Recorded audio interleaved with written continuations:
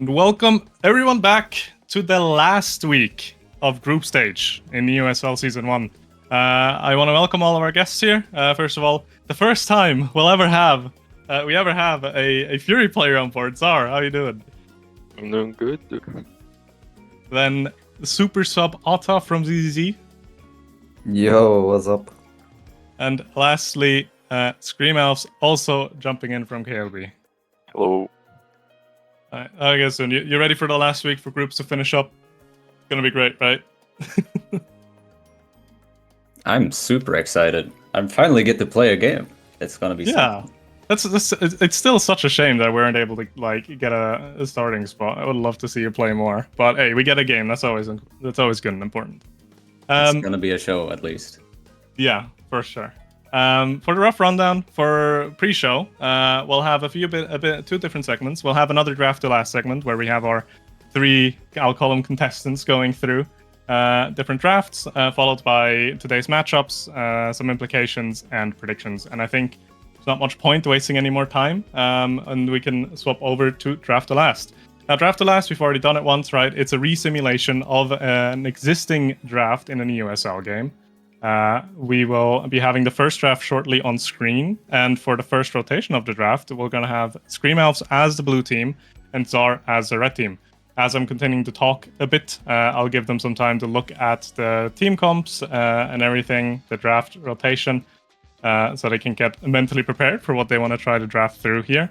Relevant info for this first one, it's Taiko Temple, it is first draft. And yeah. I'd say I'll give you until maybe the next of my sentence, and by then I hope both of you should be ready. Is that the case? I'm ready. I'm ready. All right, then we'll kick it off. Elves, what's your first pick? My first pick here is rapid fire. Rapid fire. Okay, Zar. Adrenaline rush. Next, Elves. 1-2.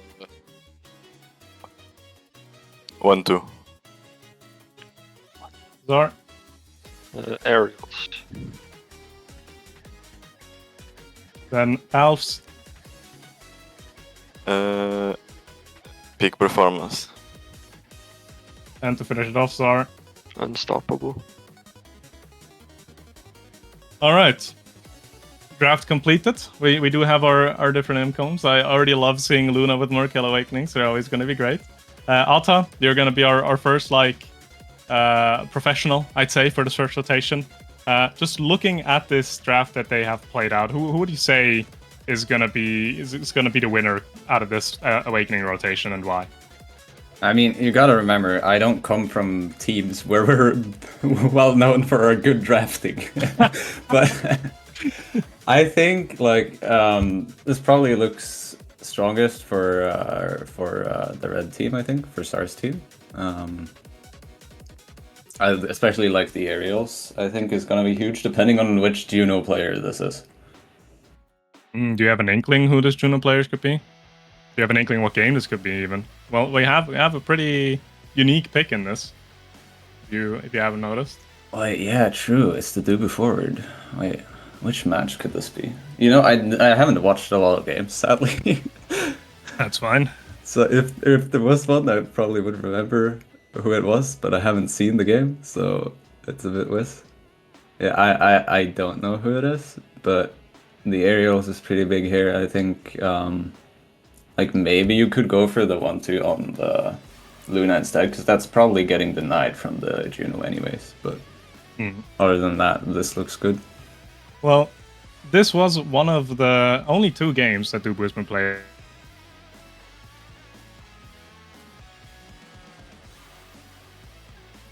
We can show the actual draft outcome and the player names as well. This is, in fact, TMCT versus Amy Haters. And as you can see, pretty similar draft execution as well.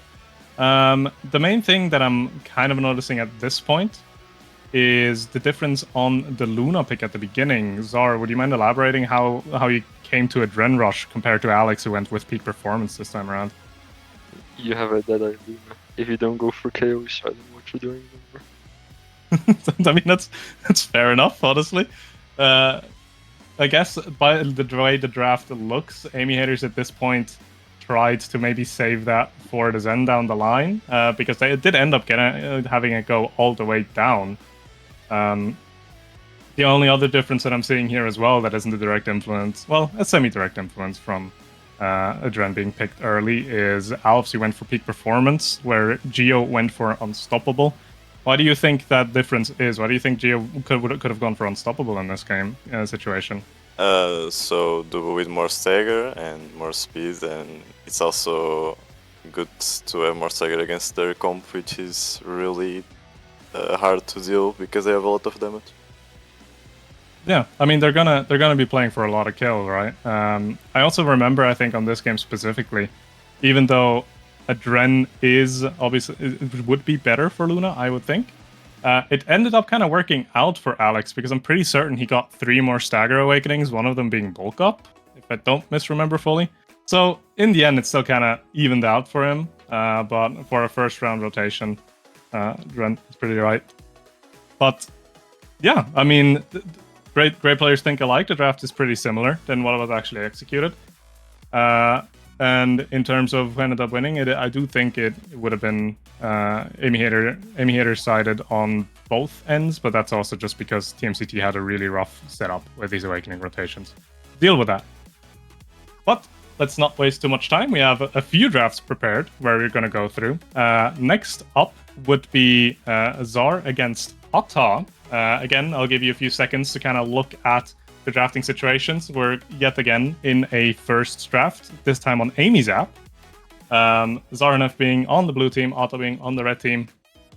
I'll give you a few more seconds to kind of look at everything, kind of take everything in.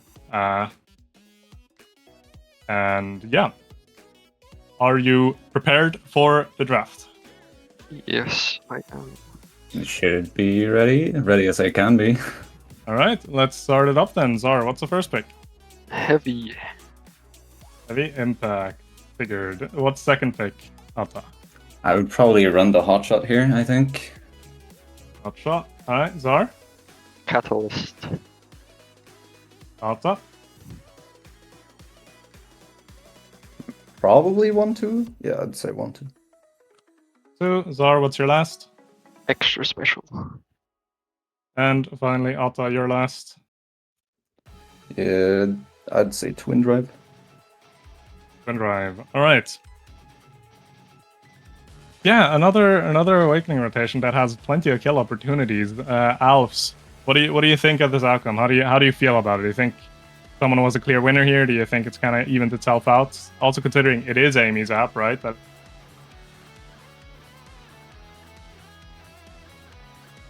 Share your thoughts. Maybe Vice could go extra special instead of heavy, but I can see it working as well because it's really good. I also like Catalyst pick, and yeah, it's a decent draft, I would say. But Yeah. I also think that Vice could have gone extra special, and maybe Julie can get heavy impact. Yeah. There are definitely different angles to approach it. Let's compare it to what actually was being played out in terms of this game. This, of course, being KLB Fingerless, one of the few teams that have ended up playing on Amy's app. And would you look at that? The perfect resimulation. I do think that the argument for maybe getting extra special and seeing if heavy goes down to Julie can be a play. Although I'm not sure how that evens up in terms of value that heavy impact brings. Zara, what's your take on that idea of maybe trying to see if heavy goes down to Julie? I mean, I don't think it's worth it because, of course, heavy does more impact damage, but also the cooldown refund. And having that on your goalie to help defend is, I think, very valuable to get those more cooldowns to defend and pressure. Yeah, 100%. Vice also not necessarily being known for the most defensive-minded goalie, so having all these cooldowns up is obviously going to be a huge help. Ata, from your side, there's not really a lot of differences to discuss here. Just generally, what was going through your head when you were thinking about this draft, when you're having a look at it? Do you think this is just an unlucky rotation? Do you think you're pretty happy with what you were able to confirm for yourself here? I mean, I wouldn't be upset with this draft. It's just kind of the way it landed, honestly. Like, the heavy impact is unfortunate. Getting the hotshot is really good on Atlas, though, especially into something like the Julie, where having extra cooldown reduction is just really big. You could make an argument, if you're like the GOAT cracked Atlas player, to maybe go extra special. To deny some of the cheese kills from Julie, but I would say like you get more consistent value out of the hotshot. Yeah, most definitely, especially on a map like Amy's app, right, where you can be a bit more aggressive with your positioning and your expanses. Being able to have them up more often and have them hit a lot harder with hotshot is going to be a pretty big benefit. But yeah, overall, I don't think we need to really waste too much more time on this draft. Everyone seems to be pretty much on the same page here. We can now move on to the last draft. This time around, again, we'll have Ata on blue side against Alfs on red side. It is yet again an Amy's app game, yet again a first draft. Again, I'll give you a few seconds to kind of analyze the situation. We had Twin Drive, Hotshot as starter awakenings, and have a think about how you would want to approach a draft like this. Right, then I'll check in with you. Ata, Alfs, are the two of you ready? I'm good to go. Yeah, I'm good to go as well. Alright, Ata, what's the first pick? I think I would get hard flamed if I didn't say extra special on the Rasmus here, since it's Amy's app. Alf, what's your answer? Reverb. Reverb. Ata? If you're a speed enjoyer, you go glass cannon here, but I'd say Orb Ponder. You have twin drive, so even if both the things are on cold, like Ponder applies to both the instances of your secondary, so it's just really strong. Also good for Atlas. All right, Alfs. I would go glass cannon here. Then Ata, for your last pick. I would say Stinger probably. Maybe Perfect. No, I would. Actually, no. I think I would say Prize Fighter. I think I'm going Prize Fighter here. All right, Prize Fighter. And then lastly, Alfs. Perfect farm. Perfect form, of course. All right, Zar. What's your professional take on this draft? Who do you think won? Yeah, I think Ata is cooking too much for that prize fighter. Why is that? It's definitely perfect for him there, I think. Prize fighter just really relying on cheese killing. And rarely you're going to get the kills either because it's extra special Rasmus. Is perfect form then more so of a pickup to deny from Julie, or also because it's just really nice to have on Amy herself? It's mainly to deny, but it's also pretty good on Amy if you ask me. All right. Does anyone have an inkling what game this could have been? I don't have a clue. Neither do I. No idea. Oh, that's a bit disappointing, Zar. We'll have a look at what the game this actually was. It was the Fierce Fury against Windows from last week. Amy's app game, obviously, it went the way it did. But overall, we do see some differences. Obviously, the extra special is going to be the same. It is just way too strong of an awakening asset by Ata for something like Rasmus on this map. So it'd be a bit silly to leave that open. Maybe out of curiosity, Ata, Fang was able to go Reverb here. Would that have swayed your pick if Reverb was still open? Or are you so confident on that Ponderer pick being the cooking that was needed? I think Ponder is a bit underrated, especially if you have something like Prime or Twin Drive. I think it's just better than Reverb here, but that's my opinion. It does come with a tie-in of needing to be able to get orbs, right? Obviously, we know how Sake can play at times. There's a good chance you might not even get orbs, but if you do get them, obviously that would be a pretty strong payout. Obviously, the prize fighter pick then ended up matching up, but that was because Alves was leaving. No, Wood in the actual game situation took away perfect form on Kai. Alves, why do you think that was? Do you think that was just again a direct tie-in of Glass Cannon not being open anymore? Yeah, I don't understand quite well why he went perfect form, but yeah, maybe because of Glass Cannon was taken, but not so sure why Break also took Glass Cannon. Maybe to deny from Atlas, but he also had Orb, so I don't know if it was worth it. Yeah, I mean overall, I don't remember the actual game state and how it was played out. But it probably just was something amongst the lines of trying to get a little bit more damage or a bit more mobility on Brock with that Glass Cannon. But overall, I think the drafts went out pretty fine. If you had to pick one that you prefer out of these two draft situations, excluding yourself from both of the teams, which one do you think was the more properly played out draft? I think the one at the desk definitely played out better. Especially because of that Estelle Glass Cannon. I don't know. I have no idea why that happened, simply put. Alright. Yeah, I mean, that is fair enough. And with that, I think we are done with the draft to last section. Obviously, thank you everyone for playing. I hope you had a little bit of enjoyment with it.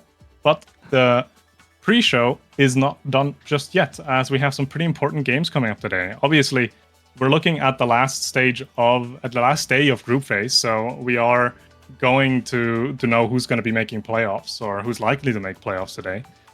Going over the games today, we have Pakalos Fingerless, TMCT Windows, KLB ZZZ, and Fierce Fury Amy Haters. Each and every game of here has big importance. Why is that? Well, Pakalos, TMCT, and KLB are currently all tied 3-3. And out of these three teams, only two of them can make it into playoffs. None of them have a head-to-head, so there's some funny situations that can happen here overall. Funny situations being, if all three of these teams have the same score today, meaning if Packet Loss, TMCT, and KLB all win today, we're going to a tiebreaker next week. Why are we going to a tiebreaker? Well, because the head-to-heads don't resolve this current situation. TMCT beat Packet Loss beat KLB, and KLB beat TMCT. The exact same situation happens if all three of them lose. The only way we don't have some tiebreaker games next week is if the scores differ. If two teams win and one of these teams lose, the two teams that win obviously are going to be making it into playoffs, and the team that lost is going to drop out.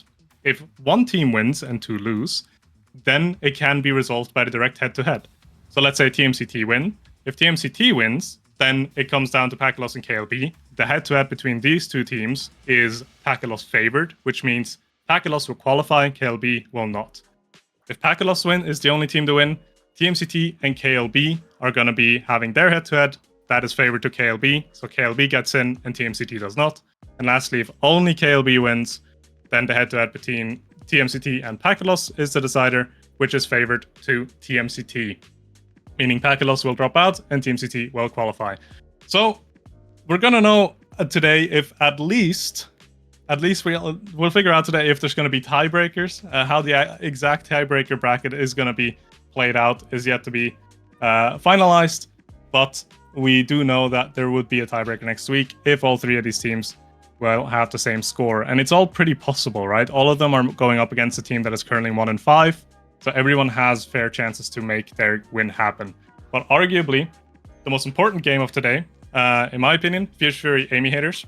Both teams undefeated as of right now. And even though both of them are fully qualified already, there is a benefit to being able first seed. For the playoff stage, the first seed gets to decide their first opponent between seed 3 and 4. So this game today is going to decide who gets first seed. It's forced, right? One team's going to go 6-1, the other one's going to go 7-0. And they will have the liberty of being able to choose their opponent for the actual playoff round 1. Which is exciting and important, right? Having that liberty to not go up against your preferred matchup in round 1 is going to give you a little bit more comfortability. So yeah, overall, maybe let's go over the games again today. All of them hold some importance, but let's grab some opinions from our guests. Let's start off with Pakalos Fingerless, the first game of the day. Zar, who do you think has that? I think packet loss is definitely favored, but I think Fingless are not like they definitely have a chance to at least pull one or maybe even win the entire thing. Would you agree with that, Atta? I have some thoughts on this matchup, and like, I mean, packet loss, the goats, right? They truly are like the goats of 4th place or whatever. But they have a tendency to like randomly beat people and randomly lose to people, and I wouldn't discount the randomly losing here. And depending on the roster of Fingerless, like if Yuki's playing, if they go for like play to their strengths, I think they have a fair shot at winning. But it all depends. If they try to play more meta stuff, I think they might lose. If they go for comfort and what they know best, I think they have a good shot. Lastly, Alfs, would you agree with that? Yeah, I think Pakatos will win, but if there is an upset today, I think the higher chances are that it's this game. All right, that's fair enough. Moving on to TMCT Windows. Again, going through the same way. Zar, any thoughts on this matchup specifically? I think TMCT will take a clean 2-0, to be honest. Don't have too much faith in the Windows, unfortunately. What about you, Atta? Any differences there? Well, I mean, Wood, I love you, but I don't think you could win this.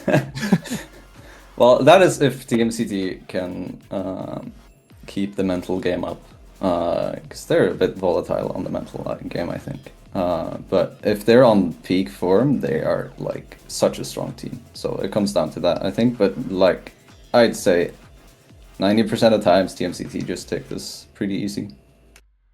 And lastly, Alfs, anything you wish to add? I think this will sadly be the game that will be no upset, unfortunately. So you're saying Windows is going to take it? No, I say that. Or won't be an upset? I said the opposite. Oh, It won't be an upset. Oh, you won't. Okay, then sorry, I misunderstood.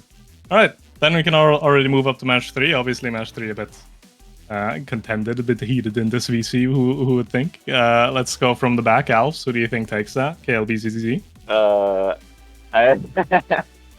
I think LB wins, not because it's my team. But yeah, I think we get to win here. Nothing more to say. Alta, anything to say to that?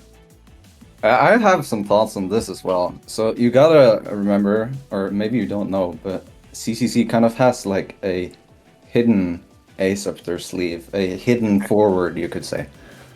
Pretty strong player that's gonna show up today, and I'm also playing. So I think there's a shot of CCC winning. I'm hoping for a close match though. I would say we take the win, but there's a Llama Craft in there, which makes me a bit scared, I'm not gonna lie. Yeah, Llama is definitely someone that needs to be respected. Then, Zar, what are your thoughts as the only unbiased party in here? I'm curious what hidden tech Atta is going to pull out from his arsenal to get a 4 that's going to bring this to a close match, because I think the new KLB roster is definitely a little bit stronger than it used to be. But now I'm just curious what ZZZ is going to pull up with. Curious what they have been cooking. Yeah, I'm excited to see it as well. And then for the last game, let's start off with the only biased party in this VC, Zar, who's taking Fury Amy haters. We win 2-0, go next. Confidence is what is needed. Atta, what are your thoughts on this? Generally, I'd say if Amy haters can stay alive, I think they have a good shot. But like, I don't know, like, Alex, I think, is a stronger goalie overall, but I think there's more pressure in general coming from the forwards of Fierce Fury, especially like, I've underrated Zar for the longest time, and I have to admit, playing against this guy now it's pretty. You feel a bit choked out when you're playing against him.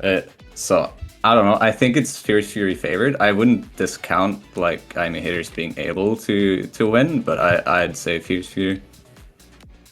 All right, and then to close it off, Alfs, any differing opinion from your side? Nah, I think Fierce Fury wins here. All right, so all the matchups today have been pretty much a desk sweep, opinionated-wise. So game 1 favorite should be Packet Loss, has upset factors to it. Game 2 should go towards TMCT. Game 3 should go towards KLB, and the last game is Fury favored. But that doesn't tell the whole story, obviously. There's always a thing of how are you playing on the day, how is the form, how are teams prepared. Maybe someone has a draft Exodia or something prepared, or a super secret forward player that's going to pop up and change the entire game around, right? So overall, excited to see today's matches play out. Again, stay tuned for all of them. A lot is going to be decided today for playoffs. So stick around again. Zar, Otto, Alfs, thank you for joining me in this pre-show. I hope you had a good time, and good luck in all your matches today. We'll now go into a short break to prepare everything for the first game, and we'll see you guys in a few minutes.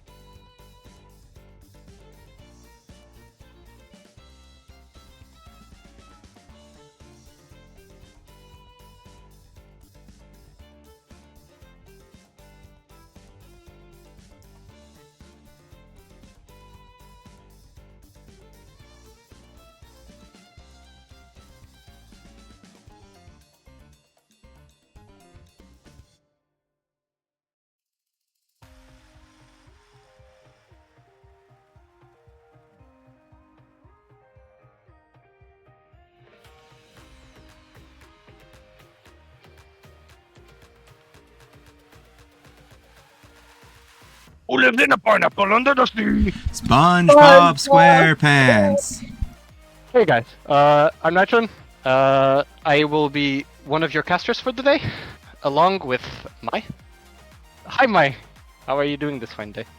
I'm doing all right. You know, I woke up not too long ago. I didn't get to finish my bagel. You know, it's a great day to cast for season 1, week 7 of EUSL. How are you doing, Hitrun?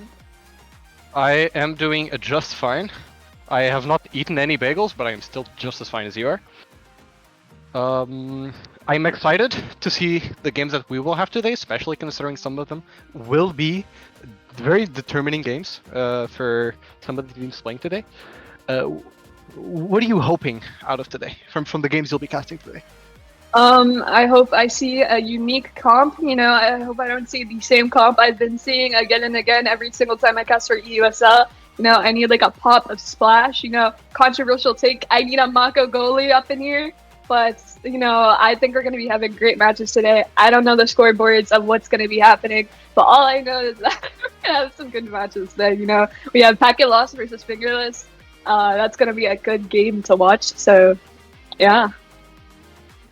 If my mind serves me right, I think we have 2 teams tied for 1st place, 3 teams tied for 6th place, and then the other 3 teams are also tied, if I'm not wrong. So we do have the chance of having a 3-way tie after today. Oh yeah, that would be interesting to see. Yeah. What are your thoughts going into our first game of the day? So we do have Fingerless going against Packet Loss. Packet Loss is one of those 3 teams that could go into a potential 3-way tiebreaker depending on how this game goes. They do have to get the win. If they don't get the win, they are at a very high risk of losing here today. So we'll have to see how it goes. I'm not sure what team Fingerless is going to be running today. I'm excited to see which forward they'll be running today, since they throughout the weeks have played with 2 different forwards throughout. Both Connex and Ayuki, they have swapped between the 2 of them. I'm really excited to see how today's games go.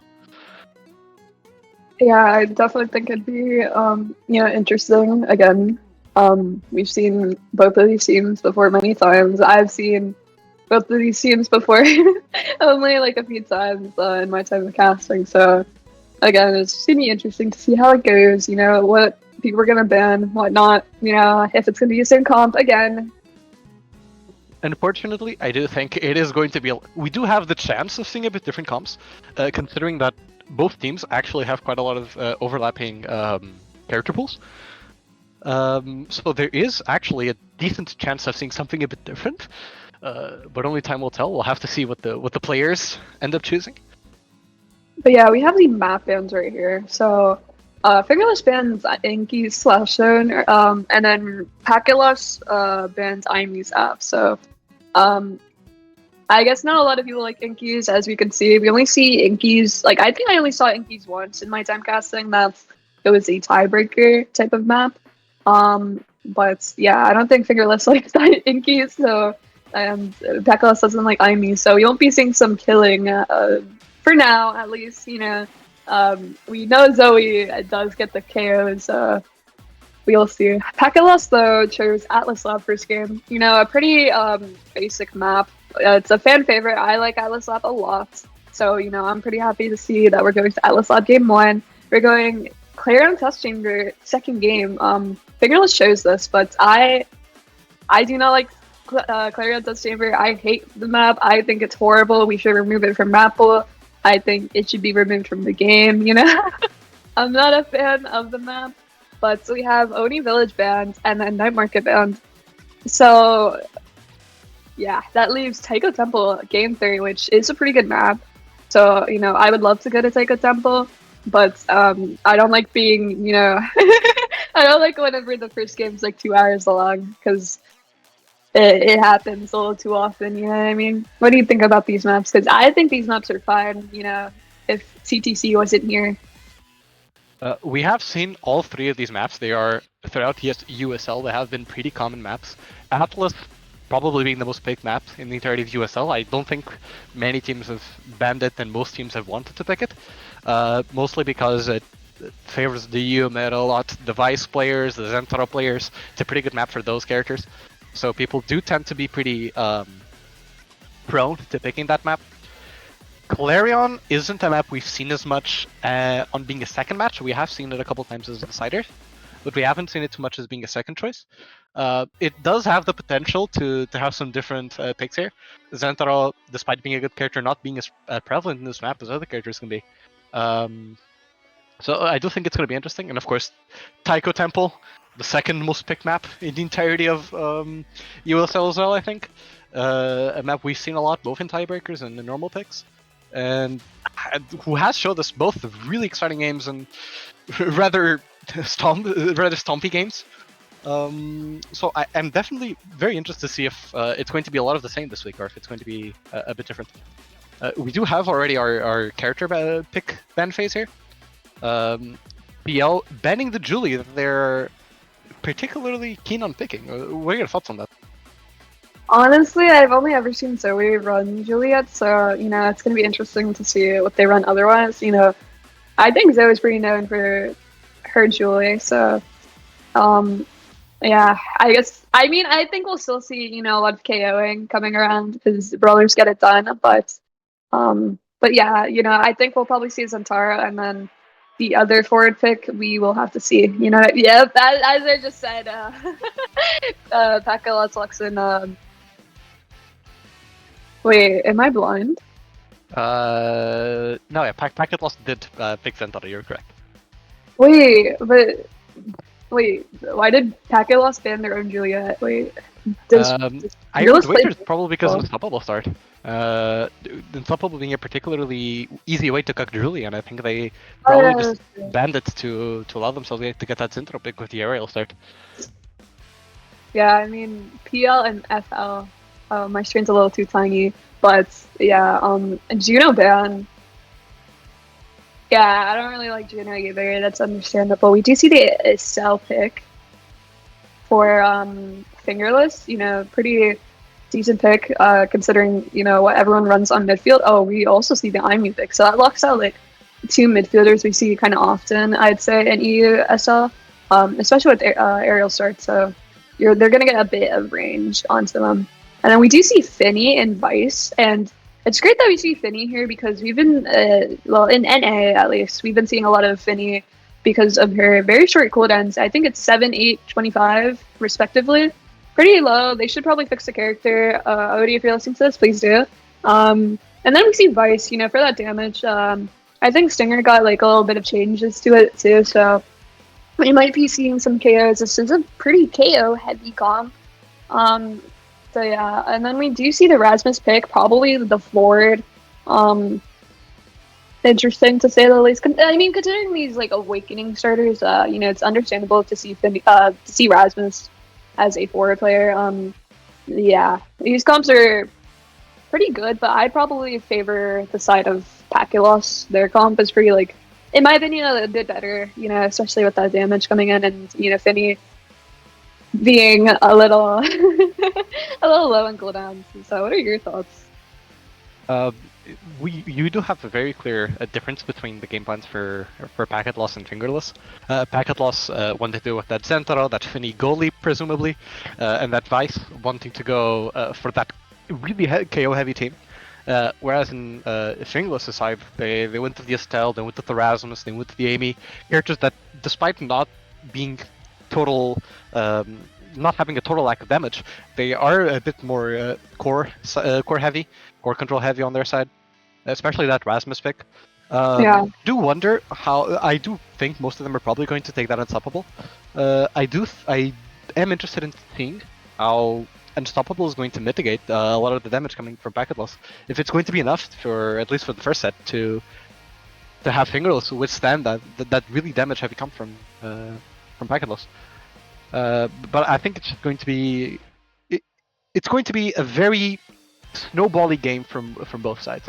I think that if Fingerless gets a lot of those stagger trainings and Packet Loss doesn't get many damage trainings, I think it's going to be a very hard game for them. And the other way around, I think it's going to be particularly easy for Packet Loss to snowball it, to get some damage awakenings, and Fingerless doesn't get those stagger awakenings. Yeah, but especially with Stagger Awakenings though, it scales with Stinger, so you have to keep that in mind as well. Stinger, we'll have to see if Stinger goes into one of those initial dash fights. Stinger, of course, being one of the prime awakenings for damage heavy comps. We'll have to see if luck shines upon them so they get it right. Yeah, 100%. I do think Unstoppable is probably one of my most unfavorable starter awakenings. I don't think it's like it's a pretty like it can go either type of way. You know what I mean? It's not necessarily the better starts because especially if you're not unprocting the the other person's unstoppable, it's gonna be a little hard to like get your confirms in and get your damage in. We are going into our first game. We do see the entirety of Fingerless running Unstoppable, whilst we have two aerials coming from the backup left side. What are you talking that? Are you surprised? Or is that expected from them? I mean, I understand why Sloth took obviously Unstoppable here because with a Rasmus, and practically the entire team going Unstoppable, you have to keep in mind Unstoppable does save you from pendulum swing and whatnot, any of the stuns that the opposite team might put on. So it's always good to take like Unstoppable on like the not so mobile goalies because again like to counter those stuns so you have like a little more of a chance. You don't always have to do like a bait strike. Aerials on the other two obviously. Wait, Loki, I kind of forgot what Aerials does for Centaura. Sometimes I don't know which move it helps it with, but Vice, of course, I think the primary gets a little longer and that whatnot. So, it makes sense for, I think, everyone going with they're going, I would say the least. We do see a goal coming in from Fingerless, having a kill really early on Backless side, getting the Rasmus getting a kill on Vice, I believe, and being able to trade barriers and eventually get that through. We do have both two core flips on both sides. Zoe having a core flip and as well as Bingus having a core flip. We do have Zoe being particularly low, a lot of damage coming from Fingerless side, which is a bit unexpected considering their team comp. They're probably wanting to get that kill on Zoe. Zoe is staggered, wanting to use the core flip, not getting any barrier out of it. Really good save by Bingus. A missed core flip by Sniper is not what you want to see, and a lot of damage coming in from Vice's ult. They are able to finish off the Centaur, but Sniper, Siphon really is low here with the Celtic. They are going to try to get that man advantage to try to get both barriers, which they are able to. They do have the flip on Bingus, but they do have Estelle being incredibly low, wanting to go back a bit and get a lot of that health. We see the Amy turret coming out, a lot of abilities being used from Pengalos's side. And we do have two core flips also on Pakalos's side. Both teams are wanting to get that core flip to finish off, and we do get Lyle getting that, being able to take the first chance, being able to use that core flip properly aggressively. Yeah, really good scoring with the flip right there, but yeah, it's early game, everyone's pretty low stagger, everyone's pretty low level, and killing at this type of level, I would say it would put you heavily on the more favorable side since you're usually your levels above everyone else, and the people you're killing don't necessarily have any of those levels that you're getting, obviously. But it doesn't hurt to mention that Centaura does have one of the lower staggers in the game, so taking that seconding on will help them considerably. Getting some of their stagger back and obviously putting in some damage, especially with the start. So if we see Centaura dead, it may just be that. But both barriers are down in here. We do see Zoe yet again, kind of low as I was saying, but finally using the flipper here, and both barriers are now down. We do have flips on both goalies. Both of them are probably looking for a chance to use that flip aggressively to get that score in, find a weakness in the enemy's defense, try to get it through. Yuki with a really good hook, forcing the core flip out of Sloth, taking a lot of that possible score chance away from Pakalos's side. Fingerless really threatening the score. Rasmus getting a lot of space and dribbling it properly and getting that really sneaky goal in. Yeah, I mean, really good spacing from the Rasmus right there, finding the dribbles and into the score option right there. Like, again, when we see, Fingerless's comp, we see a very core control comp, especially with, Rasmus Estelle. It's going to be pretty hard to win midfield sometimes, as we could see, but, a KO comes out, and, maybe that midfield problem won't last as long as I thought it would, but Caster's Curse Barriers comes down. Fingerless are holding on for dear life. Being able to hold at least one of the barriers in that 3v2, buying enough time for his stealth to come back. Probably one thing, they do get that second barrier taken, really good patience from Zoe, and really good timing for ability spacing.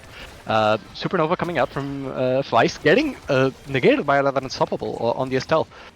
You do have 2 core flips on Backlost's side. They are wanting to go ahead and get those core flips in, get that score in, try to make it 2-2. We do see the core flip coming out from Zoe. Bing is core flipping in response. A really good defensive core flip, being able to mitigate a lot of that danger coming from Lilith. Lilith being able to core flip that, forcing both flips out from Backlost's side, which is exactly what Fingerless want.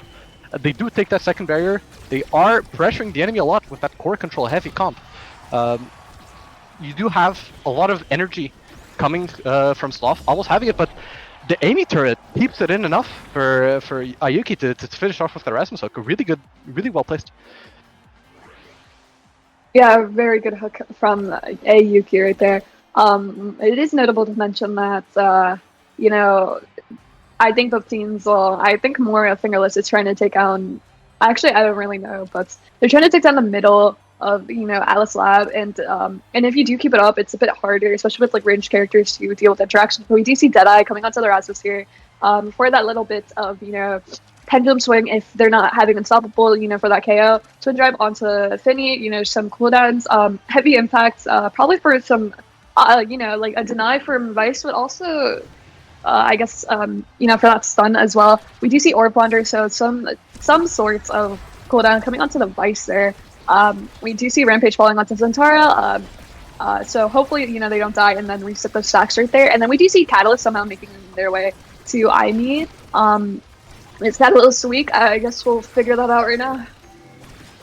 You do have a really good start coming from Fingerless' side, being able to take that first barrier immediately, but struggling a bit to take that second barrier. No evades on the Rasmus, but no abilities on Backlost's side to try to punish that. The Rasmus really getting these attacks, and really they seem to have a lot of core control as their comp would dictate. Zentaro almost having that core flip, Vice almost having the core flip, Vice ult coming out, Unstoppable blocking that Vice ult on the Rasmus' side, but the core flip from Zoe does get that barrier. Core flip from Lilo wanting to get that score in. The Black Hole spawns and blocks the path that was probably meant for Sloth. Sniper Estelle, Siphon being really low here. Bing is having that core flip, not wanting to use it defensively. Zoe gets a really good kill on Siphon, blocking the Estelle. A really good hook, but doesn't stop the path from going through, and Lilo slams it in. Yeah, really good passing plays from Pakalos right here. You know, pretty much passing around and then trying to find the opening of, you know, getting a KO and then making some space to, you know, get a scoring option in. You did mention that the, I think, flip to the Atlas Circle was probably a pass for Sloth, but I think it was just to hit an angle and, you know, pass back to Zoe, so. We do have Zoe being incredibly low here. Bingus using a lot of those abilities to try to get the Zoe low enough for her teammates to be able to finish it. They do get to finish that kill with the entirety of Stelkit, but she doesn't have many abilities to get the barrier now. Rasmus coming with that pressure, a defensive flip coming from Sloth. Bingus maybe looking to use that flip a bit aggressively. They do get the barrier right at the end of the 2v3. Zoe is now back, getting a lot of damage onto Siphon. Getting that first barrier, wanting to take that second barrier. Bing is still having the flip. It is going to be a tough task. Viceal coming in. Not exactly what you want to see. Unstoppable blocking it again. A missed flip from Bingus is really bad for Fingerless' side here. They really would like to have that flip defensively or offensively. Really good clear there. Being able to throw away from danger, not allowing the Zentaro to get it. Bingus not being able to hold it as well as he was able to. Fingerless now having the initiative. Zoe being incredibly low, potentially looking to get a kill. Bingus, but they do get a really good passing play, and Ayuki is able to finish it off. Yeah, just ever so slightly missing the angle and, you know, missing the strike. We'll get them the goal right there. You know, it seems as though Pakalos isn't very, you know, defense focused with their comp, at least, you know, right now. You know, it is a bit of trouble dealing with Rasmus, Estelle on midfield, of course. But they're doing an amazing job on offense, so we're just gonna have to see some scaling on their parts, and then, you know, maybe there'll be even drastic difference in, you know, their offensive play. We do have almost 3 flips coming in from Pakalos' side. They do have the attack initiative. 1 flip comes out from Lilith. doesn't lead to anything with a really well placed Bingus search. They do get the kill on Lilith, being able to take that Vice out of commission. Really well placed secondary from Finny, finishing the kill on Estelle, on Siphon.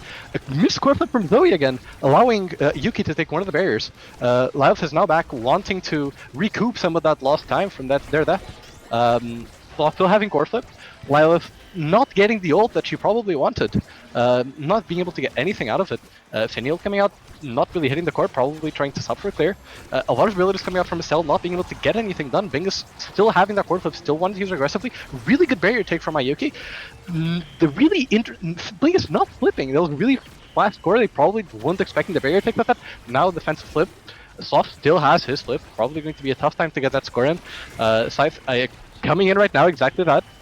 Yuki and Siphon are probably looking to finish it off. A lot of damage coming into Lilith with that Finny secondary. Really good defense from Bingus. Almost having flip on Estelle. Vicehold coming out, being able to force an evade, but Zoe gets that core in really well.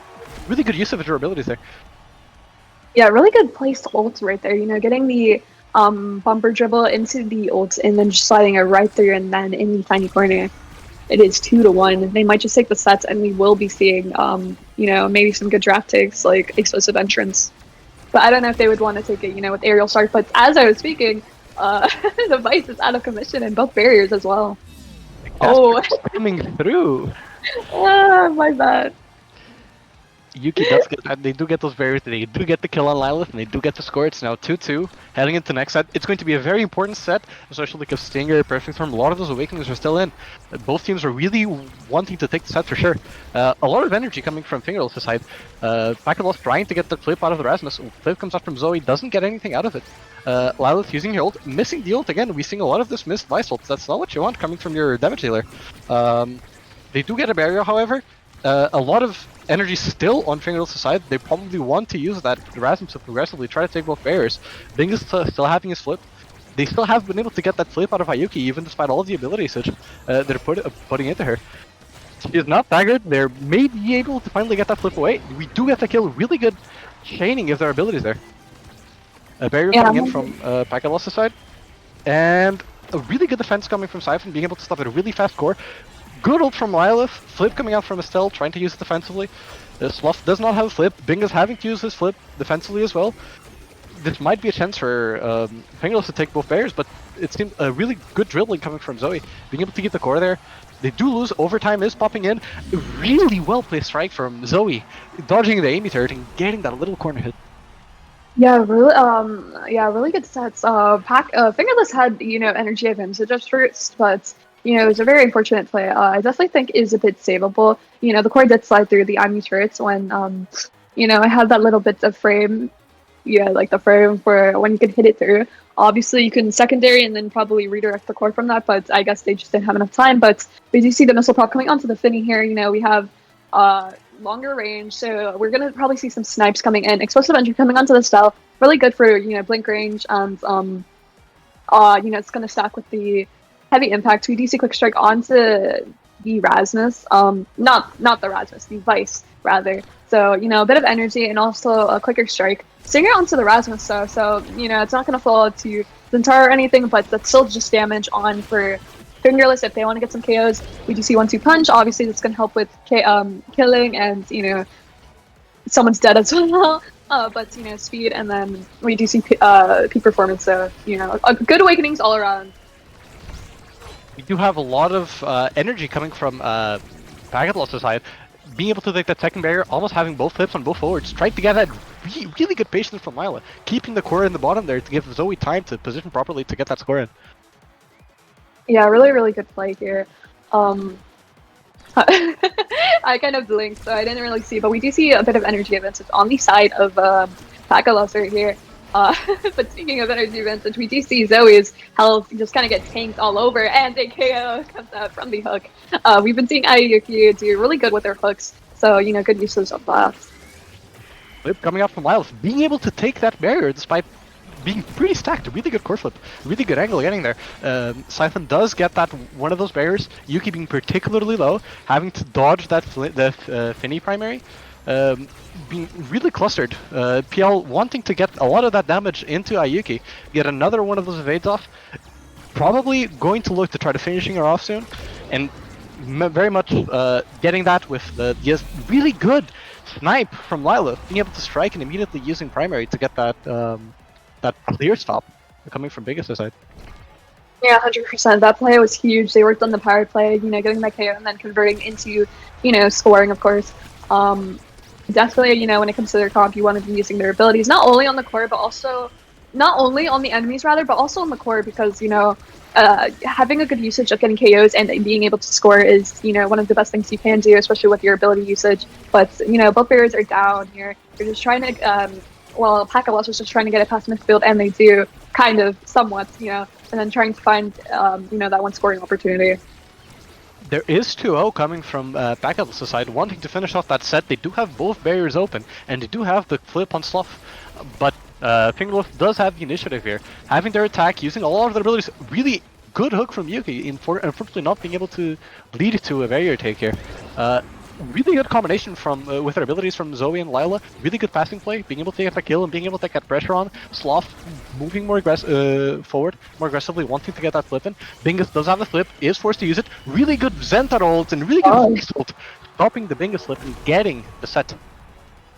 Yeah, what a play, you know, waiting just for the right time to, you know, Zentara ult and then confirm the goal. Of course, you know, a sweep for Pack-a-Loss right here. So we are going to be seeing, you know, perfect form, some stagger, and, you know, a bunch of other stuff on the board right here. So Vice is opting to not take anything at the moment, but we do see perfect form falling onto the EUSL, of course, you know, to deny from the Zentara extra crystal on Vice, you know, for that supernova. Bulk up for a little bit of power, but I was told that, you know, the power scaling on Zentara isn't the greatest, apparently. I wouldn't know that much, though. Current boost for that bit of, you know, dash range, stacks on stacks for that speed. You know, Sloth isn't getting KO'd, so I don't think they have to worry too much about, you know, getting their stacks reset or anything. But we do see Big Fish on Ayuki, so, you know, we're going to be seeing a bit of a bigger Rasmus, and, you know, it might be a little bit of trouble to deal with them on the defensive side. A lot of pressure coming in from Fingerloss' side immediately, pressuring to take that barrier, but not being able to do it. Really good Amy turret, blocking the Zentaro, trying to get the barrier, not able to. Siphon being incredibly low. Zoe probably waiting for abilities to try to get that finish off, but they do choose to go for the barrier right now. Defensive core flip coming from Bingus is able to clear it through for now. Yuki aiding with that defense, having to come back due to Siphon being low. Bingus and Siphon both getting damaged a lot. Pack-a-Loss of damage, it really is shining in through here. Supernova coming in from Vice, getting that barrier. You do have almost triple flip on Pack-a-Loss' side. One flip is missed coming from Lilith. A lot of damage still going at the Siphon. Using that Zoe core flip to finish it off. Yuki does try to get the barrier, isn't able to. Really good Zentaro passive getting that barrier. No energy coming from Pack-a-Loss' side except from Sloth. But they are still trying to get that med advantage to get the last score in. Supernova coming in, forcing both of hates coming from both forwards. Yuki is able to take that second barrier from Sloth, forcing that defensive core flip. Ulti coming from Zoe, trying to get it through. Not being able to get that last score. Bingus being ever so closer to flip, making it probably going to make it way harder for Pack-a-Loss to score here. A lot of offensive pressure coming in from Fingerless' side here. Pack-a-Loss attacking a lot, but the ability usage from Fingerless really well chained to being able to get that a lot of that pressure in and scoring. Yeah, there's just so much pressure coming from both sides right here. Pack-a-Loss just trying to find, you know, the one opening that they can get. But, you know, in the midst of multiple awakenings on the side of Fingerless, it's going to be hard, you know, as we could see from that goal earlier. But we do see a lot of pressure coming in, you know, at this bottom side, more so middle. But, you know, one barrier comes down, not necessarily like a double just yet. But again, you know, if you want to win midfield, you're going to have to deal with all those awakenings. And, you know, hopefully we do see the quick strike, you know, being more into play from Lilith here. A lot of Pack-a-Loss being able to take both barriers, despite Fingerless's damnedest attempts. Siphon being low, being finished off by Zoe. There is a flip on Ayuki. They might try to get that barrier. They do fail. Vice ult being really well placed, blocking that that Rasmus flip completely. Defensive flip coming from Bingus, Sloth positioning very aggressively. Lilith and Zoe almost having both flips on them. One they use it aggressively. Lilith gets the flip in. Really good pass. Yeah, really good passing play. I don't think you know, the side of Fingerless expected the core to go that way, but you know, really good play. It is notable to mention that you know, even with Sloth pushing up, Missile Prop does do, you know, quite a lot of you know, it has a lot of range already on, I think, the card. And you have to be, mindful and, have some situational awareness so you're not getting, sniped off the map, or rather the core getting sniped into the goal. So, but as I was saying, Lance is kind of low, but also Zoe. So, unfortunately on the map, got 6 carries, but maybe we will be seeing the, flip coming out soon, hopefully. And we do. Really unfortunate black hole hit, getting both members of Fingerless low. That's not what you want to see with that man advantage. Both Yuki and Zoe being relatively low, Yuki being staggered with the Visol coming out, Sloth almost having that flip, Dingus and Siphon both having their flips, Yuki standing a bit further back, not wanting to get killed, Siphon trying to keep the pressure up, Zoe using all her abilities, not being able to finish off Yuki, Triniold coming in, not being able to get it, flip on Siphon, flip on Dingus, aggressive flip on Siphon, getting that flip laser, getting that last barrier on Packet lost the side. Zoe being really low, in dangerous of getting killed. Nice snipe from Siphon, getting that clear out. Hook from Yuki, ult from Vice, not being able to take that barrier still. Ult coming out from Zentaro, Bingus still having the flip, not using it defensively yet. Zoe getting that orb, putting her out of danger for the time being. Siphon not having a lot of energy and getting a lot of damage dealt into them. Almost 2 flips coming in from Packet lost the side. Flip on Soft already. Bingus still having that flip. Siphon being more and more low each time. Amiel coming in, Visol coming in, not being able to get much value out of both of those. Flip coming in from Lilith, getting a lot of the damage into Ayuki. And Ayuki really well positioned to receive that pass coming from Siphon. Yeah, really good hold from Fingerless right there. Just being able to contest, Zendara and Vice, pumping damage in them in that tiny little corner right there. It is going to be especially hard to get that, barrier if you don't have the cooldown to contest the cooldowns of, the side of Fingerless. Again, it's just going to be, hard to maneuver around them, but we have been seeing Zoe, do a really good job at maneuvering around those abilities and still maintaining energy advantage. We do see 2 flips here and a flip on the side of Dingus, but Lila's kind of low, so hopefully they can still live and then get that last barrier. It is a 1-1 barrier situation right here. We do see a lot of damage coming into Ayuki, trying to trade that Lilith damage for the Ayuki damage. Visol coming out, not being able to hit the Rasmus.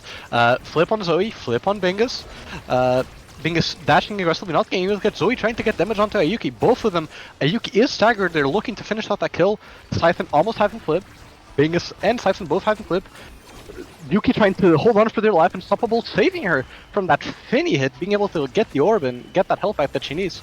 A lot of pressure coming in from Piazza in terms of damage, Fingerless being able to withhold it. Really good aim ult, keeping the core enough for Yuki to be able to take that barrier there. Really good combination of abilities from Zoe, forcing that flip out of the Estelle, but still losing the barrier. Bing is still having the flip, Zoe having that flip. Really good flip, good patience, being able to get that really important score. Yeah, very good mix-up from Zoe right there, but again, when it comes to these barriers, it's going to take a little while, and obviously, scoring, obviously scoring with this type of comp against that type of comp, of course, it's a very, matter of patience here, but just like that, like both teams are holding really well, but caster scores barrier comes down, unfortunately. Fingerless being able to take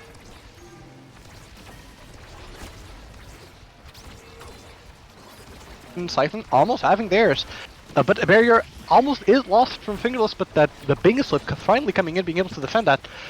Zoe getting that orb, not being as low as she wanted to.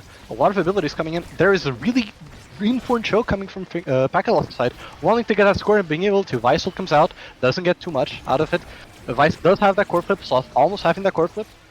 Siphon and Yuki almost both having the core flips as well. Really good barrier take from Zoe. Core flip coming out from Flop. Core flip also coming out from Sniper, trying to get that kill on Zentaro, missing, and really good hit from Lilith, getting into the corner and avoiding the goalie. Yeah, what a find from Lilith right there. Really good pressure from both teams and good defense, but in the end, it's all about patience here. And striking when you need to, and following up with A stuff. Really, really good pressure from both teams. But Packet Wells takes the first game right here. We are going to CPC game 2, but let's look at the stats right here. Wow, both goal well, there is a bunch of redirects, on Sloth and Lilith here, and Sidethon as well. Practically every member had over 100, 180 redirects, so I think everyone's been getting their share of the core here, but it was more prominent in the midfielder and, one goalie. But that, with the comps that we were going into and, the Awakenings, that damage is a bit on the lower side, unfortunately. Not as much, and, when you look at these stats and comparing it to the game, there's not as much KOs as you thought there would have been, but, really good saves from both sides. But yeah, it just seems as if the core was a lot more on the side of Fingerless than it was on Pakalos. Fingerless, despite having the core control comp, they probably weren't able to core control as much as they would have wanted to. Pakalos doing a really good job at keeping the core up front, being able to dish out a lot of pressure. Sometimes not working out due to a lot of good holds coming out from Fingerless' side, but eventually tenacity prevailed, and they were able to take a lot of those barriers, get a lot of that pressure, and then translate a lot of the kills and scores. Not as much gameplay coming from Fingerless' side. A lot of their gameplay was based around feeding the core to Ayuki and getting her to take those barriers and getting her to take that score, which is a bit of a contrast coming from Pakalos, since a lot of they were very much focusing on their passing plays and having two offensive threats. Really defensive play coming from Fingerless' side compared to Pakalos' aggressiveness. Do you think that was the right choice for Fingerless, or how do you think they should have played this better? I mean, when you have like such a damage-heavy comp, you have to, you kind of just have to like, you have to, have a good defense and have a good offense. But what Pakalos was just doing that entire game was finding the tiny little cracks that they could just, capitalize on and then go from there. And I think it might have just overwhelmed the side of Fingerless. Even though that they did really, really good on defense, as we were saying, really good holds all around, and on offense, but it seems as if a chunk of their plays were from Raz's hook, and once that hook was out of commission, it's a little bit harder to get it out of certain places. Obviously, it's hard to just contest damage because you have to be mindful of the abilities being thrown out, especially with like Mr. Prop range coming out and everything. But yeah, both teams played phenomenally. It's just that Pakalos capitalized on the ever so slight openings that they could find. But we are going into game 2. We do see this 2 Star Awakens. We see Reptile Remedy and I think Siege Machine. So two interesting awakenings. Definitely interesting combo, and Star Awakenings for sure. Reptile Remedy. So that being a Starter Awakening, obviously we might see some stagger scaling. But it's also questionable because are we going to be seeing damage? Are we just going to see more core control? But like. With this Starter Awakening, we could see obviously Zoe's really, because obviously it's just dash punch, and you're probably dead for the most part. It's not like you dump all abilities and they need the core to survive type of thing. So it's gonna be interesting to see what comps are gonna be run. We might see a Finny, but I don't know if Finny is that good on CTC, especially with the bounces that might occur. You know what I mean? What are your thoughts about these awakenings? I do think that one of the characters you absolutely despise seeing, Zantaro, probably won't have much priority here in this game, especially considering the Siege Machine ramps up start. I play Zantaro. It's more so EUSL because it's it's more so that everyone just runs Zantaro. It's not that I don't like it. Like I play it myself. It's just that everyone runs it, so it's like I'd like to see a little change. But yeah. I do think you will have a bit of a happier game, since I do doubt that it'll come out here, especially with the Siege Machine and the Reptile start not being Awakenings Zantaro particularly benefits from. Reptile, in fact, being a really anti-Zantaro Awakening, mitigating a lot of the damage pressure he has, and probably leaning more towards the characters. Some of those characters like Julie, like you said, maybe like the Ash or the Rasmus, characters that are a bit better at utilizing their kit to the fullest without relying on damage as much as Zantaro does, despite Zantaro still having a lot of mobility and a lot of flexibility with his abilities. It still, in the end, is a damage character, and I do think that it'll be less prevalent in this map. I am expecting a Julie coming from the Pakalos side, but I do wonder what kind of forward Fingerless is going to pull out here. What are your thoughts on that? 100%. If I was on... I mean, I play... sometimes I do play 2 Awakenings, of course, but sometimes I just play what I want to play, because I feel like it'd just be better on the map. But again, as you were saying, we do see the Juliet pick from Pakalos, which makes sense, of course. I would probably also run Juliet if I played Juliet a little more, but I think me personally, I probably would have run like X or anything. It just seems like that type of map. And of course, if you get the size, like the big orb in the middle, and you have Minor Colossus, it scales like incredibly, with your power and size and everything. But we do see the Juliets and Atlas locking in. A really interesting comp. I think we do see Atlas goalies on this map, so it's not like crazy out of the slightest. We do see the Kai first pick on the side of Fingerless, and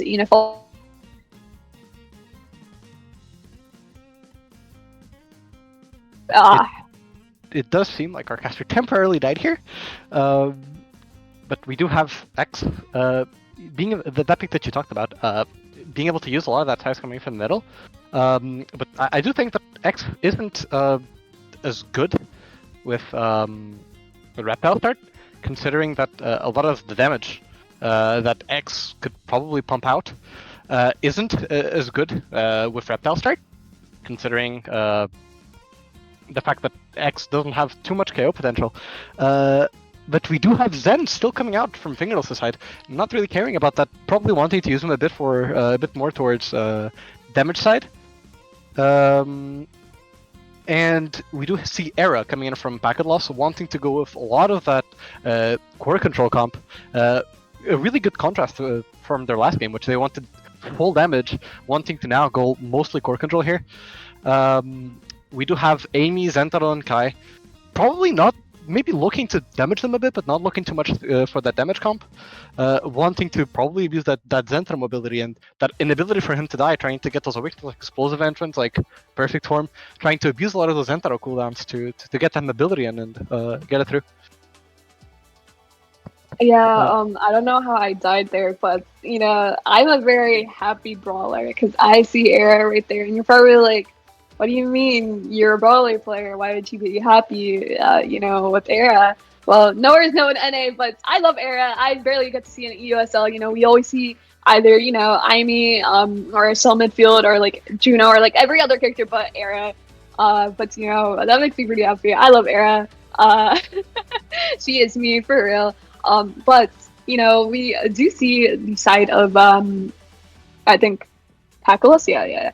Juliet's Atlas Era, pretty decent comp, especially on CTC. You're going to be finding what you need to find, of course. Obviously, it's always just going to find the KOs, of course. They're always going to find them, regardless. And then you obviously have, a bit of pace, and then, buff and nerf control. And then obviously popping the NATO, you can cover some range as well.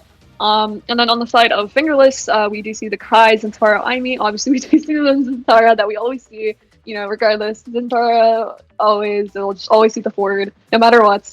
But yeah, it's definitely a pick. I think we have seen Rasmus on CTC as well. So these are going to be pretty strong, I think. Well, not like strong, but like, these are good, strong comps to play on as CTC, of course, but these Starter Awakenings, we're just going to see how this game goes, of course. And then see what everyone's taking, their gears and whatnot.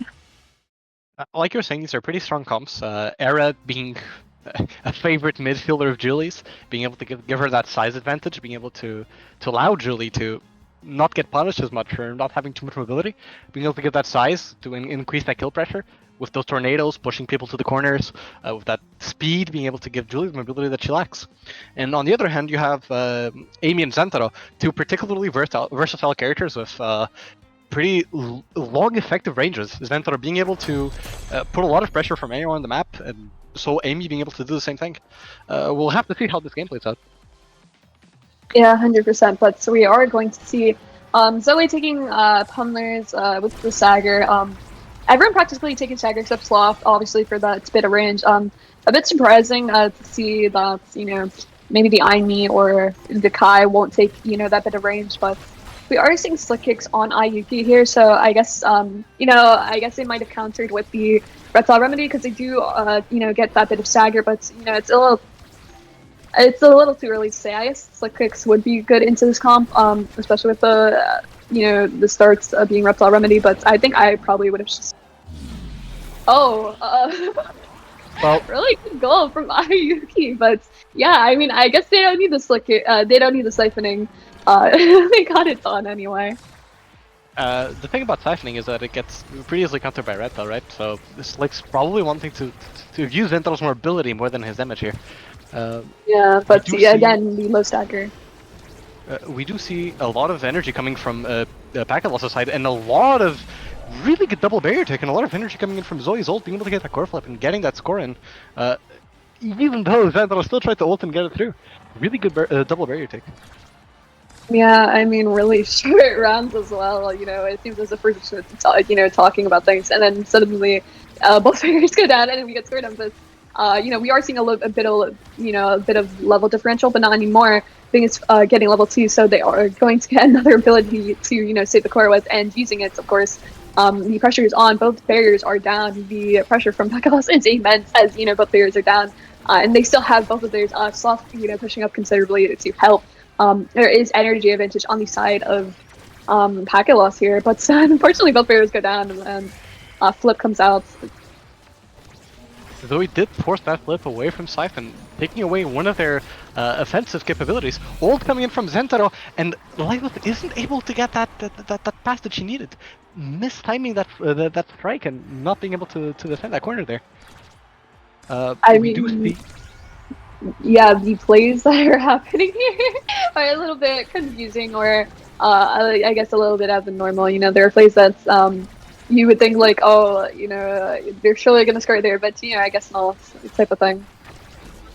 We do have a lot of pressure coming in from Packet Loss side, being able to.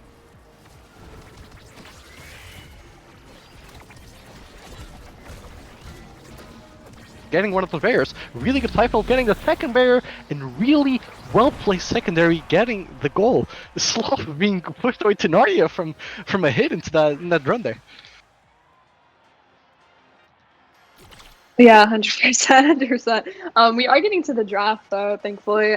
We do see Monumentals on the board. Nerds now, I love Monumentals era. Monumentals is the love of my life, but let's see what this IMU takes right here. We are seeing the, swapping back and forth quick strike aerials on the Zentara here. We are seeing the quick strike being taken by Zentara, 1-2 punch on the Juliet, so, we are going to be seeing some dash pushes coming out, some size on the IMU, it never hurts anything. It is pretty underrated to take size on midfield, so it's a pretty good pickup. I'm sad to say that the Monumentals will not be picked here by anyone. Speed going on to Lilith and also Sloth here, so maybe next time. Yeah, maybe next time, guys. Maybe next time. One could dream. Zoe getting one of her signature dash punches and getting a kill on Typhon. Being able to snowball that kill into getting one barrier take, despite not having too much energy. Really good ult from Zoe, but really good defense coming from Ayuki and Bingus, but they still lose that second barrier with the well-timed strike from Lilith. Ayuki almost having flip, Lilith almost having flip. Ayuki getting the barrier and putting Packet Loss in a really dangerous position. Being able to keep that core there, probably buying time to get that flip. Backwards pass!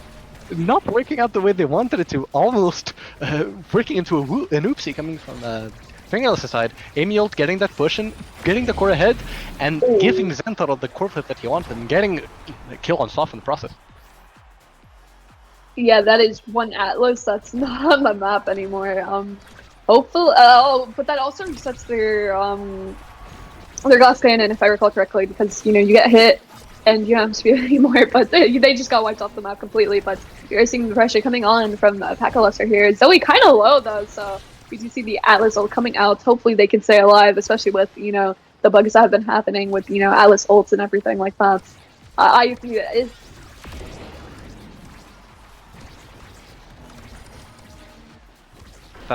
That ability combo to finish it off. 2-3 on Packet Loss, not wanting to be in that one-man down position. 2 flips on Fingerless' side, trying to they do get the first barrier, but probably not as much as they wanted to get. Flip coming from Siphon, really good ult from Julie, being loyal to block that core flip. Lilith almost having a flip of her own, and so the Sloth wanting to use this aggressively. Bingus using that eject button, not being able to get too much rally out of it. Popping the Sloth's core flip, and now Lilith's core.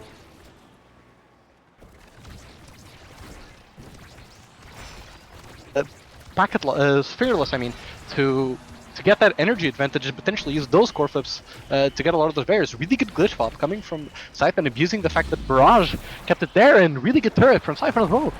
Siphon turret being really on point, allowing Yuki to just do what she does best. Yeah, 100%. It's a really good goal right there and everything. We are. It hates to get into the starts of the game. A half charge NATO to apply some of that stopping pressure. A very half charge NATO, like not like the full the half NATO that had some KO potential, but we are seeing Dingus pitching out very aggressively, not using the flip though for that barrier, but we do see them on the bottom trying to get the last barrier and put on the pressure.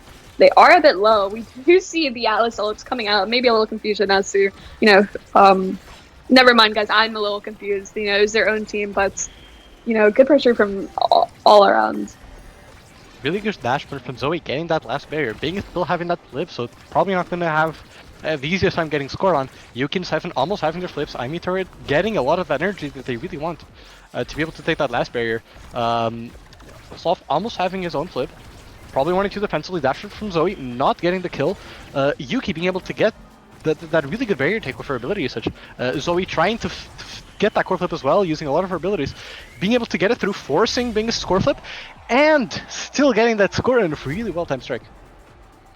Yeah, even if the flip came out, not being used or anything, it's still a good, they still end up getting the score, so it's still good overall. Unfortunate though, none of them have an energy advantage, but we do.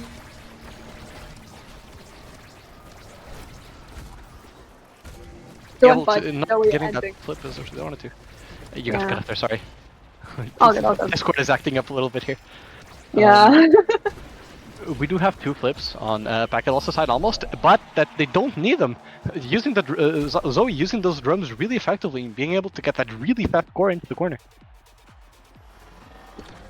Yeah, it is 2-2. It could be anyone's sets. It could be for the sets of, Fingerless, or it could be for the sets of Packet Loss. And, if it is for the sets of Fingerless, then they're, they need the set to obviously, go to game 3 and everything. But we do see the Imi dead, and they're just trying to, do what they can on the defense here.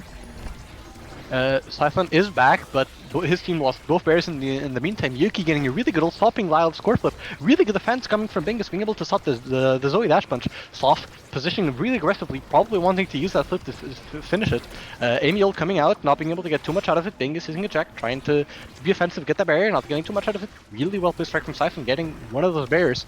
Zoe almost having a flip of her own. Sloth using his flip offensively, really good pass onto Zoe, and that's her set. Yeah, really good passing play right there, being able to receive that and, redirect it. Yeah.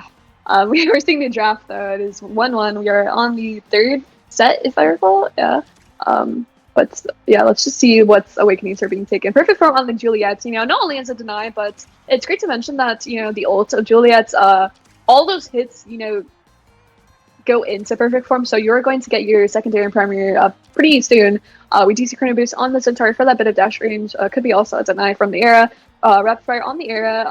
Reverb from on the Imi, so a bit of cooldown speed performance on Atlas for that bit of speed. That's going to stack onto their glass cannon as well. And then we have some range, obviously stacking on the aerials and missile prop.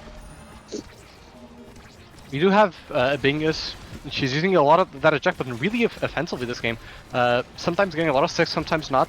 Ulti coming out from Amy, trying to get the first barrier, but they're unable to. Yuki having to go get that orb there, almost having a flip of her own. Siphon using his abilities defensively. Bingus having to use her eject button defensively. Really good tornado from Lila, being able to take the first barrier and farming a core flip for her own. Sloth and Zoe really chaining their abilities together, getting that second barrier. Really good dash punch and support coming from Packet Loss. Yeah, what a good find from the side of Packet Loss there, getting the barriers relatively quickly and also, the goal being dead and just being able to soar then and there. Strong pressure from both teams, of course. They're both of these teams are just taking turns at this point, on who puts more, aggressive pressure than the other. We do have core flip coming from Zoe here, being able to take one of those barriers. Two flips almost on Fingerless' side. Yuki getting that ult in, being able to take the first barrier. Siphon almost having his core flip. Zoe ult not being able to get much out of it. A lot of pressure coming in from Fingerless' side, but still not being able to take much. trying to get that Zentaro tech to get that barrier, missing the tech but still being able to get it. Siphon having his core flip, probably wanted to use it aggressively. Really attack building up from packet loss, not being able to get too much out of it. Emil being used defensively. Dash flip from Siphon, forcing Sloth's core flip out, not being able to get the core that they want to. Lilith almost having a core flip, Bingus almost having a core flip as well. Siphon having no energy, Zoe trying to get that dash punch, but getting cucked. Still using that ult, trying to put pressure on the enemy. Trying to get that barrier, not being able to. Bingus has her flip, probably wants, but isn't enough to be able to defend that. Using it aggressively, getting a really good angle and scoring that. Yeah, I mean, that's what you want to see from a Kai EB, you know. When it comes to like Kai EB, you mainly want to go for Speed Exodia, as you can see. You know, going and helping up on those push-up plays first is going to help them, you know, just overwhelm the side of packet loss, as we saw there, you know. Running up and then flipping and then Sloth couldn't do too much, but speaking of which, they don't have to worry about that goalie anymore since they're dead from dash punch. Zoe getting that size and being able to get that size, immediately getting value out of it, being able to get a dash punch, and double barrier, following that up with a barrier, a kill on Siphon and a finish. Though using both core flips. No core flips on the side right now. Sloth being two-thirds the way to getting his, but right now this is going to be an ability usage contest only. Zoe getting the first barrier, using all of her abilities. Bingus using her jack button defensively, trying to get one barrier. Amy ult coming out, not being able to get a barrier. Good hold coming from packet loss. Absol coming in, trying to relieve a bit of that damage pressure that Fingerless put in. Attack building up from packet loss, being able to get that dash punch on Siphon, being able to get that kill, trying to use that meta advantage, trying to get the score. Air Tornado not being able to do much. Ventler ult, stopping the core, trying to buy as much time as possible. Zoe trying to dribble, not being able to get much out of it. Sloth having his flip. Zoe ult flip, trying to go in. Dash punch, getting a kill and getting the last score for the set. I mean, what an offensive play from packet loss right there. Zoe gets it done. I mean, brawlers get it done. Zoe just finding the KOs that they need, and again, I think they were one of the people that, you know, had one of those higher KO records rather. We do see Adrenaline Rush on the board here, so maybe they're going to be opting for that, but they do opt for the heavy impact, also for the also a deny from the Zentar that's all the way at the end of the draft there. We do see the Kyla's pick from Kai, also could be a deny from the Era. But again, the Speed Exodia is really, really good. We do see Catalyst pick coming onto Era. It doesn't hurt to get that, you know, bit of energy and whatnot. We do see extra special, you know, a bit. It's always good to have your cooldowns for like every round, you know, getting that extra turret and everything. The Adrenaline Rush coming onto the Atlas is a deny from that Zentaro, but you never know. Maybe Sloth will get a KO and then, you know, have a bunch of cooldowns. But yeah, Rampage on as a Zentaro right there.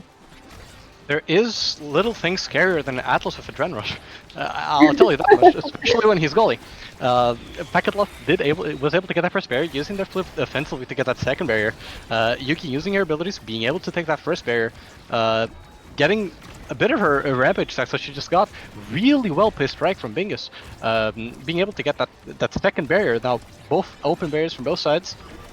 Fingerless having a bit of that energy advantage on, especially on that Zentaro, but a really good offense mounting from Packet Loss side. Good pass into Zoe, good ability usage, good score. Yeah, I mean, what a good play from Zoe right there, you know, ulting and then striking after it, and even if it didn't work, they probably had their secondary primary up because of a perfect form again. You know, the ult, just having that many hits will get them their cooldowns that they need to score again. We do see the dash punch coming out.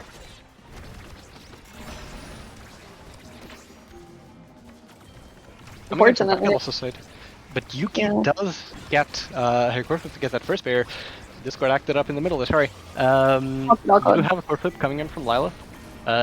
Still not being able to be enough getting that defensive core flip, but not being able to defend that barrier. Zoe still has her flip, wanting to use it aggressively. Sloth almost has his.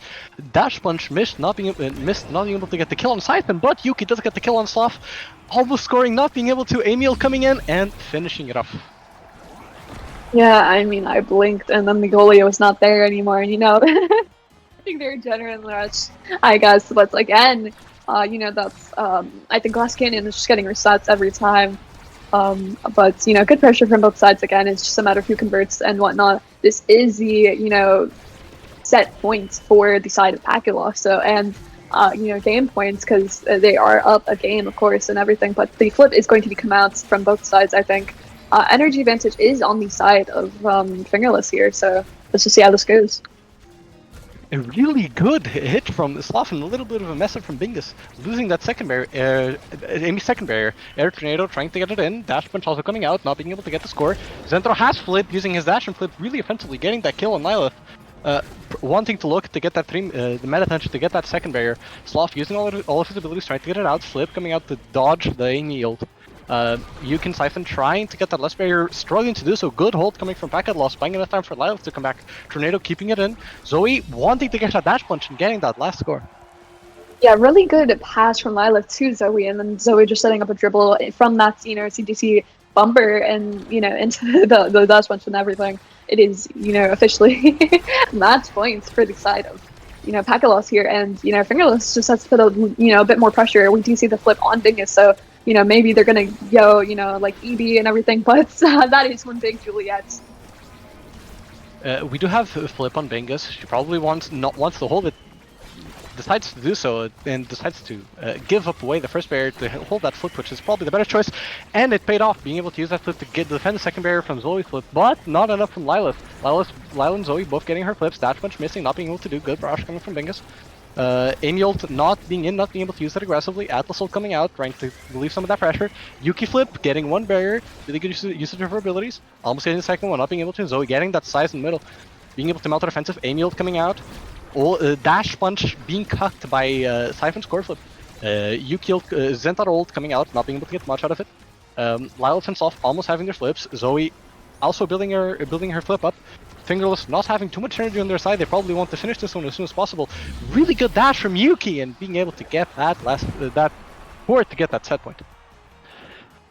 Yeah, really good dash from Yuki, just dashing right there to catch the core and then sending it into the goal. They're putting up a fight. This might not just be the last sets, but we're gonna have to see, getting that first barrier is always a good sign. But IOP is a bit low, but they do have energy advantage, so we will be seeing flips, coming all around. But especially on the side of Packet Loss here, two flips already, and Zoe about to get the other. Let's just see how this goes. But both barriers down, and unfortunately they do not get the goal. Using that flip, but still not being able to. There are two flips on Packet's side, one of them coming out, not leading to anything biggest, being able to defend that properly. Zoe still has her flip, positioning to try to use it aggressively, doesn't need to get it to take the barrier, wanting to use it to score. Bing is using a eject button, trying to get that last score for her team in. Sloth being able to hold that, not getting cucked by the central dash. Zoe using her flip, not being able to get much out of it. Wanting dash, missing the dash punch.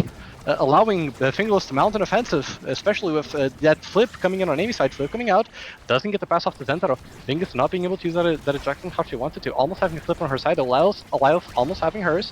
Yuki trying to pressure in, really good second primary coming from Soft, being able to hold that in. Lyle almost having her flip.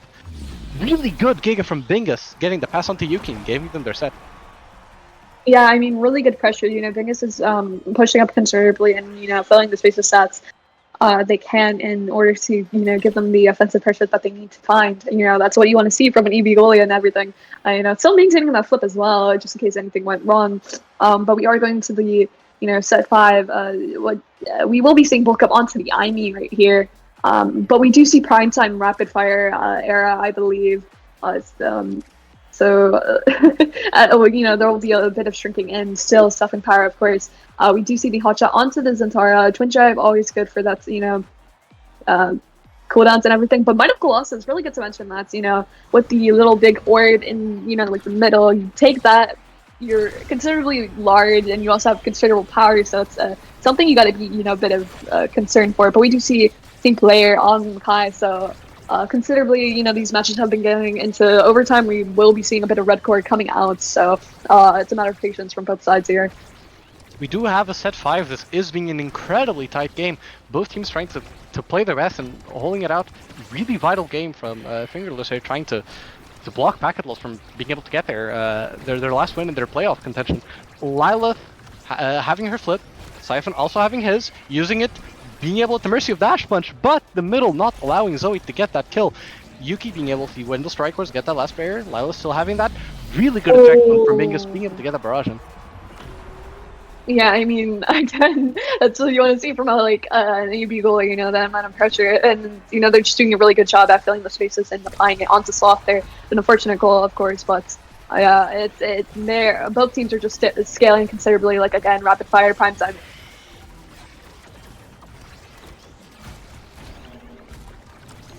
A lot of energy advantage on Fingerless' side. Yeah. Yep. Yuki having that core flip, Sloth being forced to use his, Zoe almost having hers, Yuki having to burn hers defensively. Sloth not having a core flip, Yuki trying to get the second barrier, not being able to, Tornado coming out, didn't really get much. Oh! Strike with Bingus. I mean, I guess that pressure was way too much on Bingus right there. Lila's finding the goal with there and then with the primary.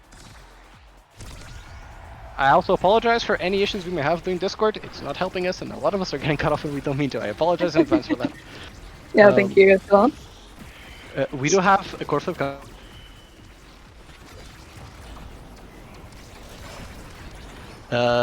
Being able to relieve some of that pressure and being able to get that first barrier, Lila almost having a core flip. Probably wanting to use that to finish off. Eject button coming out for Bingus, not being able to do much with it. Flip coming up from Lila, missing, but still they didn't lose that barrier, which is a good news for them. Amy turret coming out, not being able to do much with it. Bingus having that core flip, wanting to eject button and core flip properly, probably. Does eject button, doesn't core flip. Siphon almost having his core flip, Yuki almost having her core flip. A really big energy advantage from Fingerless' side here, trying to take that last barrier. Amy ult coming out offensively here. A lot of Amy ults are being really important, but a really good dash punch coming from Zoe, especially taking out that core flip that Siphon was about to build up. There is dual core flip on Fingerless' side, so it should be a bit hard for.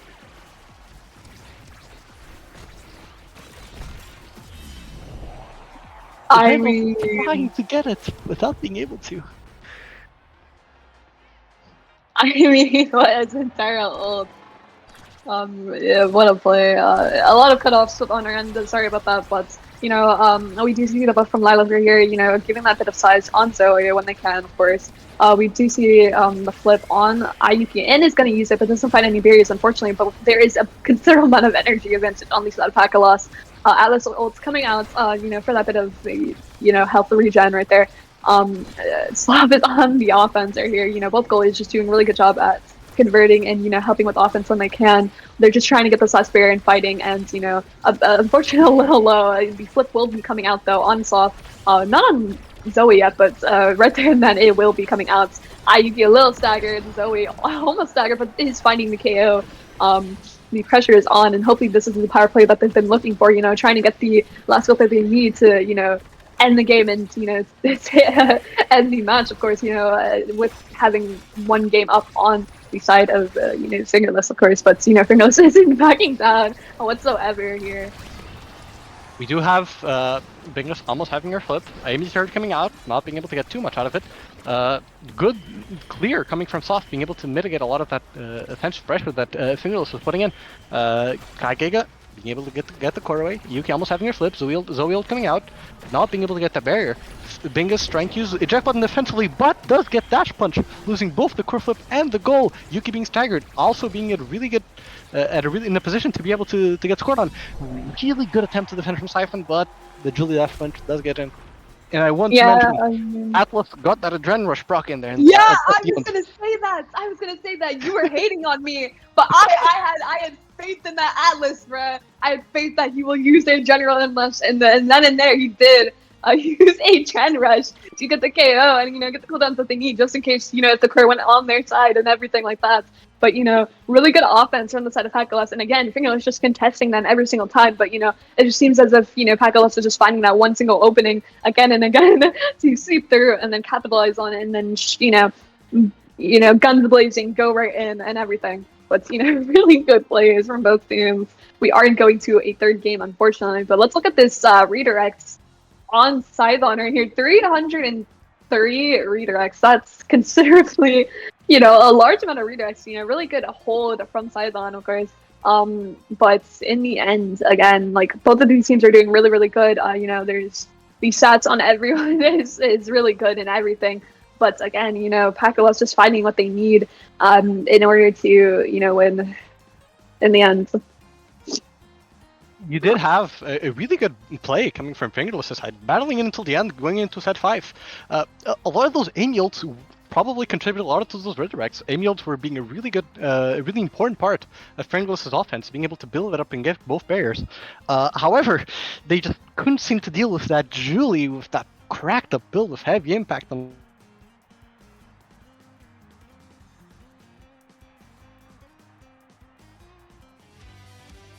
All I'm saying is that we hop on Zoom. Oh, Zoom would be way better. Discord is. I'm saying, literally hop on Zoom right now. Give me an Psyche, get on it. Yeah, Psyche, get on it right now. Production needs to get into this.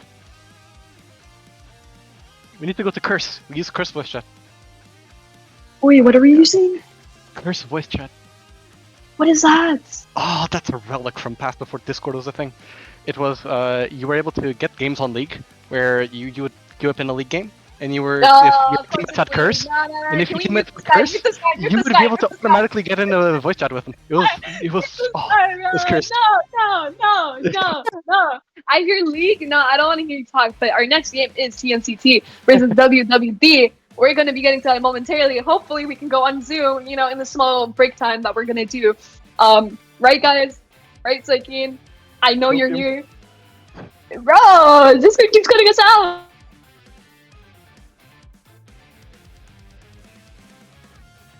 Nothing or what? We're only taking a break. Yeah, can we get a break, Psyche?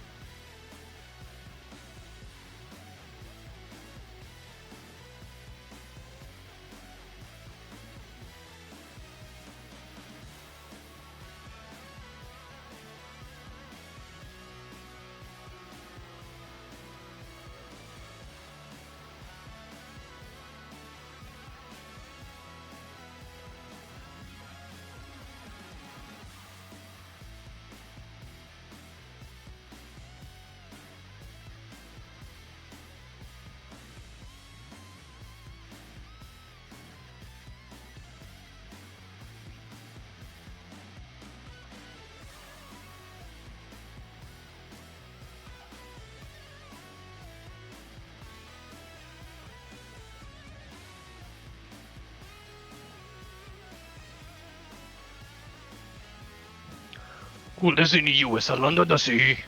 Zentaro player. Like, So enjoying. You Rid of have- that. TMCT versus Windows? Why? Why are you thinking of this matchup here? I honestly don't have too much, thoughts about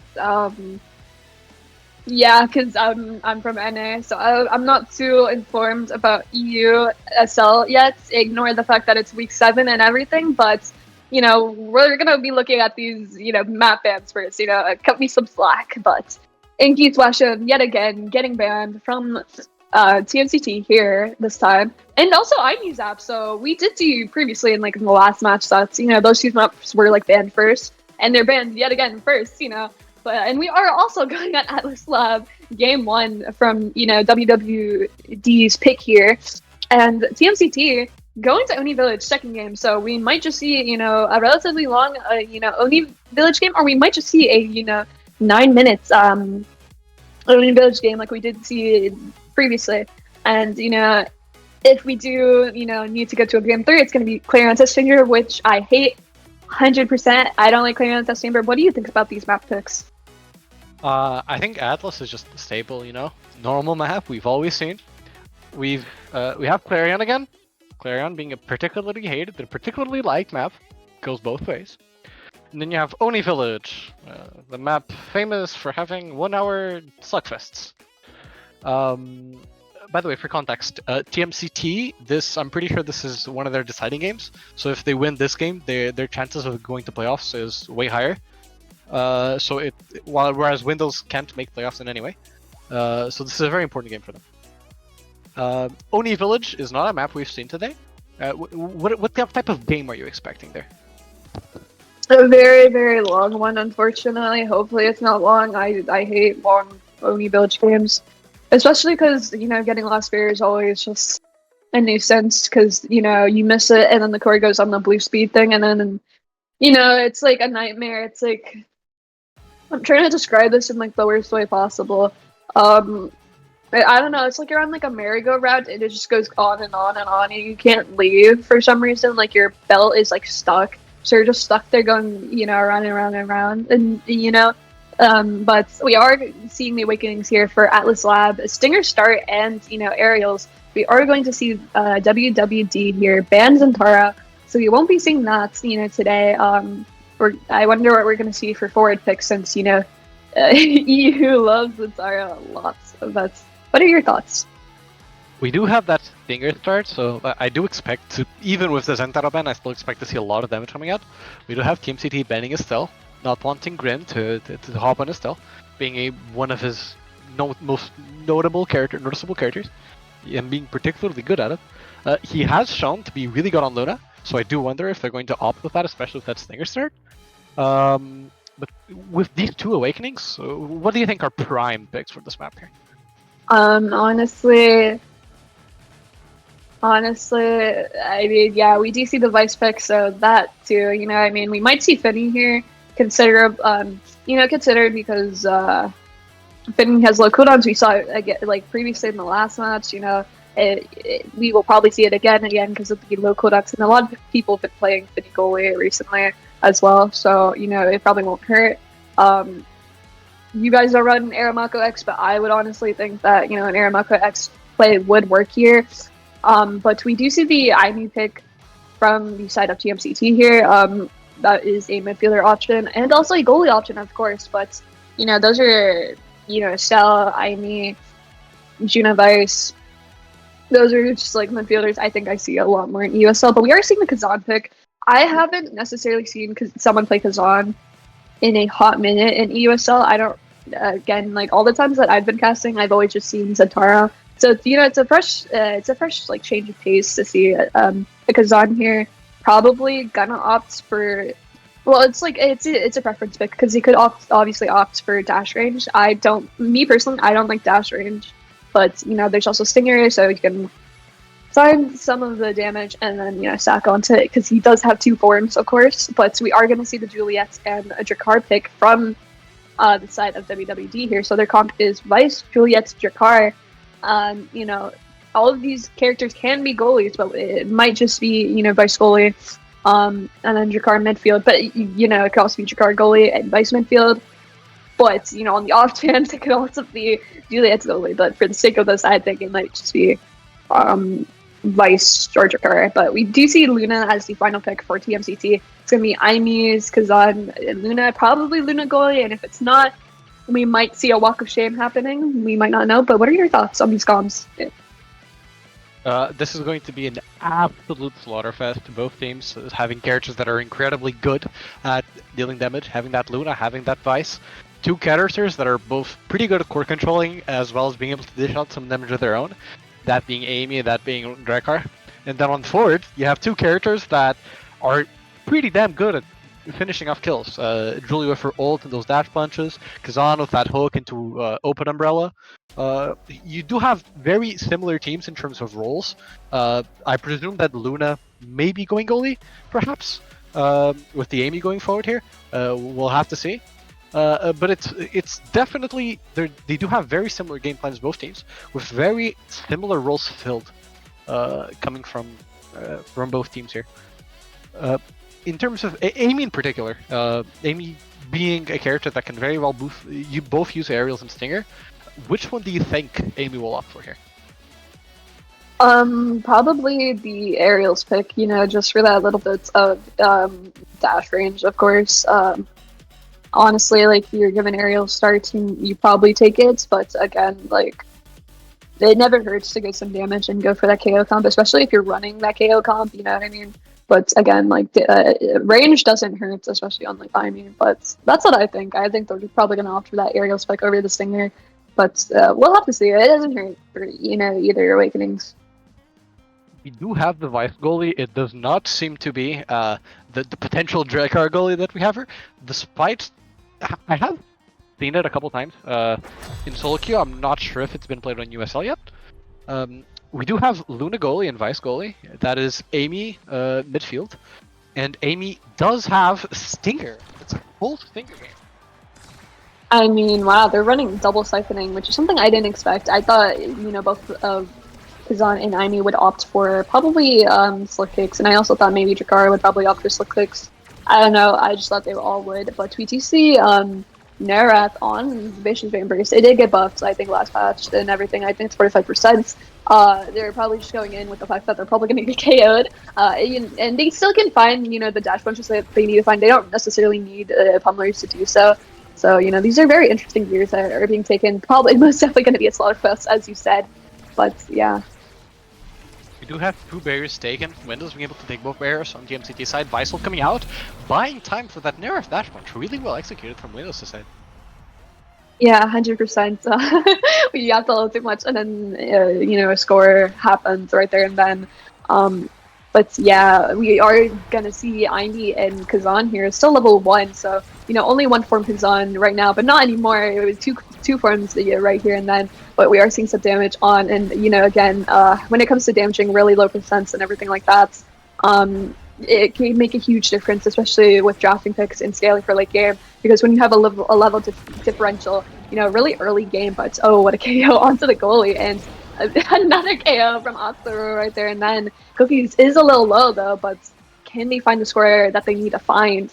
And like I was saying, when it comes to having such a low level differential early game, it makes you a prime target for even more and more KOs, because you don't have the stagger that you need, you don't have the awakenings that you want and whatnot. But a really good primary from the Cookies right there will take the goal.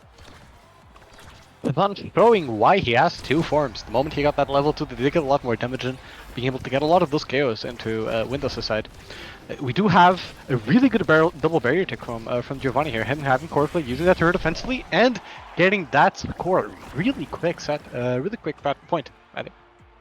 Yeah, really quick rounds overall. TMCT just finding the openings that they need to find and just being able to convert all over in offense here.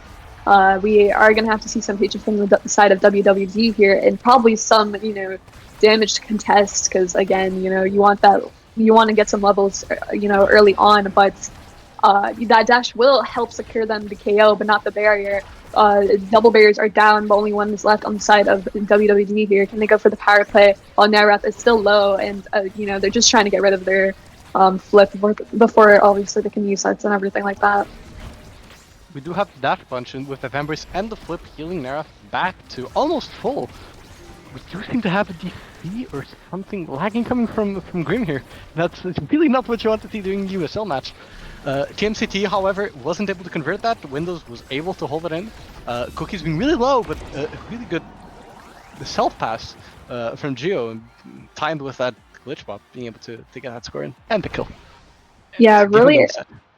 Yeah. Really unfortunate lag, as you were saying. It's something you don't want to see, of course, especially this early on. Hopefully that gets resolved soon, but we are in the draft selection, so let's just see what's going to be picked. Extra special, really good for just getting your ults in it, and just having that ult practically like every round. Missile prop on the Drakkar doesn't hurt for longer projectiles, and obviously a little bit of power. Catalyst coming onto the Kazan, just for all of those abilities and the energy that they can get from it. Reverb for that bit of cooldown, and quick strike never hurts to pick up. Obviously you get energy from whenever you strike, and then a quicker cooldown on your strike. We are going to see CTL on the Vice, so it's going to help with maybe some stun kills that they may be able to find. We do see the first barrier being taken from Windows. However, Atsuru does trade that second barrier with a really well placed dash. Grim not having much energy, Cookies being able to get a lot of damage into him, threatening that KO. However, Windows does manage to get that double barrier. They do manage to stagger Grim, probably looking to finish it off. Really good hook from Cookies, being able to get the finish off. Amy turret, being able to get that offensive push, being able to put that pressure in. Luna ult, Vice ult, both kind of mitigate each other, not being able to hit the score. Really good Luna dash from Atsura, showing why that character is their comfort pick. Yeah, I mean, just good pressure overall. You know, they find the KOs that they need to find, and then they just convert insanely well and just get the goal that they just get the goal on that power play like every single time. Really good stuff from Grim right here. Unfortunately, doesn't find the barrier, but their own barrier does get taken out. Though we do see Giovanni kind of low. Now, kind of looking for the KO, but doesn't quite find it. The flip does come out, and they do end up getting the barrier, but they're also their own barrier, and now they are wiped off the map. But you know who else is wiped off the map? Narath. It is a 2-2 situation here, but one barrier is still remaining. Can they find the scoring opportunity that they need to find? Very chaotic match here, as expected from a finger start Atlas Lab. Cookie is almost having his flip, being able to get a really good umbrella to build that flip up, damaging Grim a lot in the process. Being incredibly low, however, really well-placed Amy through it doesn't allow Wood to defend it, even with having core flip and ult, still not enough to beat the Amy turret.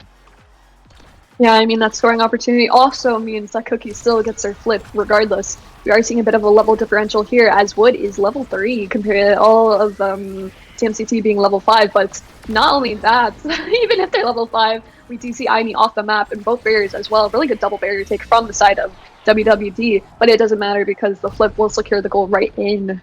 It is 0-3. We're going to the third sets. Very chaotic match indeed. Being able to trading double barriers both times, trading kills, and trading points. In this case, not as much points as everything else.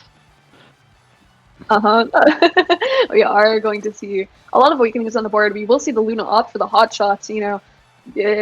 Pretty good awakening for Luna, of course. Heavy impact on the Juliet.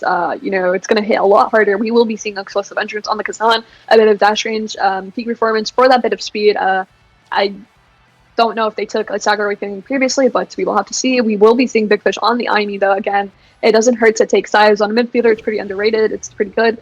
But we are going to see DF Grim, you know, perfect form falling all the way to him. So that's going to be interesting to say the least. See how they use that.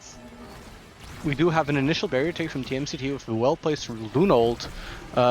Grim seems having a couple problems, but TMCT gets that double barrier with that Amy ult. Having a lot of offensive pressure this game, having a lot of just really well-placed Amy turrets, getting a lot of points in. Good attack, mounting from Windows side, being able to get the dash punch into getting the first barrier. Cookies does get the core, isn't able to get that core, and almost has core flip, however. Giovanni is pretty low, so that is definitely a point of interest for Windows here. Not having evades, Vice mounting that aggressive, really well-placed strike from Narath.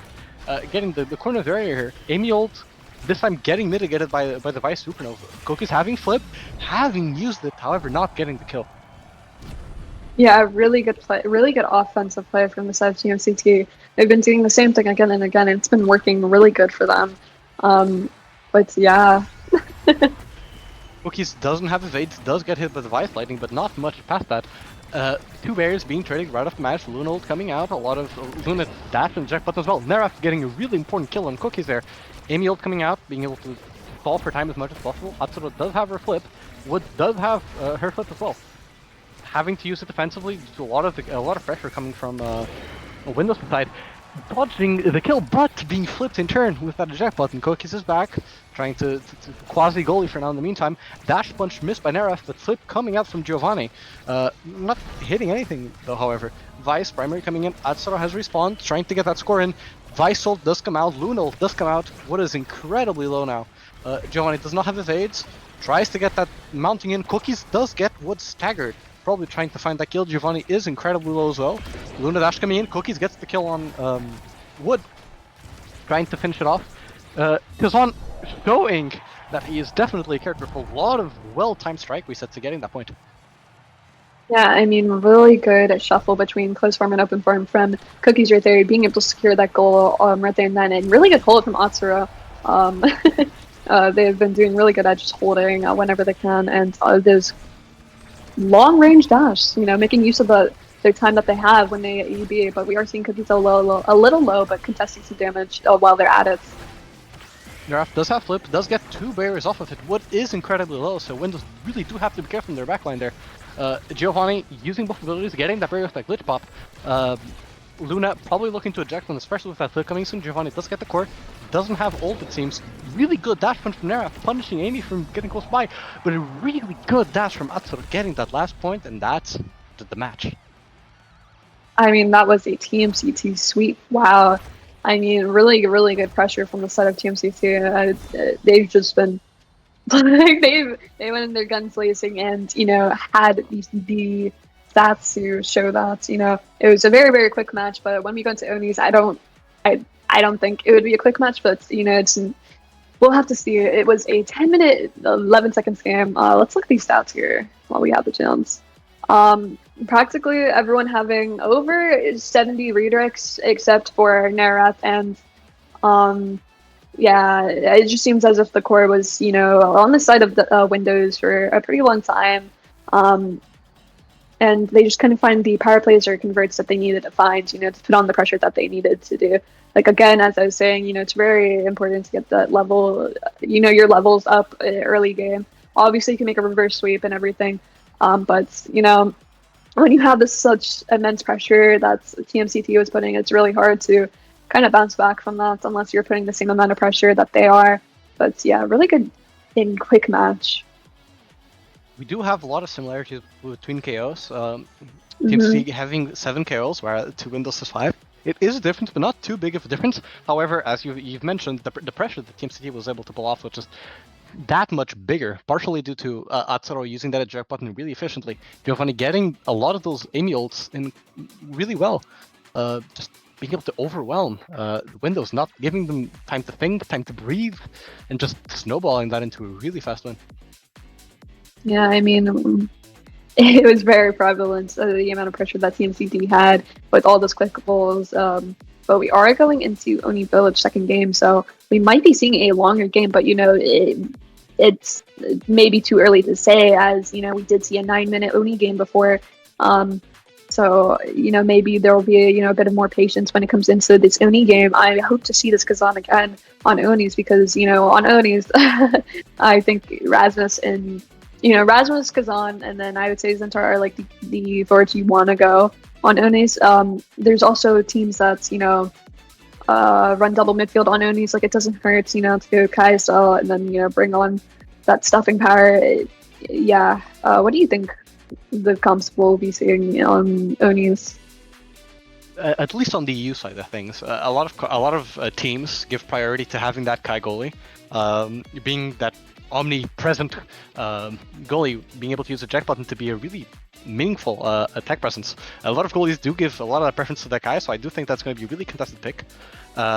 We do have midfielders like Estelle and Drakkar Juno also being really contested. And of course, as you mentioned, Kazan, Zentro, Rasmus, those being the prime forwards for this map, just their capability of controlling the core pretty well with their abilities and being able to cover a lot of ground. What would you like to see from, as an NA player, considering EU's meta? What kind of different comps would you like to see here? What kind of experimentation?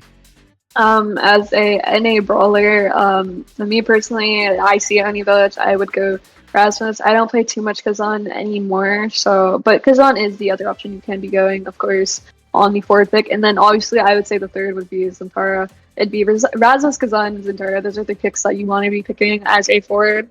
If you go on the more mobile approach, you would have to have, the speed, of course, to do that, because Onis is, it's a map that you really want some speed in. And, with this Starter Awakening, you get that speed, hopefully. We are going to be seeing the Estelle ban and Zentaro ban, though, so that wipes out 2 options. We might still see, the Rasmus Kazan forward right here. But again, Estelle's wiped off. That means, obviously we will be seeing the Kai goalie, as you said. We might see, like, midfield, Vice midfield, Amy midfield, like, those are options. But yeah, we will be seeing Windows here take the Rasmus. I am hoping everyone takes, peak performance as the Starter Awakening. Again, like, it never hurts to have speed, especially on this map. It's really good to have speed. I personally would also take speed. What are your thoughts? Do you think there's an angle where one of the teams tries to play with heavy impact more than Beacon, trying to get a lot of that pressure, and those kill pressures, despite being an Oni game? I mean, it's not impossible. We might still see KOs, but with it being Onis and how long the games can be, especially if you're trying to port in damage, it's just going to make the game a lot longer. And, it's all about just getting that last spare and being able to convert and, find that opening that you need to find to get the goal and whatnot, because especially when overtime hits, the core will be going fast. And if you're not fast enough to catch the core, then you won't be able to score in that meantime. But we are going to see the side of TMCT lock in Kai and Drakar, two good picks, probably Kai goalie, of course, and Drakar midfield. You're gonna get that bit of range that you need, especially with EB. You're going to have that bit of influence, especially on pressure too, because obviously EB, Kai, Exodia, Speed Exodia rather, is pretty solid. We are going to see, I think, Windows here. Yeah, Windows. Run Rasmus, Atlas, Rune. Rune is an interesting pick to see on Onis. It's not. I wouldn't say it's too common. I would say it's like, wow, it's like a pick. It's not the worst pick you could run. It's an okay pick, to say the least, on Onis. At least I know an NA Don Noise would run Rune. So there's that. Yeah, it doesn't hurt. Especially you can help with your goalie and whatnot, and also just place your TP near the opponent's side of the nets, and then you can pass your own TP and score. Especially with overtime mix-ups, you can just place an anomaly and probably score that way as well. But yeah, we are going to see the Kazan pick, as I was saying earlier, again from TMCT, I believe. So yeah, two good comps here. What are your thoughts? Having teamed up with Grim before and having played with Windows before, I can state that the Rune pick is mostly because of the Estelle ban. They had to ban Estelle since they really didn't. They probably wanted to prior pick that Erasmus and didn't want to leave the Estelle for TMCT pick, making it so Grim kind of has to pick that Rune. I don't think he's too experienced with characters like Juno, characters like Era, and the Drekar having already been picked. I don't think that Rune was more so not having many more choices rather than being a particularly priority pick coming from their side. But we do get the Kazan, as you wanted, coming from TMCT. You wanted to see their Kazan again? Well, here you go. You have it coming from Cookies. And as we mentioned, as we mentioned, Rasmus and Kazan being two of the most dominating forwards, of having that Zentaro ban, all three forwards we mentioned were present in this draft here, only giving more evidence that these three characters really are very dominant. Yeah, as someone who used to play a lot of Kazan and now doesn't play Kazan all too much, I'm usually not a fan of Kazan. I don't like going against Kazans or anything because, again, you miss that, you miss a strike interaction, you lose an interaction, you can probably just win the interaction with hook. It doesn't matter. But thankfully we are seeing everyone and their mother going peak performance on this map, thankfully. And then obviously momentum boots on Atlas. No strike shot, but it's always good to get that speed. Momentum boots never hurts or anything like that. And we do see the EB, as I was talking about earlier, for that EB, Kai, Speed Exodia. But yeah, one-to-one barrier situation. Maintaining double barriers don't really matter too much here. It's always about that one last barrier. But wow, what a quick goal from the side of TMCT right here. Just getting both of those barriers relatively easily and, scoring. A really good pressure coming from them, trying to get use of that Drakar early game, because we know that we've seen TMCT play with this Drakar before. We've seen a really dominant initial showing from them, but we did see in that one game they played only with Drakar, with very similar comp to what they're doing right now. They did struggle a bit with that scaling. They're probably looking to finish this game as soon as they can, trying to use the slower pace of the game early on to get as much value as that Drakar as they can. And however, they did get both barriers taken. Grim getting a really good individual play with that pillar play, with that banish and pillar play with Corpin.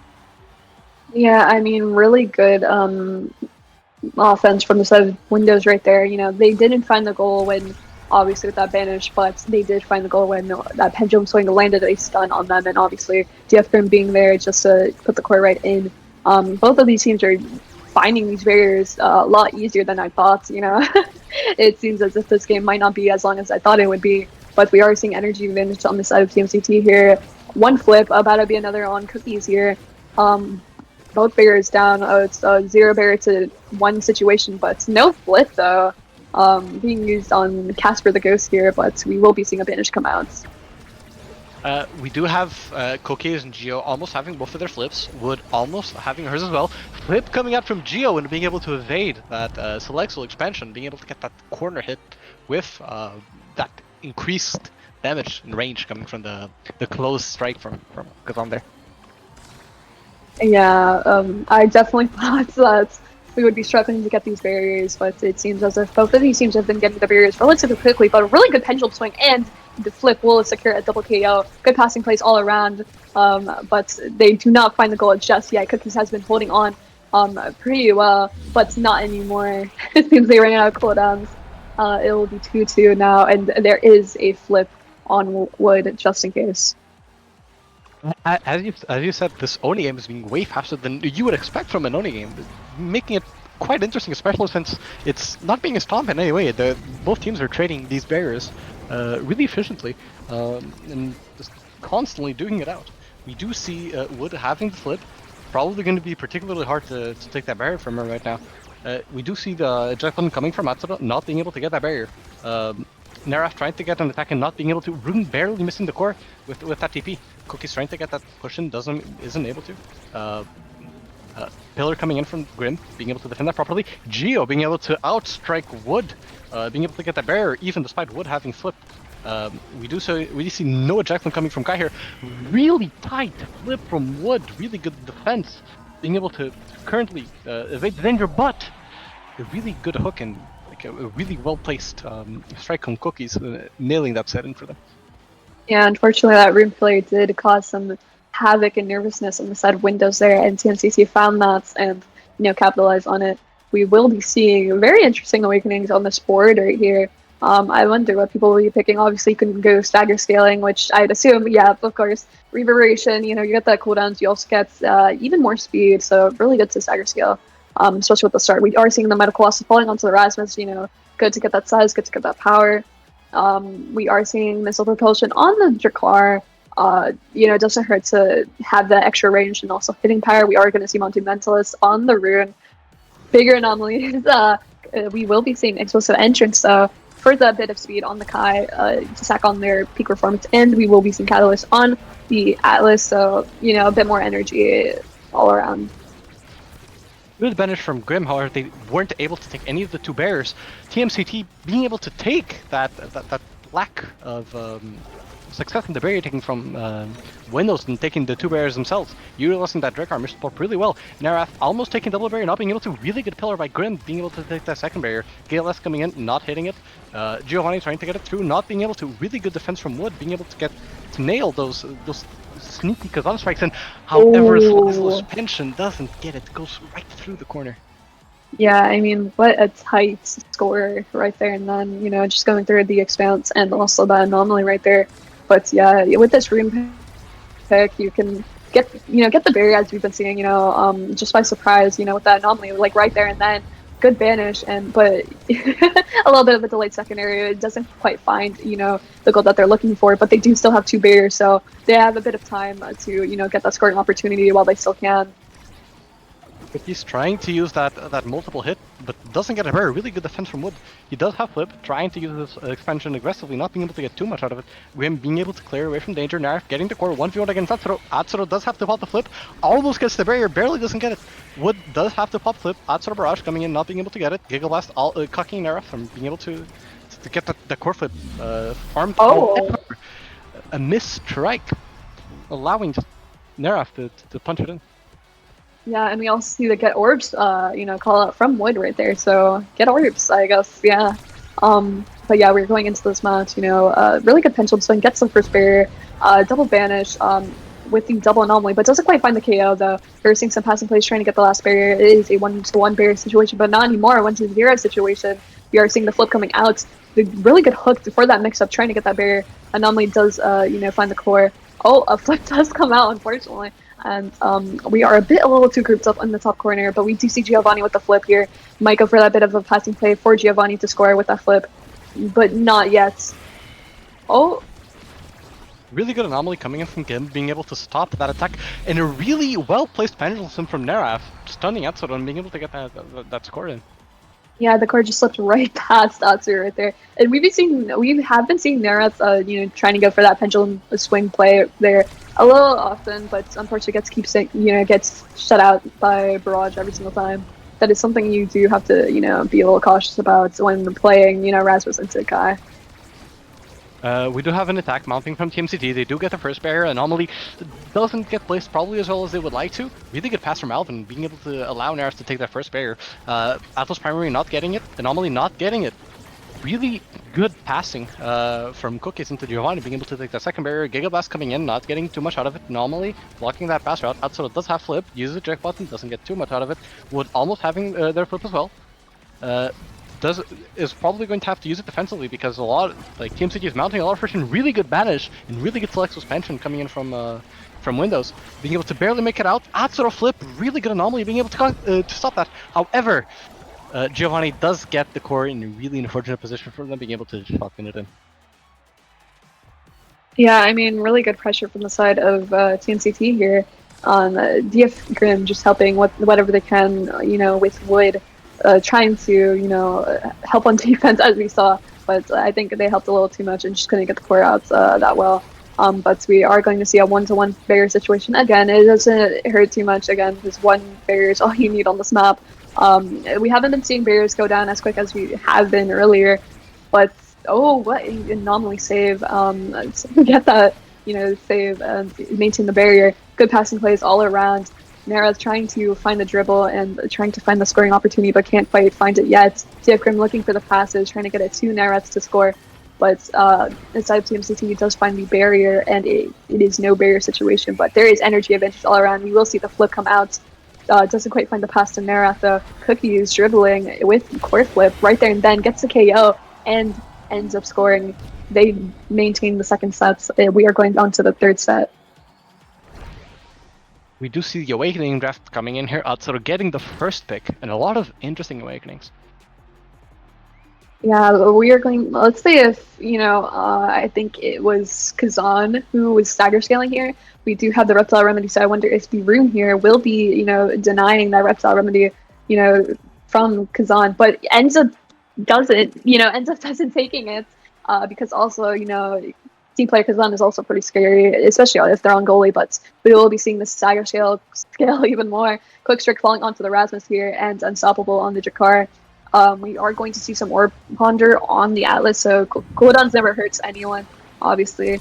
But yeah, I think everyone got good Awakenings all around. Good barrier take from Windows initially. Good banish from Grim, stopping TMCT's counterattack there. Atsuro probably looking to use the jack button. Didn't end up using it, but did cast Barrage. Don't get the bottom barrier, but they do get the top one. Really good defense from Wood. Really good offense from Neraf, getting the second barrier there, trying to mount an offense, not being able to do it. Cookie is now trying to retaliate, try to get the second barrier along with Giovanni. Good pass. We do have the hook coming in from Neraf. Doesn't quite land. They do get the second barrier. And another unfortunate select suspension coming from Wood, not getting that defense flipping back once again. Yeah, I mean, when it comes to, you know, going against a Jakar, you're going to have to be a little bit more patient. And, you know, all of that only is, you know, patience and just taking your time when it comes to things. But sometimes you can't, and you have to strike, because if you don't, it will probably go in. But we are seeing a 2-to-1 barrier situation here. Good banish coming out. Not much going on in the corner, though. It does find to be clear. Not just yet, though. Good shield to get that clear, but the primary from Kazan will find the barrier. It is a 0-to-2 barrier situation here, but there is energy advantage. The flip comes out. Grim almost having flip of his own. Probably going to have to use it defensively. By the way, this is going really good kill from Cookies, getting the kill on Wood. Good flip from Neraf, covering for the fact that Grim had to use a secondary to go up ahead. Almost flip on Grim, but Cookies does have flip, does get it through. Yeah.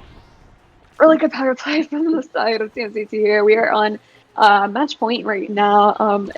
We are going to have to be looking for more patience on the side of Windows here, you know, just being a little more patient with their plays and taking their time when it comes into things. But, you know, with a reverberation, you know, peak performance stagger scaling Kazan, it's going to be a little hard since they do have the cooldowns that they need, and obviously Giovanni has the range that they need to throw abilities whatever they want from whatever range. We aren't going to see the flip come out just yet, but oh, well, a play from the side of TMCT there will find, you know, the goal, and it is a 0-3 sweep from the side of TMCT.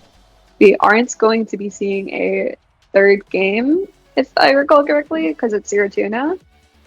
We won't be seeing a third game. You won't be seeing your dreaded Clarion map. I hate Clarion.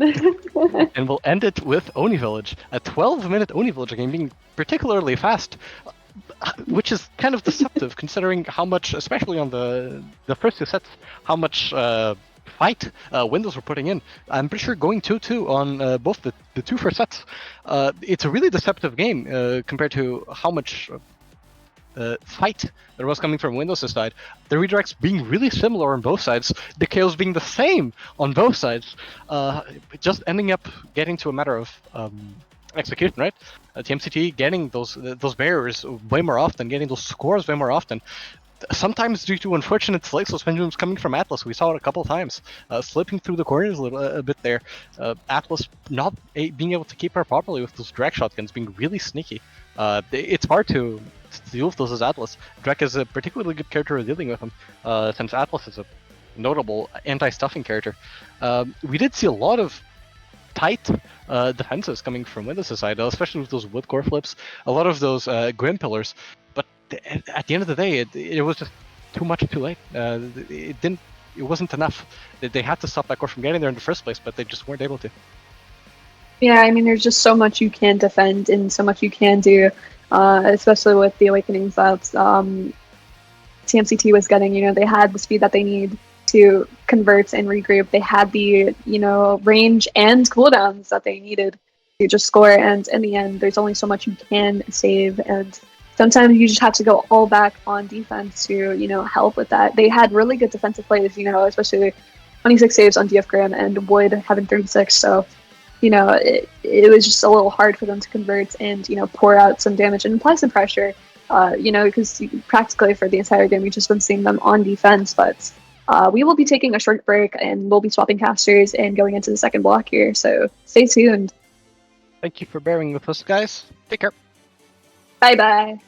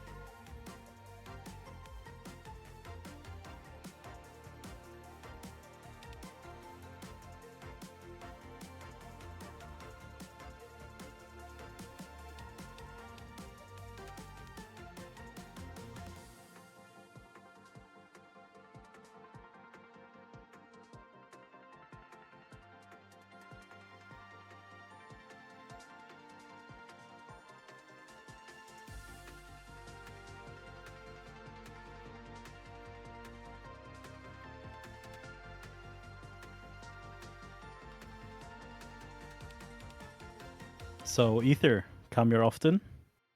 I do. What about you? Oh, sorry, mean- we're live.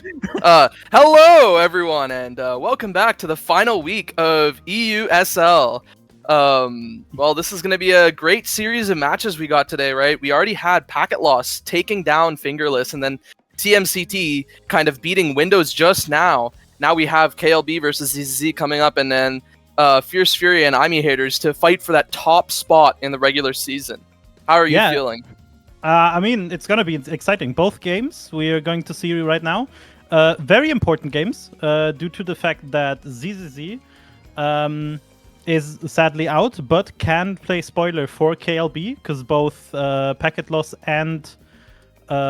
what's the other team again? Packet Loss and... TMCT. Yeah, TMCT. Both of them won, so if ZZZ gets this win against KLB, that will mean that they are eliminated from playoffs, and both TMCT and Packet Loss are confirmed to be competing. So that's going to be some nice stakes in the first game, and obviously second game. Both teams are still unbeaten, so they both still haven't lost a single round of best of threes in the regular season, so they'll basically just play it out for first place, and who's going to be able to select their opponent for the playoffs then. Yeah, and I mean, most notably, right, in this match here, ZZZ versus KLB, ZZZ isn't coming with their starting roster, right? I guess Nefarious Steeds might be unable to play, so they actually have Ata in for Nefarious Steeds. Now, the question is how do the roles get swapped around here between Ata, Lucas, and Kidpan? So I may or may not have insider information. I might know too. I do know how they're going to be playing. Unsurprising for most people, probably. Lucas will be taking on the forward position. Ata is going to be goalie for their team, and Kidban is going to stay midfield. So yeah, actually, in my opinion, still a very competitive team. Going forward, first map of the day will be Amy's app. We can see the draft already starting with KLB banning Vice and ZZZ on Amy's app, obviously banning Rasmus. Yeah, they can't let that Rasmus through, right? It is Imy's app, but that does mean that Scream does get this Julie, but it is answered by the Kai Drakkar. Drakkar, another great pick on the Imy's app, you know, being able to kind of shotgun ult, right, just people off with that pummelers. We'll have to see if that is played that way, right, by Kidpan. And then the Kai, right, just a generally well-rounded pick altogether, right? I mean, it's good both offensively and defensively. You can always be lucky, I would say, with the Gigas and get a kill either from side or on the center.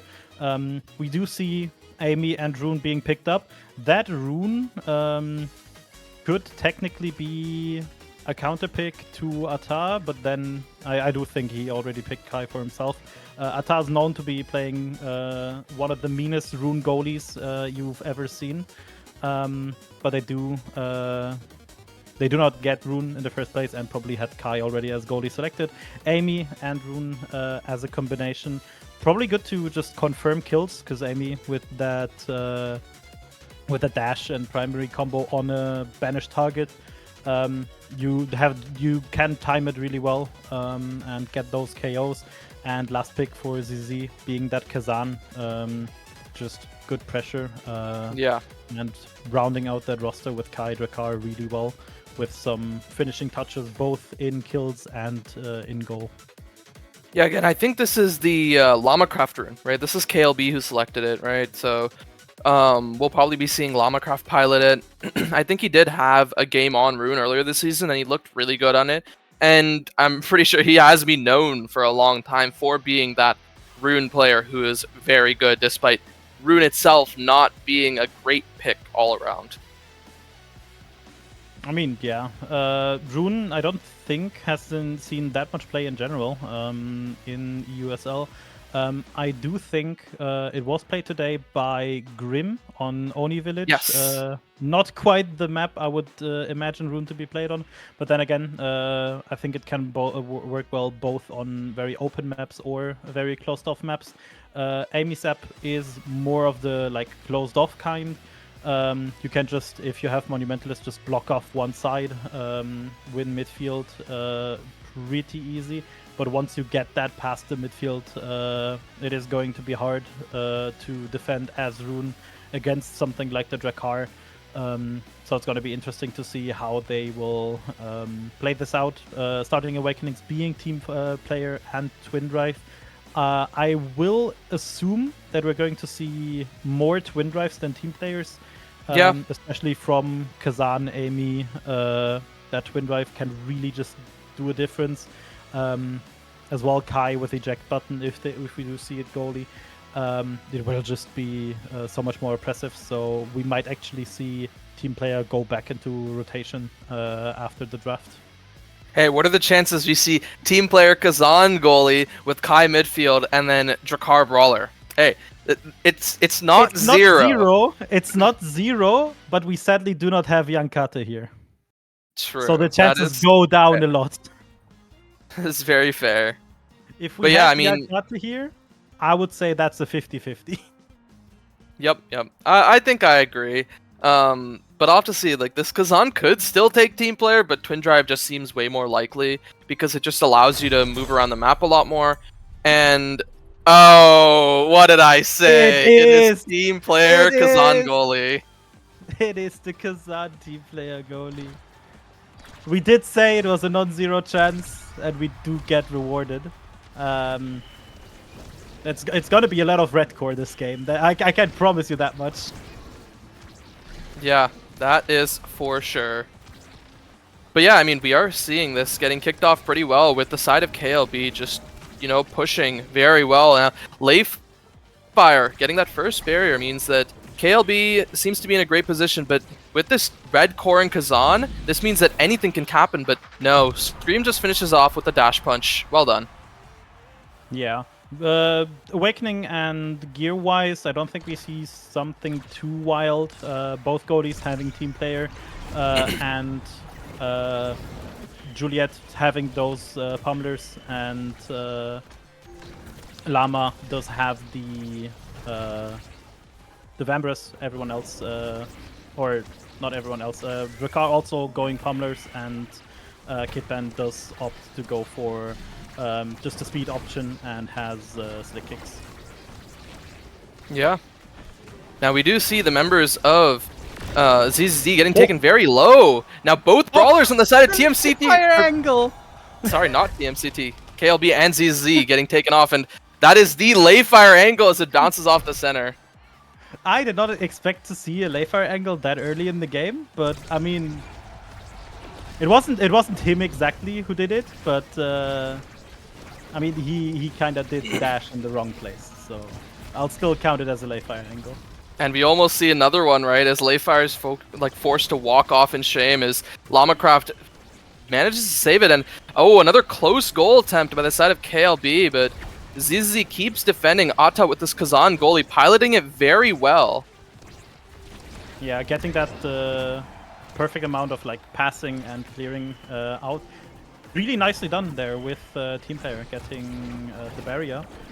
It is always unexpected to, like, even if you expect it, you still don't expect the red core on Kazan, because it's not always the red core, of course, because if he's in like the normal form. Oh, he's taken off! As Atta's taken off, now this looks to be a power play for the side of KLB. Really tough to defend. Kidpan does get it out of the side for the moment. Screamav's looking for some sort of setup with the dash punch. Doesn't really get it. And a missed clear out by Kidpan means that Lamacraft can secure it. Well done by Lamacraft. I think Atta just lost a little bit of the eye on Juliet and just got surprised by the dash punch.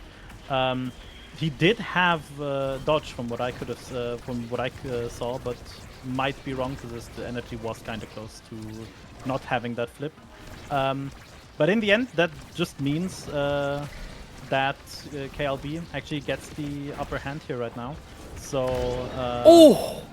Lucas takes off Scream Elves. Scream Elves was fishing for Lucas, and now he's the one who's taken off as Lucas gets dropped as well. Now we're in a 2v2.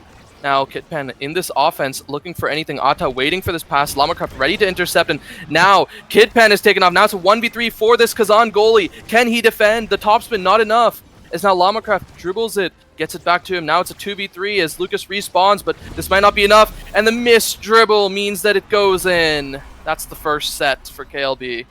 First set for KLB. AmiZep doing AmiZep things, getting a lot of kills down,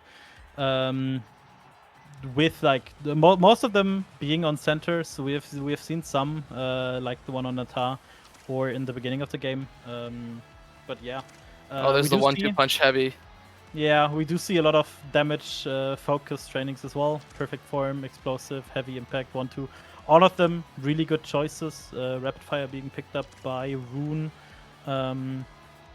May just to control that core a little bit more, but Amy does get the explosive, and Drakkar gets missile prop as well. So a lot more damage in this game. Not that we needed it. Yeah, I do like to think that KLB did win this draft pretty heavily. This Rune getting the rapid fire means that, you know, they get to have way more core control.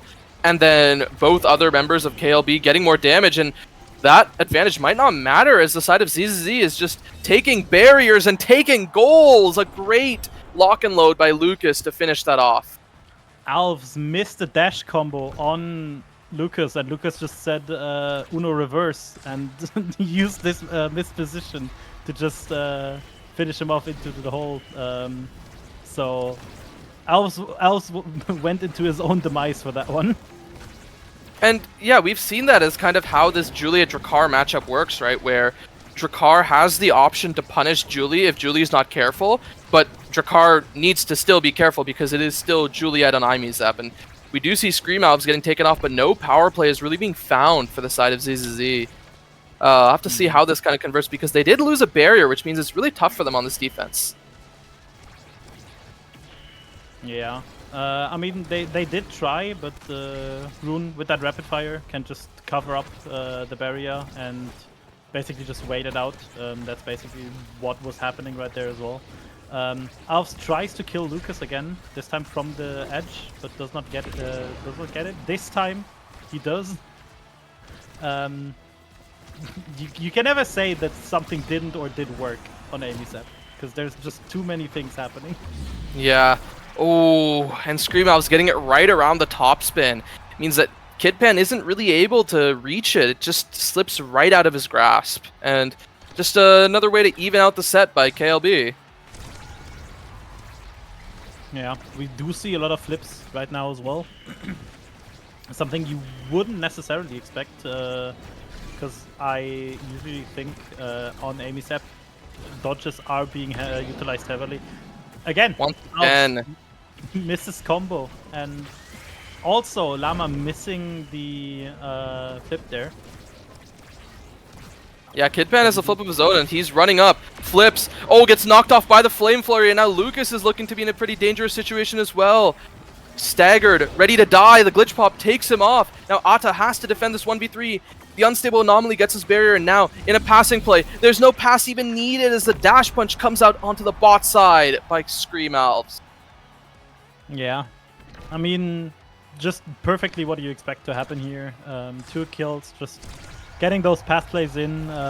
Nice anomaly there as well to get the barrier before, and then it's just passing to get the core in.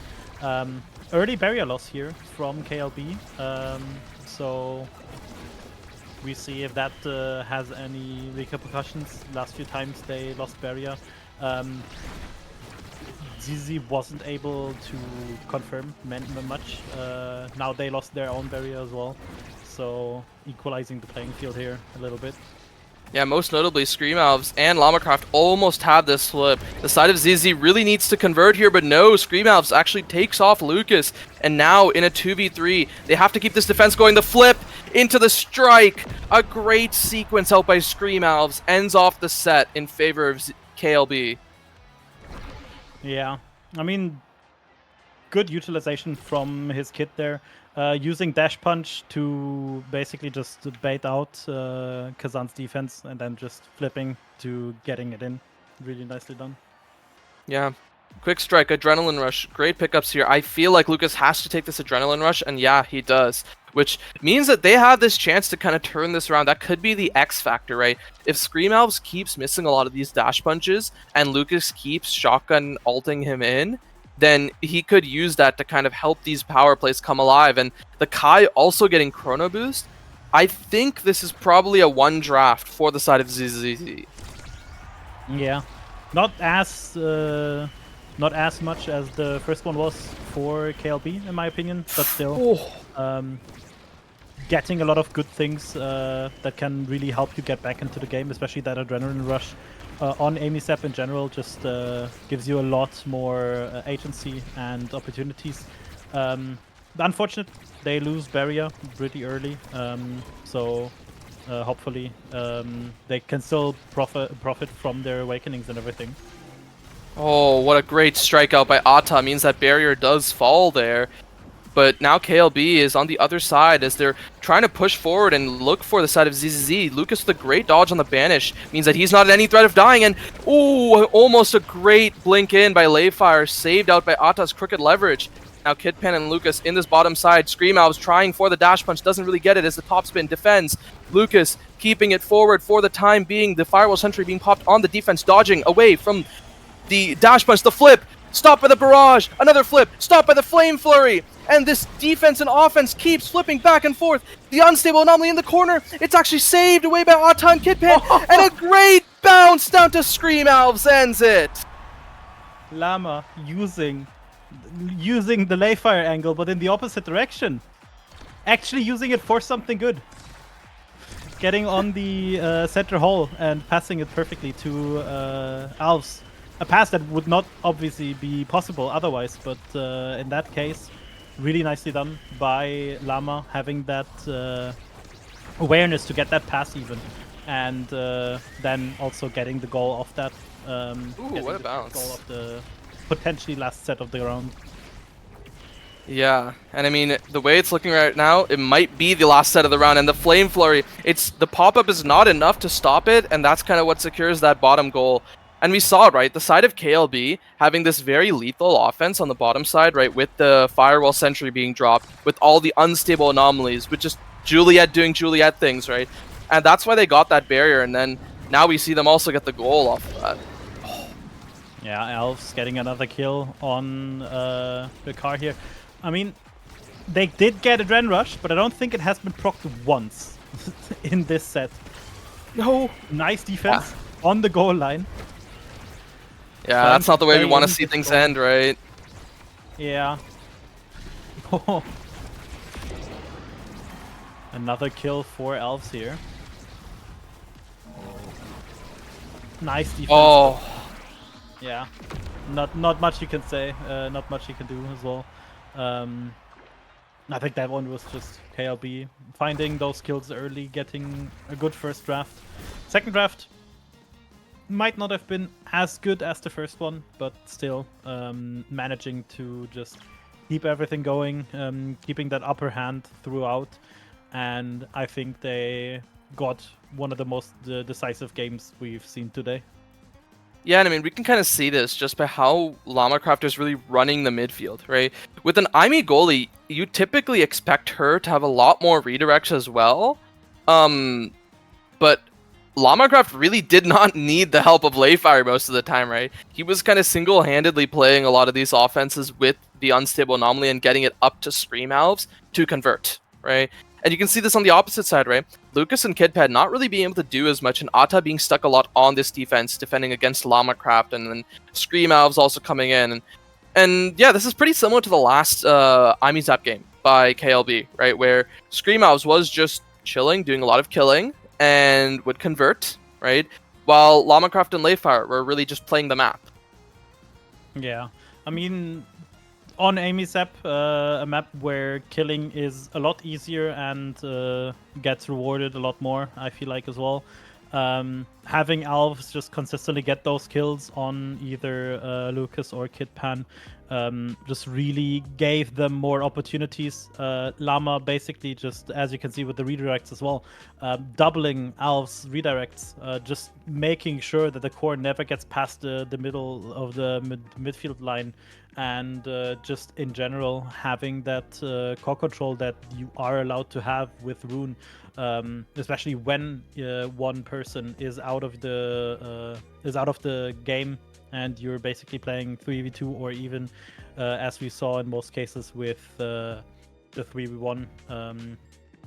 I think most impressively this game, even though Alves really did do everything he could have, I still do think MVP in that game was Llama, with just I agree. making sure the core stays where it's supposed to be, and just controlling that core probably the best way you could on that character. Yeah, and I mean, there's always, been complaints of Rune being weak, right? A really weak character, and Lamacraft definitely did not make Rune look weak, right? Kind of gave us some flashbacks to Beta Rune, right? Where that Rune would just kind of drop pillars left and right and just be super oppressive, and that's kind of what Lamacraft was doing to ZZZ. And now, as we go to Taiko Temple, an EU favorite, Might of the Colossus Castellas start. This looks like prime Era X territory. Yeah, this looks like you just want Era X to be on your forward. So it's going to be interesting to see what KLB and ZZZ are going to ban here.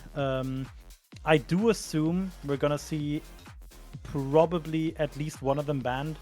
Atlas being banned here, also a good choice in my opinion, because one of the best characters to play against Era X is Atlas, to just block out the advances and the potential kills. So nice ban if they don't if they do plan on running the comp.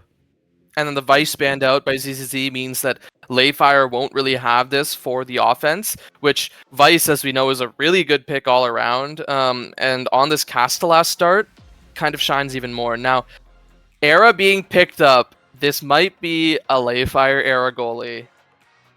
I mean, it might be, but then again, I don't think Era on this map as goalie is that predetermined. Obviously, Yes. with that pick, you do have the option to just say, Lay, take your probably most played pick in the entire time you've played the game, and just run with it, and we see what we pick.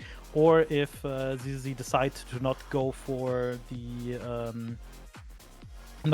go for the X, which probably will be the case as they pick up Zentaro, they might still get Era X, and then maybe look for something that can even be more oppressive, or just save out the midfield even more. Maybe we see it now, maybe we see another Rune. Would be interesting to see. Asher being picked up here. I myself like Asher. Love to see it. This time will be probably more of the midfield approach, and then we see X and Kai being picked up as well. So Finny. That's gonna be a lot of damage in this Yeah, game. this is interesting, right? I kind of want to see how this is played. We know Asher midfield can be picked on this map, and we know Finny, at least NA likes this, right? NA believes that Finny is the best goalie in the game right now. I think EU has yet to come around to it, but it's also completely possible that this is just Finny midfield and Asher goalie. But we haven't really seen much Asher goalie out of EU either, so it's really tough to decide who's going where on this red side. From what I assume, I don't think ZZ will be playing that Fini midfield. Ata really likes the Fini. Has played it, I think, one of the first people in the EU to have tried it.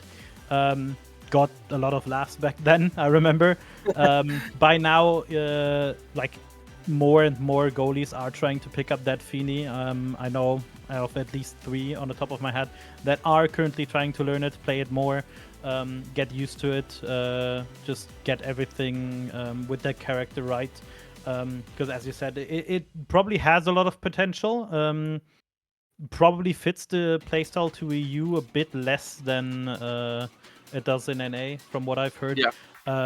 But then again, like if you're one of the best goalies in NA, you can't be one of the worst in EU. That's not how this works. Yeah, exactly, right. It's going to be at least somewhat decent, right? Now, and on the opposite side, right, I also feel like this Asher pickup might have been a snipe away from the side of KLB, because if not for that, they might have run something along the lines of Era Asher X, right? With Llamarcraft Asher, and then the like X for Scream, or even the Zentaro for Scream. Yeah, I mean, could have been a possibility, but I do think, like looking at both Layfire and Alves, I do think the Era X was more favored here. Yeah. Because I do think Alves does feel more comfortable on that X than on any other character. One thing to mention as well, that I have been informed a few seconds ago. Last match was Rune's first win in the EUSL. Ah, I guess that is true, right? I think the only other Rune games, well, we did see one out of, I think, Llamarcraft, but I don't think that won. Actually, no, I think they might have won that one. It was on Clarion Corp, I could have sworn. But anyway, we are getting into this game, right? And Llamarcraft is already being taken pretty low by Lucas. Yeah, we do see one barrier gone already, Llama being low. And we have a look at the trainings. No Vambrace here, so every damage that we see will be not easily healed. We do see a kill from Lucas, I think it was. Lucas or Ata getting the kill on Llama here. Really early. Oh! Well, what a great bounce off the center, right? That's a bounce and a half. Yeah, it's a bounce I really love to see, right? Not that many people really go for it, but it's not terribly difficult once you practice it a few times, and we saw it worked really well. Now Scream House is being taken really low, actually just getting completely nuked off the map, thanks to all of those Finny abilities. The power of this Finny really being shown, as that's one kill, and now Kidpan's forcing into the corner, not really getting it, as Llamarcraft is answering back. And for now, it seems like the power play is really slowed down. Nice double barrier with that flip here, and nice goal as well. Good pressure here from Zizi coming out, making sure that goal is secured. Alves doesn't get to play the game, honestly. Yeah. Right now, still level 1, just ticked over. level 2, and still like getting so much damage to dealt no him. end. Yeah, like he's low again. He just the round just started. It's been 10 seconds and he already was staggered. Got like 2 orbs and is now still half already. Late trying that offensive flip, not getting much out of it besides the own flip from Ata. I mean, all brawlers looking low right at this point. Everyone's just trading damage, and all 3 of the brawlers in this game are near death. And now the side of ZZZ needs to stay alive for a little longer to take this barrier, and they do. And Screamabs almost gets taken off. Does get finished by the eye rush. And now in a 2v3, KLB is down a barrier and in a pretty dangerous situation. Yeah, nice defense here from Lei though, keeping that core away from his own goal. They do get the second barrier as well from ZZ, but okay. Yeah, great team play out there by ZZZ, right? Lucas kind of stalling the core, passing up to Kidpan with flip, and then Kidpan just taking what should be a mostly free shot. Yeah, I mean, just nice positioned, standing where forwards is supposed to be, especially with flip there. Graph does look... Big Fish looks correct here. Yeah, looks a little bit missing in damage from most characters, what I see. Extra special... Asher's getting the damage. Yeah. I mean, she is starting to get that stagger build going. If we see a bulk up next round, that is going to be some huge damage, especially with Coloss. Something I don't think we've mentioned as well. KLB entirely went for Castellast, and ZZ entirely went for Coloss. So they do have a little bit more damage, especially with that Fini also having Pauldrons. So he's starting into the game with already a lot of power, so that's probably why we have seen so much damage coming out, especially from the side of ZZ. Yeah. And I mean, speaking more on this Finny pick, right? NA really loves running momentum on this Finny because Finny already has this super high base speed, and they kind of want to treat this as like very similar to that Kai or like to that momentum Dubu in a way with just some more damage. And now Atta going this Pauldrons and then picking up Glass Cannon means that he's not really lacking on this movement speed, right? He has more movement speed to actually play the game, and might not matter when the Asher's being taken off, and then a double barrier follows shortly after, and the Oni's Blade almost sending that into their own goal. Atta looking really low, almost taking off Scream Alves. This Giga Blast going wide and not finishing him off. For the time being, he looks to be okay. Yeah. Even though they were 2v3, still managed to defend that barrier. Alves was staggered, did not get finished off.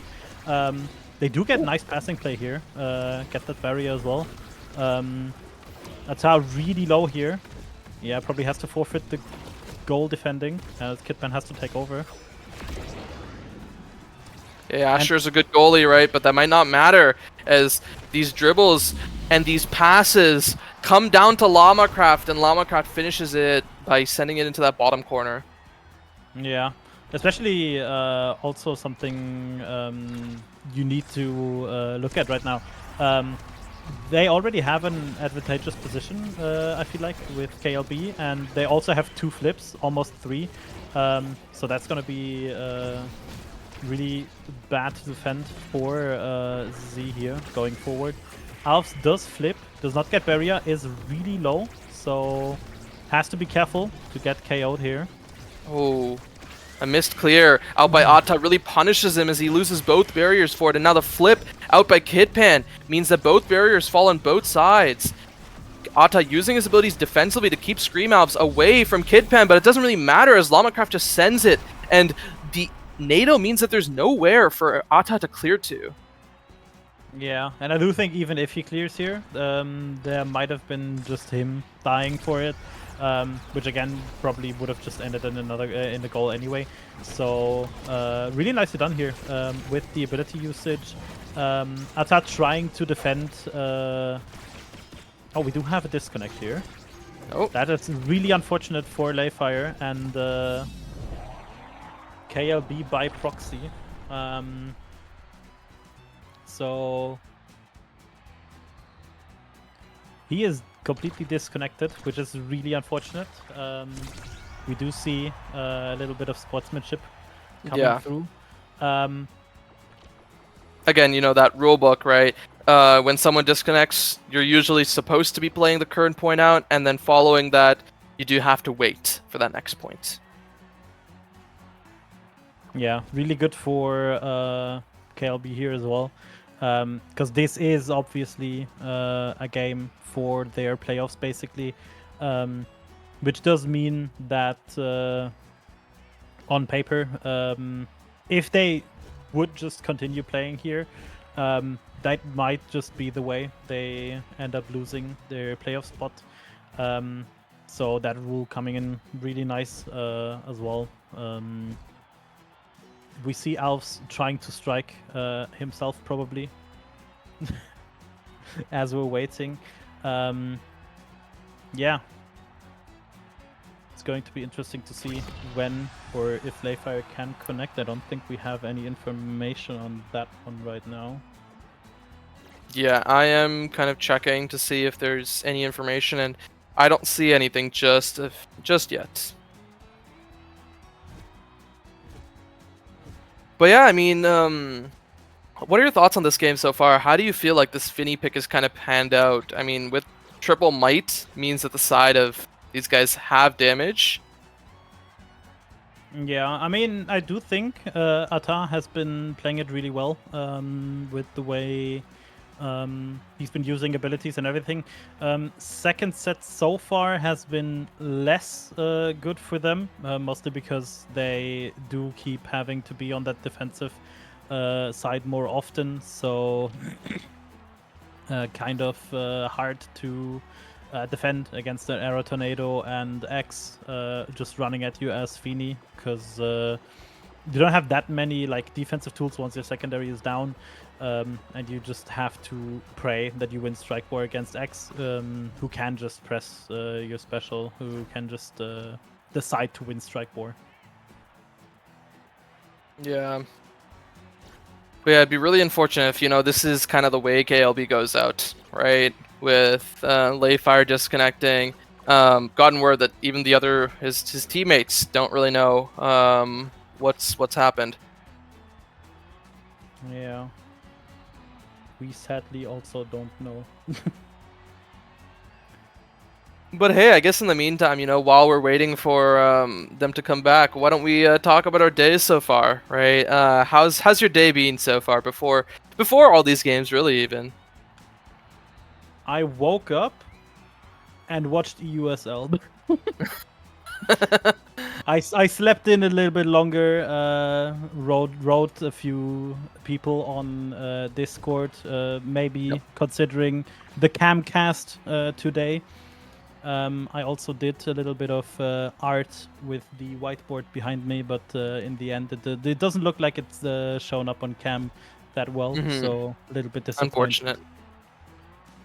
Yeah, I mean, not too different for me, right? I kind of woke up, realized, oh shoot, I slept through my alarms, and then realized I basically had like 35 or 40 minutes to kind of get up, brush my teeth, take a shower, have breakfast, and then hop on, right? I had to speedrun everything, managed to barely make it here on time. Got a quick sneak peek at some of the games that happened before, but not much, really, that's for sure. Yeah. From what I'm seeing, the rulebook might have to be enforced right here. It does say 2 minutes, but teams are somewhat staying where they are, maybe just waiting a little bit longer. I don't see, sadly, any sign of Layfire returning as of right now. So we'll have to see where this goes. If they are able to continue playing or if they have to forfeit this match. I don't know how this would be handled, because it is like a best of 3. If the first game would have to be forfeit and we just go to 1-1 and play the third game, or if Layfire can't make it to that one in time, if that's also going to have to be forfeited, which obviously would be really bad for KLB, because these games are their playoffs. Yeah, there are playoff chances. If they don't, I mean, win, it's just over. If Layfire can't make it to this next game, right? Yeah, assuming this one just doesn't happen, and Layfire can't really make it to this one, they do have the option to sub Layfire out if they have any subs around. If not, then yeah, that would probably have to be that forfeit on that game 3, which would be a tragic way to kind of go out. Yeah, I will have a look how their roster is looking right now.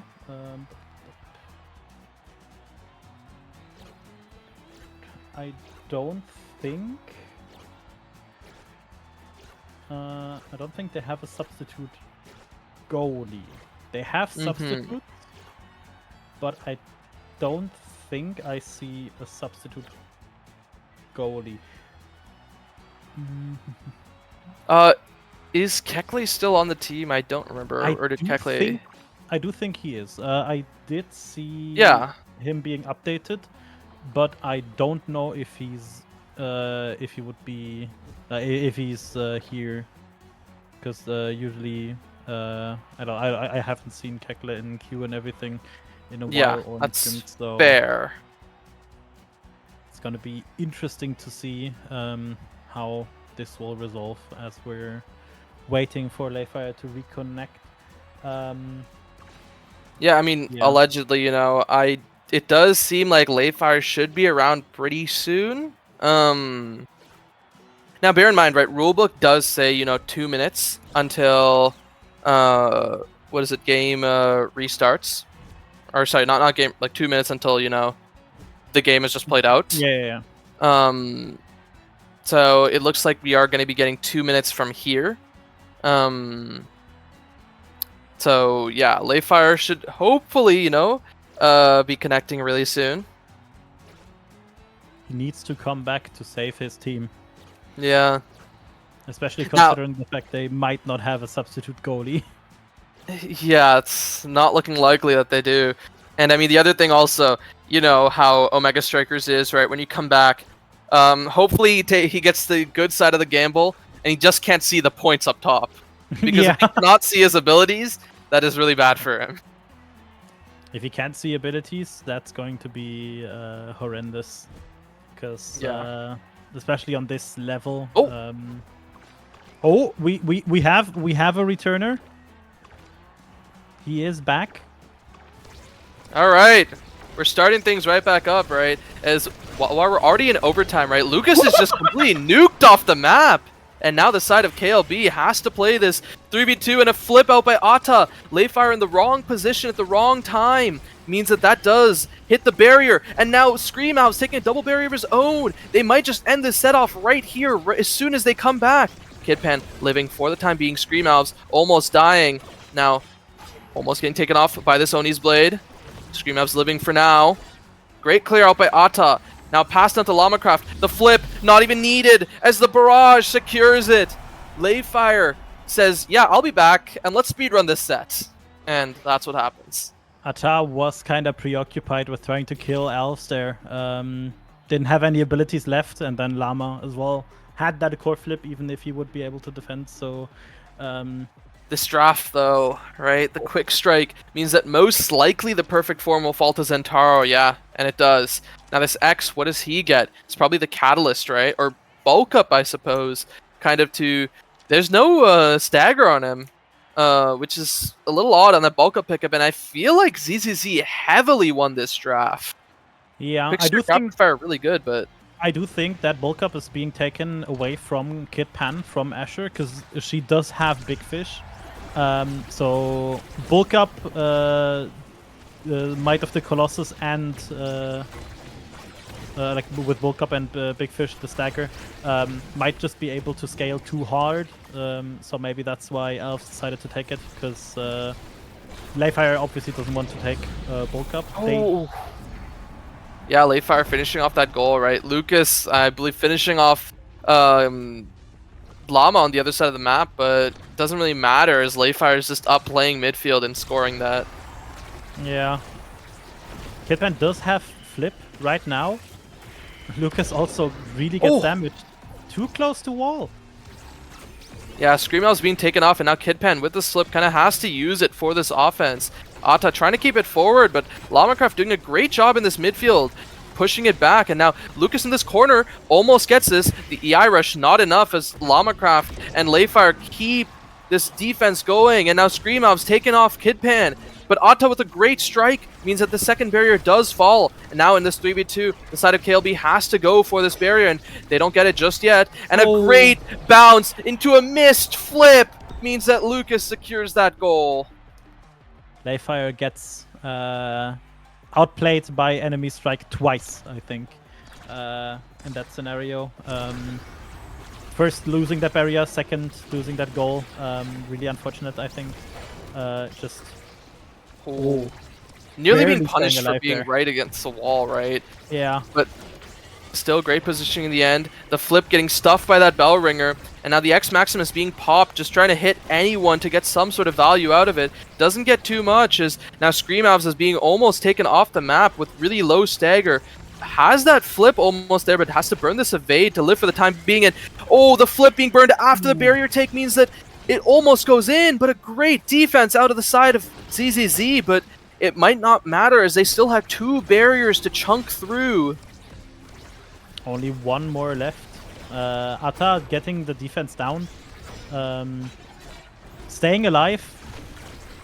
Gets his dagger right back up to not die to Alves. Alves dying himself.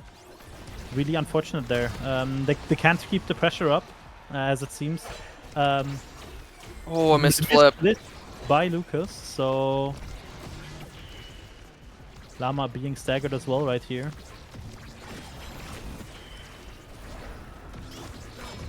Yeah, and being taken off the map by this EI rush, but Lucas with these abilities in the corner is looking for this barrier, doesn't really get it. It's a great clear out by Layfire. Layfire almost has his flip, being stuffed by the triple take. The slice and dice, slicing and dicing through that barrier. The EI rush into the top corner means that Lucas can secure this goal. Yeah, really nicely done. Layfire tried to get that flip to just be aggressive. Finny secondary just blocking him, and Kitpan having enough time to position himself to just completely wall Layfire away from getting that core out, and then losing the last barrier, and then afterwards losing the goal. So set point for ZZZ. They obviously want to keep that going. Want to play spoiler right here for KLB, and they would need to win this game to do that, and winning the third set really would help them get there eventually. But it's not looking to be the case right now, as the side of KLB is just being completely ruthless with so many attempts on the offense, and now Atta being taken off the map. And then the combo of abilities by Layfire and Lamacraft means that Lucas, even as the goalie goat he is, cannot defend that. Yeah. Unfortunate. I think that's just all three of the KLB roster being in that corner to just make sure that they get the goal, equalizing to the 2-2. So still anyone's game at this point. First barrier lost by KLB. Layfire really aggressive. He likes to do just like these really aggressive plays, going forward, basically being on enemy goal line, but is also a little bit vulnerable here. Still does lose barrier. Has no special here. Gets the core out in time for Llama to respawn, but we'll see if it's enough to defend this goal. Still 2v3. Yeah, we're going to be seeing a 25-second power play out of the side of ZZZ. First Scream Elves, or first Lamacraft, and then Scream Elves, and now they might not even get this goal, as they've been working for a long time for it, but the side of KLB has been defending, and once again, Lamacraft falls, means that ZZZ has another power play. The flip out by Atta, up to Kidpan. This offense continuing a great defense out by Layfire. The flip misses that bottom corner, and this defense is still going as the side of KLB does not want to fall here. And now, Lamacraft with a great strike means that that barrier can fall as well. Now we're going to the end of this third set. No barriers for either team. Lamacraft with the barrage secures it in the end. Itpan with the missed strike on that corner could be considered a Yotes angle, flipping right in front of the goal line and then hitting it into the side, not making the goal. But I do think was a little bit too far off for that one. Yeah, it was. And now the adrenaline rush being picked up by Era, not really wanting it to fall to any of the members of ZZZ, considering how much they've been killing. And now this Zentaro getting 1-2 punch just means that he has so much more damage. The Finny grabbing Reptile Remedy, probably to not give that to the Kai with Quick Strike. Although I would have loved to see this Deadeye on Finny. It is probably a smarter pick to deny that Reptile. Yeah. I do wonder if they could have just let it go through, get Asher that the next Stagger Awakening to like get more out of that Stagger and size everything they already have. But then again, like Reptile Remedy and Reverb don't give as much, I feel like, so understandable that I might not want to go for it here. But I think this Asher's build is really, really strong regardless, right? Yeah. With kind of all this size, all this damage, right? That's already there, and then the speed and the energy printing. Like, this build should be doing a lot of work. And let's see if Kidpan can kind of have that pan out for her. Yeah, a little bit not that known for Asher, I don't think. The bounce Alf house. is surviving. Yeah, Alv's barely surviving. Almost being taken off by the Slice and Dice, but it's actually the barrier that's being taken off this map. And now Ata and Kidpan both with flips means that they could send it in at any point, but no, it's a great strikeout by Lucas that finds that bottom corner. 1-2 punch red core in overtime. Yeah. Never more iconic duo. I don't know if I can, as Lucas does use that 1-2 punch to secure it in the end. We also do have Kazan, team player goalie. I suppose. See, that last game, maybe ZZZ didn't win for real, but they won in our hearts with the Kazan team player goalie. And, oh, Lucas might be able to find a win for real as they're actually grabbing that first barrier almost a second, and now the side of KLB is looking really low as they don't even have any energy to work with either, and a graze just by the barrier means that it doesn't fall, but the flip, Layfire, getting a Layfire angle into his own barrier. It's unfortunate for them. The disrespect on the kill by Elves. Flashing the team icon right before he gets the kill. Oh. That was Really good a attempt nice at that attempt from angle. Ata. Yeah. Unexpected for sure. Yeah, but I mean the side of KLB really has to work for this fourth set. Already being down a goal and now a barrier. With the brawlers on the side of ZZZ just kind of pushing up forward again and again. It's looking to be a little bit dangerous, but now they're stuck on this defense, right? They don't have much of a chance to convert into this offense that they really love, as now Lucas is being nearly taken off this map, has to burn this Oni's blade to live for the time being, gets taken off by the Maelstrom in the end, but this means that there is this power play favoring KLB, a great clear up by Ata right after that triple take finishes. Nice primary there, interrupting the flow of the offense. Still losing that barrier though. So we still have that possibility of just like, oh. That's a sad way to go out, right? You know, Llama getting the nice strike around Lucas. It does go up to Scream Elves, and right as the barrier beam hits him, he just slots it in. Yeah, unfortunate sour spot there. If he hits the sweet spot, he kills X, and that goal doesn't go in. Unfortunately, gets that sour spot. And does get taken out here as well, on the edge. Just a little bit too close, and gets finished off here from the power play. ALB also just relentless on that offense, just taking everything basically. Yeah, you know, KLB not letting ZZZ even have an inch, because they know if ZZZ has an inch with this KO comp, they will be taking that mile to go. And, ooh, Llama almost being taken off the map thanks to all the Finny damage. And the flip being taking Llama actually off the map. Tries to take the shot, but doesn't really get it as Layfire defends it. And now these brawlers on the offense exactly where they want to be.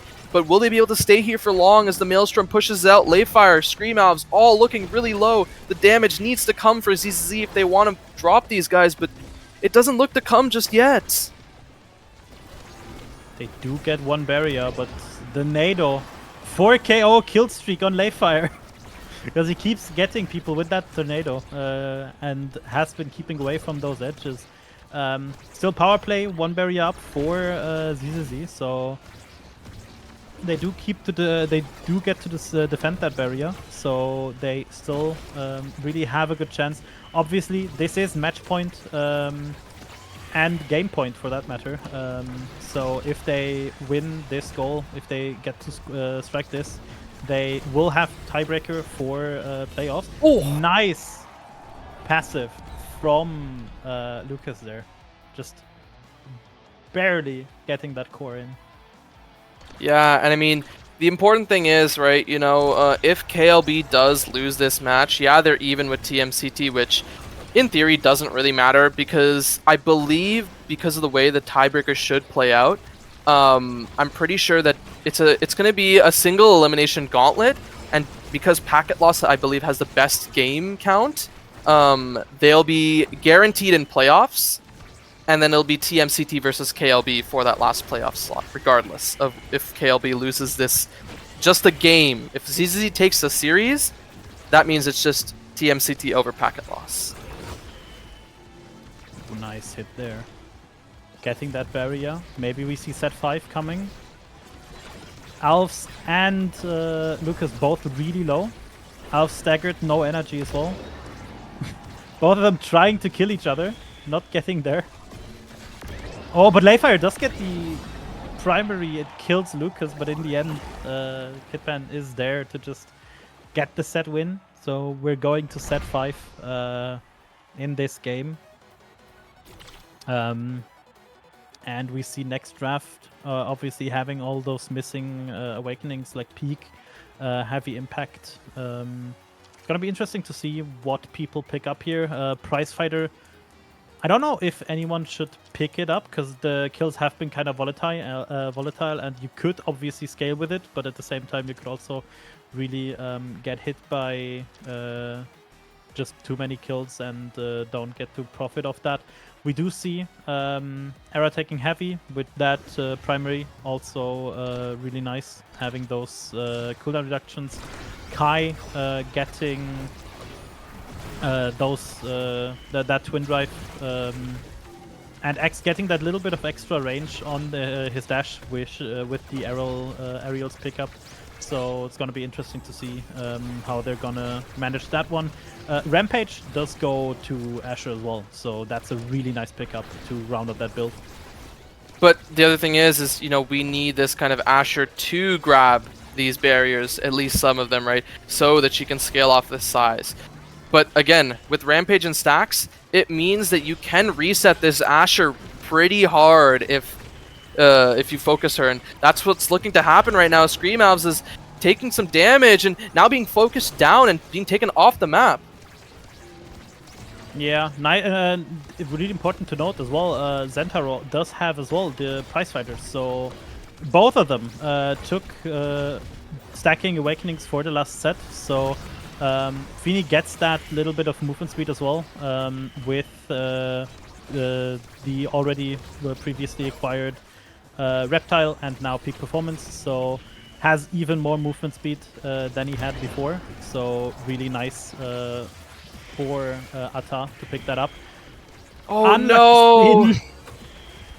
Yeah, it was about to be a really great clear up by Layfire, but the Bell Ringer means that Scream Alves isn't able to save it, and a great stall with the slice and dice by Lucas means that they do get this first goal of the final set. Well played by ZZZ.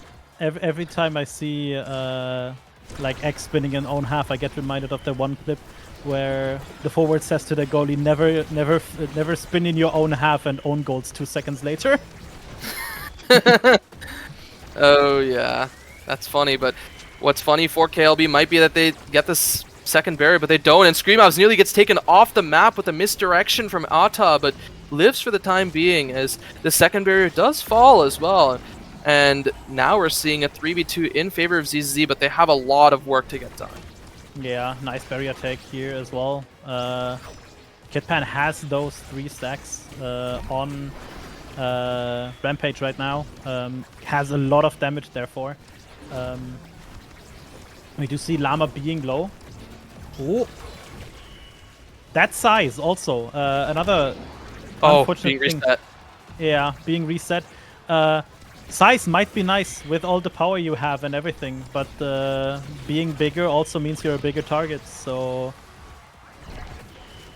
Oh, great clear out by Ata. Good patience with all those abilities, and now it's really making KLB sweat as they kind of need to win this point, right? They don't want to give 2 points over to ZZZ, and Scream Alves with the great bull rush rushes it into the side of... Ata barely missing that core with his primary, trying to just get the clear. And then just Scream really nice with that aerials extension. And on barriers right there, sadly. But we still are on 1 barrier each. Yeah, 1 barrier each, right? But the flip used by Layfire means that he won't have this for the defense, and being punished for it as that barrier does fall. A great angle there by Scream Alves into another great angle by the Bell Ringer. Sends it in. That is incredible. The goal opens, and the second the opening is just as big as the core, they get it in. Really nicely done. getting that match point right here again, just like last set. Last time, ZZ was able to counteract, so it's gonna be interesting to see if they can win this set again and take us to a game 3 or not. Llama being really low. Asher dying though, because she was too close to the wall. Oh my Llama god. being taken out by the primary. Yeah, that one primary, Tycho angling Llama off, and now the side of ZZ has this 3v2 for the time being. Kidpan with a great breakthrough gets that second barrier. Now Lamacraft is trying to push forward for this Finny. The misdirection, pushing it back. And the big finish, finishing off Scream Elves, and now Lamacraft also looking really low. Can Layfire defend this from the double brawlers on the side of ZZ? Lucas A flip, missed the flip. does take off Lamacraft, but now in this 3v2, once again, another power play. It just keeps going, more and more kills. The flip being used, intercepted by Lucas. The slashing strike finds it. Yeah, just an unfavorable position for Layfire. Because the primary from Zen, or the passive, I mean, has just that longer lasting hitbox than just a strike.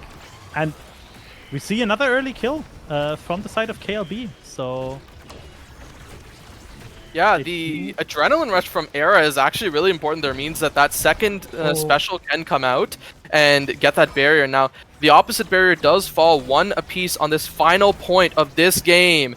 Win or lose, this is going to be a banger of a game. And now Kidpan being taken off with the flip is really tragic. Lamacraft getting that barrier. The flip out by Layfire. It sends it around the bottom corner. That means that KLB wins. And we are going to be seeing a 3-way tie for 3rd place. We do see a 3-way tie. Also 4, I do think, 6th, 7th, and 8th place with that game. Yeah.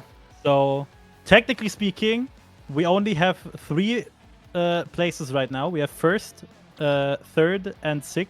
But sadly, just because we have 3 places doesn't mean we get all of the teams in playoffs. So that basically confirms, if I understand the rules correctly, that does confirm packet loss for playoffs right now, and also confirms that we get like a tiebreaker between TMCT and KLB for that 4th spot, and afterwards the tiebreaker for 3rd spot.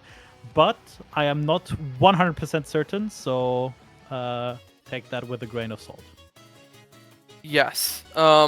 We do kind of have to get some information, from production, or really whoever's kind of handling this right now, to see who's really kind of qualified, right?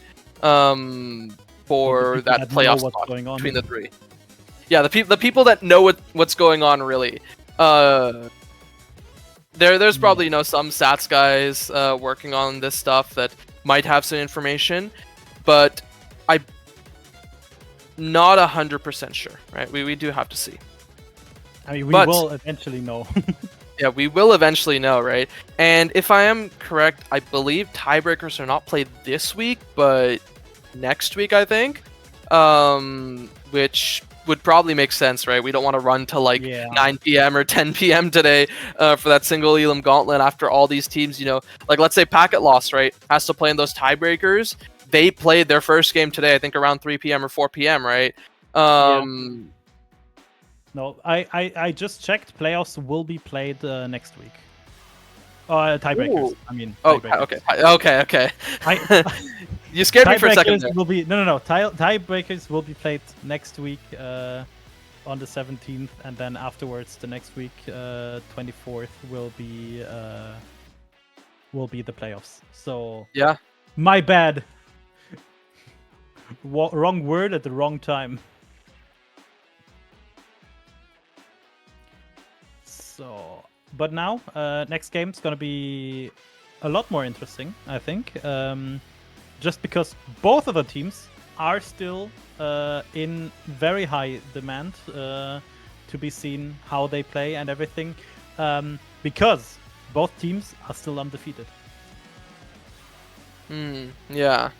Amy Haters did lose one game, a single one, Fierce Fury has not lost a single game, or a single map rather. So they both will be playing for first place due to the fact that they are both 6-0 right now, and whoever wins is going to go 7-0, perfect regular season, and whoever is losing will be taken down to 6-1.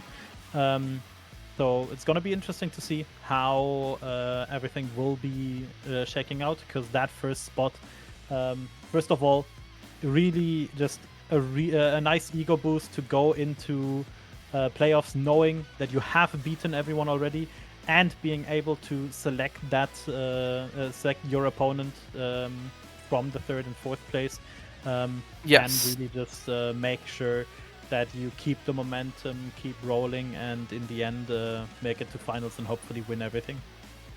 Yeah, and we are getting some information regarding tiebreakers, not in terms of who is where, but more rather kind of what is the situation of things and how it'll be structured, right? It's just that the seed 1 and seed 2 of this tiebreaker, you know, based on head-to-heads, whichever team that'll be, they'll be playing each other. The winner qualifies for playoffs. The loser has to play the seed 3, quote-unquote. And then that team, the loser will not qualify for playoffs, and the winner of that qualifies as well, right? Okay. But I believe, we yes. do tiebreak for 3rd and then for 4th. Yes. Okay. Yeah. That is correct. Although 3rd versus 4th doesn't really matter too much. It's just kind of making it so that one team in this tiebreaker does not really auto-qualify. That's kind of the goal of this, right? It's just to make it so that every team here has a chance of being eliminated. I mean, that's what you want from a tiebreaker.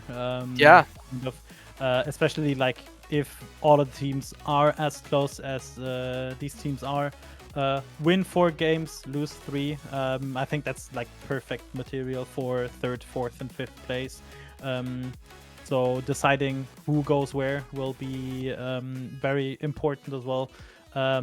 Also, just a little bit more information on the playstyle in recent times as well for whoever will end up being first, and then being able to pick their, in quotation marks, favorite team to be playing against. So will be interesting to see how that one goes in the end. But right now we're focusing, of course, to the last regular game we have in the regular season, which technically could be considered a tiebreaker, because whoever wins will be first. I mean, yeah, this Fierce Fury Army Haters game is definitely going to be spicy, that's for sure, right? The two teams coming in at 6-0, right? Ready to just prove their dominance in this regular season and show which of these two teams really is top tier. Yeah, we'll have to see, but I don't doubt that we're going to be getting an absolute show here, right? Fierce Fury not having dropped any sets to any teams outside of TMCT yet this season. Maps, not sets. No, sets. Sets? No, yes. They have lost sets. They have lost sets, no? Yeah, no, Fierce Fury has lost 3 sets this season, all 3 of which were to TMCT. Yeah, and Emmy Haters has lost 1 map in total, which was against Packet Loss. Yeah, and then they've dropped like sets here or there, but usually a lot of their series go like 3-1, 3-0 and stuff like that. Overall, Fierce Fury mathematically looks to be the cleaner of the two, right? But IME Haters, you know, they could pull something out and have what looks to be on paper an upset. I mean, honestly, both of the teams are really strong, just in general. Great players, great gameplay.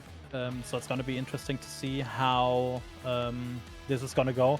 I don't think we know who is going to be playing yet. Fierce Fury is going to be playing with their main roster, and yeah, same goes for IME Haters. So this is going to be both teams at full strength. Okay, so we do see the complete roster, Fang, Zar, and Sake on Fierce Fury side, and Alex, Venom, Rekko on Amy Hater's side, which also should be noted. All three of them are Germans. All right. So, Yeah. Basically just them making sure that we are represented. As a German myself, I have to be unbiased, but you know that somewhere in the corner there's an Immaculator sitting around waving a small little Amy Hater flag. I'm just trying to imagine that in my head, and it sounds really hilarious. But yeah, we are getting into this map draft, right? Fierce Fury, Amy Haters. Are we getting Inkies, do you think? No. Aw. I love to see teams pick Inkies, but people hate playing Inkies. Okay. Alright, they might have been listening to stream, guys. No Inkies today. I mean, I'm pretty sure nobody in those teams likes Inkies, so understandable first ban, just to get that map out for sure. Gonna be interesting to see how the other bans are going to shake out. I do think we're gonna see Amy's app. I do think we're gonna see Atlas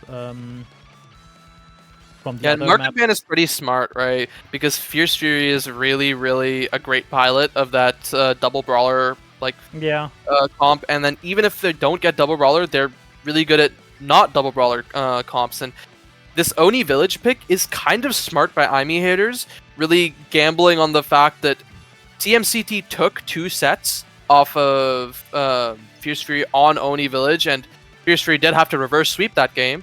They're hoping that maybe they can do the same and then go a little bit further and just take the win. Yeah, we do see Oni and Taiko being picked, so one of my predictions has to be wrong. At this point, I just hope both of my predictions are wrong, because that would be funnier. Atlas being picked off here by Fierce Fury, getting just that potential tiebreaker of the third map, or just deciding map, getting that out. I do think makes sense for Fury. I don't think they have played that much on Atlas. Probably not a map they heavily want to focus on. And Amy's app gets banned in the end, so perfectly predicted which 2 maps aren't being played. Obviously, I was aware of that, and just predicting what maps will be banned. Copium. Yeah.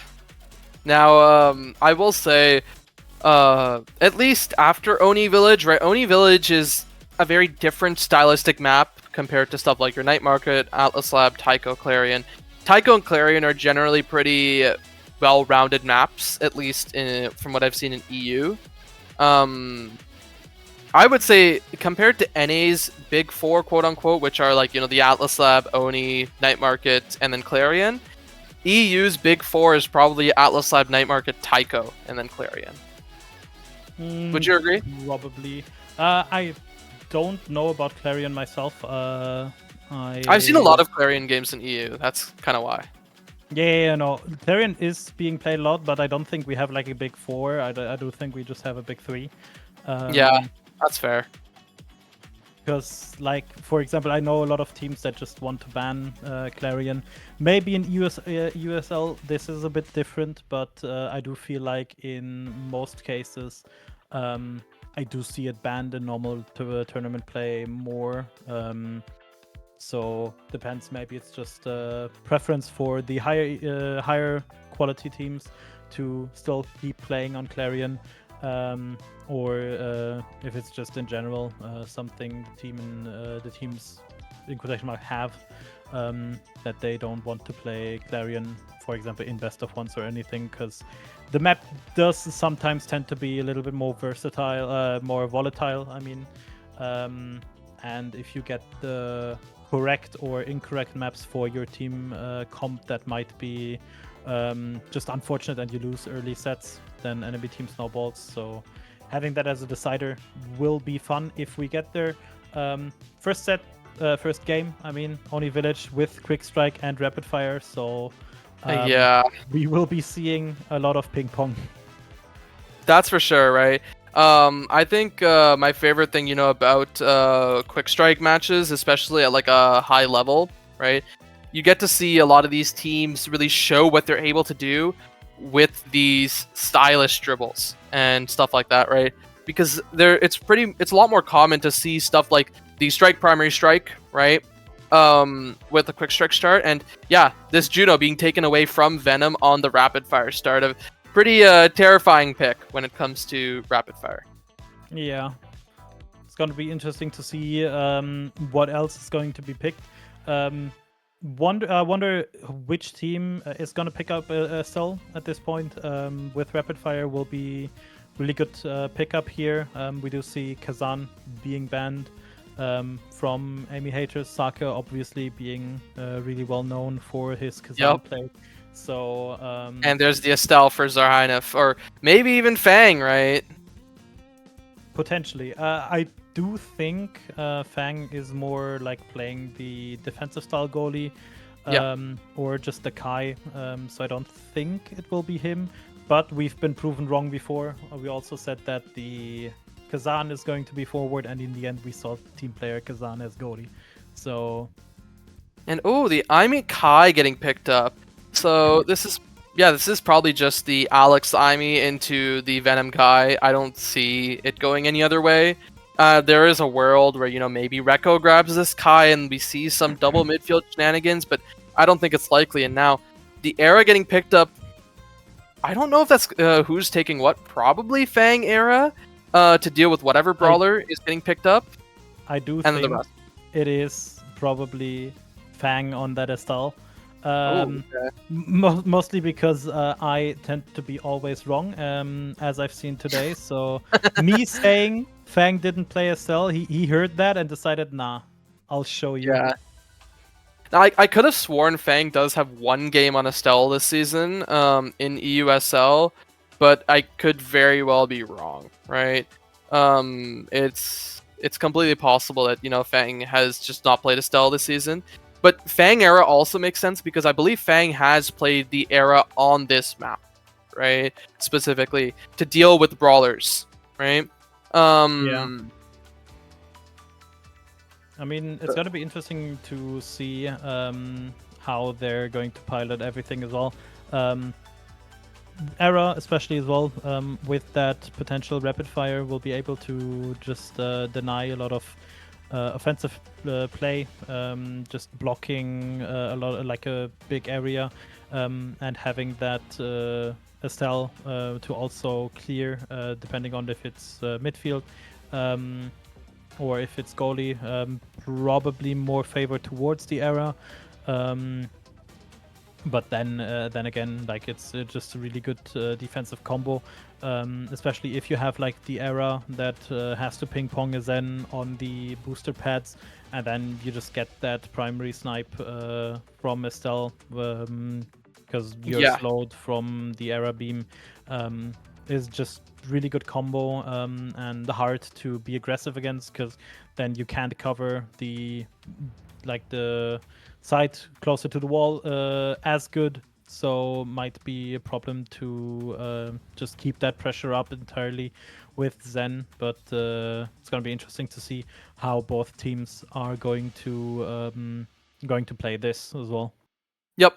I mean, Estelle Rasmus is a really great combo on Oni Village, and I mean, really so is Kai Zentaro, because Kai and Estelle kind of dubbed as the king and queen of Oni Village, right? That's just a title I made up right now, but those two are really, really good picks on Oni Village and kind of the duo of best midfielders, in my opinion, and being paired with really great brawlers on Oni Village, being Rasmus and Zentaro.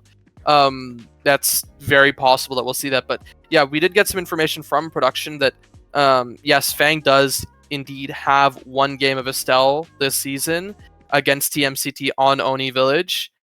This was the game, where they did drop 2 sets. TMCT then got reverse swept. But yeah, no, it looks to be the Fang Era, right? Fang Era, This is definitely gonna be fun, right? And we did see this Era goalie being picked up on Oni Village. A great answer into a lot of brawlers just means you can shrink them, right? The brawlers now have really no chance to play the game they want to play. So yeah, with regards to gear, right? Not surprised. It's a full quick strike start. That thankfully means for like this Rasmus, or sorry, this Estelle, this Kai, this Centauro, this Era. All of these characters, they really love that rapid fire, and now it's just going to be back in the draft for them. But yeah, both teams taking, you know, one barrier apiece, right? Now, IME Hitters taking their second barrier. This Era not really great defensively, and a great series of plays coming out as Rekko said almost managed to secure that goal, but for the time being, there is a little bit of hope for Fierce Fury, and this flip doesn't even need to get used as Venom Yami with a great shot from that midfield.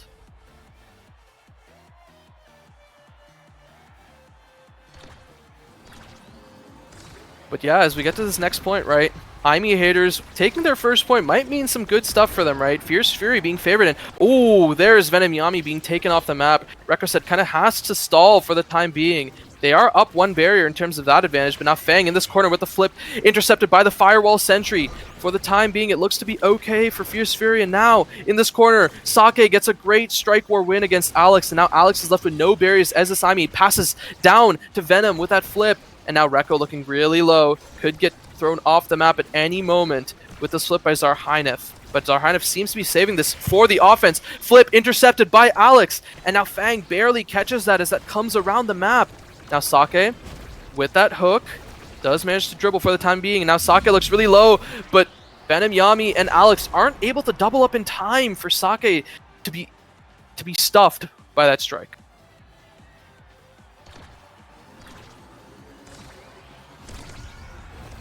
Alright, as we get into this next point, right, great series of offenses by the side of Fierce Fury, and now Sake with this flip is just waiting for this Firewall Sentry to go away, but doesn't really go away for the time being. Yeah, and we do see the offense coming in here, trying to get that tornado to block off one of the clear paths. Sadly not being able to keep that core in the offense, and we see on both sides again just one barrier being dropped more or less, because on Oni you kind of can't defend both barriers at a reasonable level. Yeah, especially with goalies like Era and IME, it's a little harder. And a great flip out by Fang means that Venom Yami doesn't really get that goal. And oh, the flip from Zarhynef stuffed by Rekko. Venom sidestepping and living for the time being, taken off by the Whiplash. Both midfielders dropped, and now we have a goalie and a brawler apiece. But most notably, Rekko now falls as well with a great pendulum swing from Sake. Now Alex has to defend this with the Firewall Sentry. Oh, they don't have anywhere to send it! The Firewall Sentry blocks off their only chance to clear! He kind of blocked himself there, a little bit unfortunate, but what can do? He just had to use that barrier, the turret defensively, because he was alone, and then afterwards the flip sadly couldn't defend the goal. Again, we see early barrier drop now, and just Fierce Fury being on that offensive like relentlessly right now. Yeah, but IME Haters looking to show that they have a pretty solid defense, right? They can hold for the time being, right? It's not just Fierce Fury's game. And most notably, one thing I just realized right now after I didn't see it, it's actually the Alex Momentum Boots IME, right? I looked at that earlier and I'm like, wait, there's no eject portal. And yeah, no, it is just the Momentum Boots IME. I mean, it's gonna be interesting to see. Oh, this could be the set. Ooh. Did we Not get to yet. defend that? It's gonna be interesting to see if we see Walk of Shame then this game. If we have the Amy having no eject button, so It's gonna be possible interesting to see. it's possible the IME might not play for Dash Awakenings because of that, right? Because they are playing this momentum.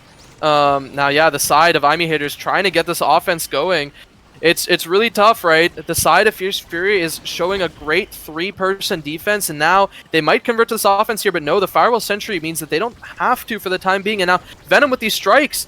Oh, the flip intercepted by this glitch pop, and now Alex is on this defense against Estelle, against Rasmus, burns this flip, doesn't really have anything, and the Whiplash secures the first set in favor of Fierce Fury. Yeah, really unfortunate defense there. No place for Alex to play. Really, I mean, there might be a world where he gets like a funny wall play, but I don't think that one was defendable at that point. Yeah, now this Era goalie getting Twin Drive, right? Able to more often provide this speed. The explosive entrance being denied from Zentaro, and also just a good pickup for Estelle, you know, being able to jump around the map. But the Zentaro still gets heavy impact. And now, with Alex getting Glass Cannon, this is a very interesting pickup, right? Typically, you see the IMEs pick this up for, you know, jumping in, damaging, and try to knock someone off the start of the round. But Alex is really just picking this up as, like, extra speed for him. And now, it just gets popped by that piercing shot. Yeah. It's going to be interesting to see how Alex is going to pilot this, honestly, because Amy, we basically only see Amy with that eject button, and I mean Oni does lend to be a map where you can go a little bit more aggressive due to the side pads or side boosters. Just having that a little bit more movement speed that you can take. So that walk of shame in quotation marks doesn't take as long, but it's a run of shame. It's a run of shame on Oni, yeah. Yeah. Oh, a great cyber swipe means that it's actually saved, and Rekko takes the barrier and kills Fang. But now, with a great flip out by Zarhynef, it means that they have a little bit more time, but it might not matter as Rekko just keeps the offense going and slots it in with a slice and dice. Perfect placement there in the corner, just gets the core on the one place. Zar can't defend, so him just getting scored on there. Just really nice, well done by Amy Haters.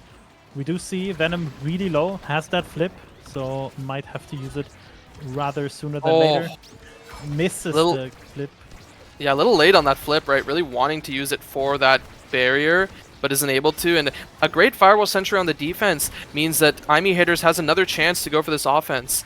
And Venom Yami continuing to win these strike wars against Zarhynef with this Kai just shows that this speed is so valuable, but it might not be that valuable when the side of Fierce Fury keeps clearing. But no, this great hit stun from Alex, from Rekko, do manage to get that second barrier, and now Alex and Venom trying to push it down this bottom side and hope for this barrier. A flip out by Fang, actually waited for, and it almost gets cleared, but a great slice and dice from Rekko intercepts it. A little bit unfortunate there from, I think Fang was it? Not sure if yes, or Zar. Hits the bottom wall, so it bounces up to Rekko. So maybe that's why they couldn't defend that one. Looked really nice, but in the end they still get the goal. Early barriers as well here, so it's gonna be interesting. Nice. Oh, that was dirty by Rekko. Nice flip. All I'm gonna say. Yeah, just slotting it right between both members of Fierce Fury, right? Not giving them any chance to react. Or really just both of them thinking that the other one has it. And now being first up in this draft, he gets his pick of the litter, and it probably will just be the Rapid Fire picked up for Rekko. Yeah, Rapid Fire picking it up away from Era as well. Really nice. Prime time still up. Don't think Era's gonna mind that reduced damage really, but still it's gonna be a really nice pickup. Deadeye as well for Kai. 1-2 Estelle, just can keep that core a little bit more forward, and Sake opting to take that Adrenaline Rush. So if we see kills, he's gonna be I think we will. The most. I mean, yeah, we will eventually. But like Oni is not the map where you see that many kills. So well, that's the thing, right? Because Sake has been able to find a lot of these cheeky pendulum swing kills off the map, right? Where people are just standing in pretty unfortunate situations, and he does find them. And now Rekko is looking really low, but it might not matter as IME hitters are taking both of these barriers. Yeah, and you kind of just saw right there exactly. Ooh, nice one. Perfect placement, and Virage just makes sure it goes in.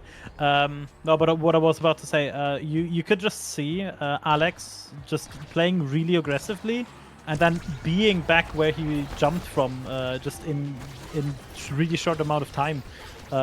Just shows how much that movement speed on this map matters on being able to get that momentum boost instead of the eject button. So basically more consistent movement speed as well, because you do have like secondary more often, but you're not using secondary off cooldown as a goalie like the entire time. So technically speaking, you don't get the perfect amount in quotation marks on that eject button. And really, speaking of cooldown, right, Alex also has this Orb Ponder, right, which is going to be really crucial for this IME, especially since it's a momentum. I mean, oh, a great Rose Warp means that Fierce Fury does actually secure that second barrier, and a good setup by Zarhaina finishes off that goal. But yeah, that Orb Ponder, right, Alex has been using that Orb Ponder pretty well to keep these cooldowns almost always online. Yeah. I was a bit surprised there that they got scored on, because Rekko flipped defensively, and instead of hitting the core, he went for the kill on Sake, but didn't get it, and then just lost in the strike war in the end. So a little bit unfortunate there. But Zar right now being really low. And actually, I'm pretty sure takes off Venom with that flip, right? And now the side of Fierce Fury is looking pretty good, right? Oh, a great glitch pop. Saves it for Alex, and the patience just means that they get to clear it off, and now Zarhaina nearly taken off the map. Finally taken off the map by Venom. And now this offense needs to get this barrier, right? Venom, Rekko, Alex has to work as a team against Fang and Sake, but doesn't look like they'll be able to, as the side of Fierce Fury defends so well and buys enough time for Zarhaina to make it back. And now, the Firewall Sentry, the Death Touch pulls it out of it, and that's what allows Sake to score. Getting that 2 goals in for this second set as well. So Fierce Fury, even though they did lose a little bit of that power in the with that knockout, they still managed to get that goal in. So still being good. We do see a lot of damage coming out from Rekko and from Venom here with the support from Alex, but not as many kills as you can expect, because obviously it is Oni, so killing will be a little bit harder with all the movement speed. People have to dodge skill shots and everything. Zar is low again, has to be careful here to not get killed off by Venom or Rekko. Venom uses that flip offensively, but doesn't get the goal, and Zar does die in the end. And Sake has to use his flip defensively, means he doesn't have this for this next defense. A great flip out by Fang, but it's interrupted by the Oni's blade, and Venom secures it in the end thanks to the help from Rekko. Yeah. Just really a great show of teamwork. Yeah. We're in set 3, and we can already see everyone almost being like leveling up to level 10. So that's just we see a lot of things happening at the same time. A lot of passes, a lot of aggressive plays. So that's just really nice showing from both teams here, playing for that first place of course, and both of them really show that they're cut out for it, and we're gotta see how this continues. We are on set point for the third match, third set. It's gonna be interesting to see both barriers. Oh, and that's the way it ends. Sake with a nice primary. Yeah, gets barely enough time for the gates to open. The exact same area that he needed. Yeah, and I mean, Zarhainov with the perfect flip, right? It looked like Alex was going to be able to cover any shot from Zarhainov, but he just threads it right past and is rewarded for it by the hot shot. and now this Castellas getting picked up as really a deny away from Era. I think Alex would have really loved to take the double orbs, but just has to let that Castellas not fall to Era. Otherwise, you know, the side of IME haters really won't be playing the game when they're on offense. Yeah, we already see the twin drive coming through. Castellas twin drive basically just makes it so they don't have any downtime on that secondary. With the Chrono, is still gonna be a little bit annoying. Nice kill from Rekko here on Zar. So that hot shot right now. That hot shot right now not having that much impact. Yeah, that's for sure, right? And I mean, the side of IME haters really good with their offense, and as I say that, Rekko kind of flubs the flip there. Now, Sake trying to go on an offense of his own, the Firewall Sentry being dropped just to keep that away from that bottom side. But Sake looking for some sort of way to converge on this barrier alongside Zarheinef. Zarheinef working this corner really well, stops the flip, but Venom Yami has another flip in case he needs it for this offense. And he might be pushing up with it, almost gets taken off the map. Into the corner, flip, that's the barrier. But Sake has a flip of his own, and then a barrier of his own with that flip, and a glitch pop is poorly timed, allowing Sake to capitalize. Yeah, that was a lot of strike wars, and none of them were won, I feel like. Both teams just keep the core at the same spot, just with both abilities and everything. Both barriers die in the end, and then we get to see Fierce just having that nice pressure with their abilities, getting that goal. Zar again, really low here, but doesn't seem to be dying quite yet. Rekko doesn't have abilities right now, misses the AI rush as well, so Zar stays alive, gets the orb, and is back to the non-staggered state. Yeah, living for the time being, right? But Alex almost has his flip. Fang actually has his flip in case he needs it for this defense. But he might need it pretty soon, right? As IME haters is just consistently pushing forward on this offense, and they don't look to be anymore, right? As the side of Fierce Fury takes that away. And oh, the flip being burned means they don't have it for this offense from Rekko. Really nicely done by Rekko there, getting the flip, and then the goal still has his own flip. So energy economy right now looking heavily in favor of IME haters. So one flip gone by Rekko. So it's going to be interesting to see how it's going to affect. Both barriers still up. Zar has flipped as well. So no flips beside the one from Alex right here being up. And as I say this, he flips to defend the second barrier. Yeah, if he didn't flip there, probably just follows down and goes to the second barrier, the glitch pop, keeping it forward, the Oni's blade being burned as well, but nothing really to be found just yet, except maybe Zarheinef, right, after all this damage. Does grab this orb and is going to be unstaggered really soon. But Sake is just working in this corner alone, and he doesn't even need the help of Zarheinef as he gets that barrier with that flip. And now, Fierce Fury looking to get their second goal of this fourth set. Venom Yami almost being taken off this map, has this flip in case he needs it in this corner with this offense. Oh, Alex doesn't have this glitch pop anymore and is punished for it as Sake finds the perfect pendulum swing into the bottom corner. Yeah, really nice positioning there. Gets it basically in the only corner that Alex can't defend here. So really unfortunate. And loses first barrier here as well in that in this set, which will decide first goal. We do see as well a Adren Rush being procced here from Sake. So he does have those abilities again and just keeps up the pressure. Really nice. Yeah, this could be it, right? The side of Fierce Fury converging into this top side. Fang just supporting them behind. The Maelstrom not really getting anything, and now he's on the defense. Dribbles it once, sends it up. Venom Yami does get that first barrier, and now Alex has to cyber strike bottom side. Firewall Sentry dropped defensively. Alex living for the time being. The Oni's Blade does get that second barrier. IME haters need to look for this. The EI Rush, the Barrage, everything dropped as it secures it right past Fang. Really nice stun there from Rekko, getting on Fang.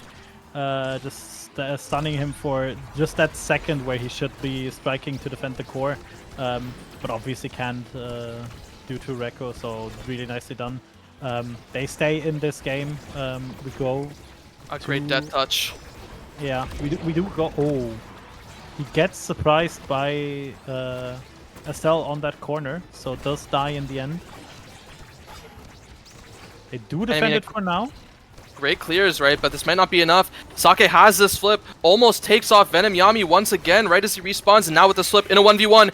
Defended by Alex. Alex almost has this flip. The flip burned by Rekko defensively. Doesn't have this for this offense anymore. Now Zarheinif is converging in this corner with a flip of his own. A great clear down by Rekko said, buying time for the time being, and now Venom Yami looks for the offense. The flip burned by Zarheinif, keeping this offense going for them. But it just falls back for the time being. Fang has a flip, ready to use it. And Venom Yami is looking really low. Any sort of damage could fall. The flip burned by Alex. The Oni's blade actually catches it, forcing Alex's flip to be wasted, and that's how it ends, as Zarheinif secures it in the bottom side. Yeah. I think Rekko's gonna bite himself for that one. Basically stop the clear. Alex being able to save the situation, but then just has to clear it into the Estelle and get scored on for that 1-3 victory for, or 3-1 victory for Fury in that case. So we are going into the second map with the advantage to Fierce Fury, and if I look at those numbers that I'm seeing right now, the game was really close. Yeah. But like the crucial strike wars and everything, and ability usage just really nicely done by Fierce Fury. Also, with like these perfectly precise goals that just hit right in the corner.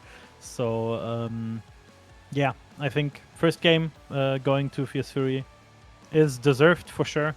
But keep in mind, right, this wasn't really, yeah, it was 3-1, and on that note, Fierce Fury has dropped a set to their second team this season, right, which is IME Haters, which in theory should have been expected considering both of these teams are sitting at 6-0.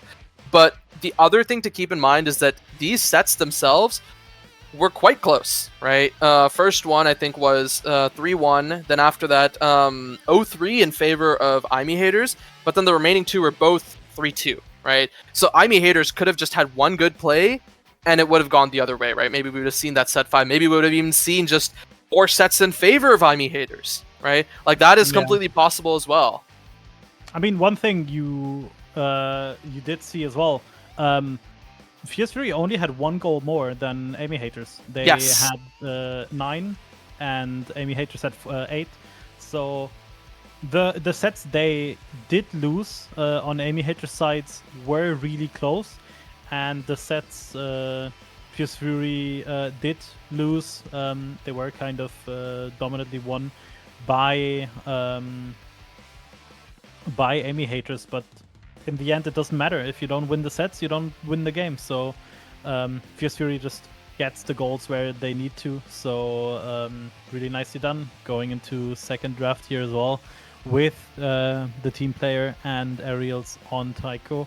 Will be interesting to see. Do you think we're going to see another Kazan right here? I think, okay, not Kazan goalie, but I think Kazan forward might be seen, but with the way things are going, right, if this Juno's banned, right, and then, you know, whatever's picked up, whatever's banned here for IME Haters, we could see a Zentaro first pick or Sake, who's, you know, always looked really clean on it, or even just the X, right, a great pickup for these corner shoves. And no, that X is taken away from Sake, right, it means they won't have it. And, oh, the IME first picked. Yeah, IME with that Aerials as well. This is probably for Zarheinif. Yeah, I mean both pickups here. As Starter Awakening is really good for Amy, so makes sense to get that pick early. We do see still the potential for an Era Asher, for example, being picked up, but then again, Awakenings don't really favor that sort of team. I would say Kai being picked up makes sense. Can also profit from both of the trainings, then we do see. And there's the Asher. Yeah. So it's gonna be interesting to see how this one's gonna continue being drafted. Yeah, I think the final pick of this draft, okay, yeah, there's the Atlas, and we're probably going to be seeing like a Zentaro or Kazan here. And the final pick, I think, might just be a Luna, most likely. I feel like Alex might just pick up the Luna. I can no longer see draft. Oh? My stream has crashed. Wait a second. Continue talking. Yeah, okay. While I fix So, this. So Aimi was picked, right? And then we had Kai Asher following. Atlas picked up for Fierce Fury, and then Kazan also picked up for Fierce Fury, right? So we are going to be seeing that Kazan. I am genuinely interested to see if Sake will just pick this team player on Kazan forward. Because, yeah, Aerials is, like, decent for dash range, but it's not Gigabyss, like a Rapid Fire, or a Prime Time, or something along those lines, or just something for damage. You could just see the team player, and they play a lot more of those passes. Yeah, now that I do see draft again as well, we do see the Estelle pick coming through. Makes sense as well. Just having those ranges on the secondary, on the special, lends to just having a lot of control as well. Asher does want to keep it like on the enemy half, and Estelle can really support that playstyle well. So makes sense for Estelle to be there as well. So nice pickup in my opinion from Amy haters, and as well from Fierce Fury. Fang on Atlas is probably one of the most famous goalies he has played. So makes sense to go for that just to be certain that they can close out the sets here. And yeah, speaking of which, right? This is, I believe, Aimi Hater's second Estelle game this season, right? I believe the last time was, Venom Yami picking it up against Packet Loss in week 2. So we might just see, this Estelle picked up again by Venom Yami, or it could just be an eject Estelle for Alex. But I think Alex is very, very comfortable on this Kai. Yeah, I mean, honestly, I do think pretty much everyone got a character they feel really good on, really comfortable on, especially Fang and Sake. Sake being like known for that. Kazan has played a lot of it, has destroyed a lot of people on it as well. And then again, like Alex as well on that Kai. It's just a good goalie, and Alex is also like probably one that has piloted one in one of the best ways I've seen ever since he started to play. So it's going to be interesting to see how everything will shake out in this game. Yeah, and we are kind of seeing, right? Sake's Zarheinef and Venom picking up the aerials, everyone else going team player, right? This means we won't be seeing any team player Kazan shenanigans, unfortunately. But we will be able to see some fun stuff from the dash, and a great clear out of that Firewall Sentry means that the side of Aimi Haters has some respite, but maybe not for so long, as now Alex is left to do a walk of shame as that barrier drops, and now Sake mixes up Alex, doesn't actually get that goal in the end. A great clear out by Alex and Rekko, and it's not enough as Sake is so patient with the strike. That was probably one of the best defenses we've seen. Unfortunately, in the end, Sake just gets the core in anyway, but still really nice patience, really nice ability usage from Amy Haters here. But in the end, sadly, they lose the first goal of the game. Get to be on the offensive right here. Zar doesn't die, also doesn't even get staggered due to the Atlas ult, so really nice here to not have the danger to be just tycoed and knocked around. Yeah, but now Venom is actually looking pretty low on the opposite side, means they can't really stay and defend that bottom corner. Zar as well, both midfielders taking a lot of damage, and now Sake has the slip on this offense. It's just trying to use damage on Venom to just take him out of the picture. And oh, Zar is eliminated by a great piercing shot, and now there's a power play in favor of Aimi Haters. A great pass up to that top corner. Venom misses the pass, but still hits the barrier anyway. And now on this offense means that Fang has to burn this core flip, and with the missed strike means that Alex does lose that barrier. Now, if Sake gets one good hook into a strike, that's the shot with the core flip. Alex a little too slow on the trigger. He didn't even need the hook. He was just that. He was just that good. No, but Sake just being in the perfect position to flip there. Alex, after Sake's flip being knocked back a bit. Venom really getting damaged here. Is able to pick up that orb though. Yeah, but he's still basically dead on arrival. Basically, yeah. And now that barrier being taken, damage on Venom, dodges away from the top spin, but isn't able to dodge from the combo by Zarhainef, and now Alex doesn't really have a flip for anything, and Sake's Kazan just putting in so much work as he gets another goal, and now gonna be rewarded with MVP, I believe. Yeah. I mean, honestly, like, this game, what Sake has been done already, really nicely done, pretty much in all regards. Just gets these strikes where they needed to. The one flip to get the goal as well. Just really nice. Gets the Colossus as a reward. Probably also one of the better trainings for him if he gets the size to go forward. Yeah, now we have a pretty big win here, right, for the side of Fierce Fury in that draft. Kazan getting more size, right?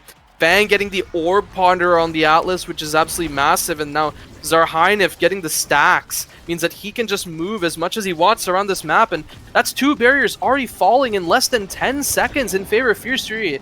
And now that stacks is reset, but can IME haters get any barrier here? That's 1, that's 2. A great play out by IME haters, the team player not prepared for, and oh, Alex almost loses that goal, but for the time being, it looks to be okay.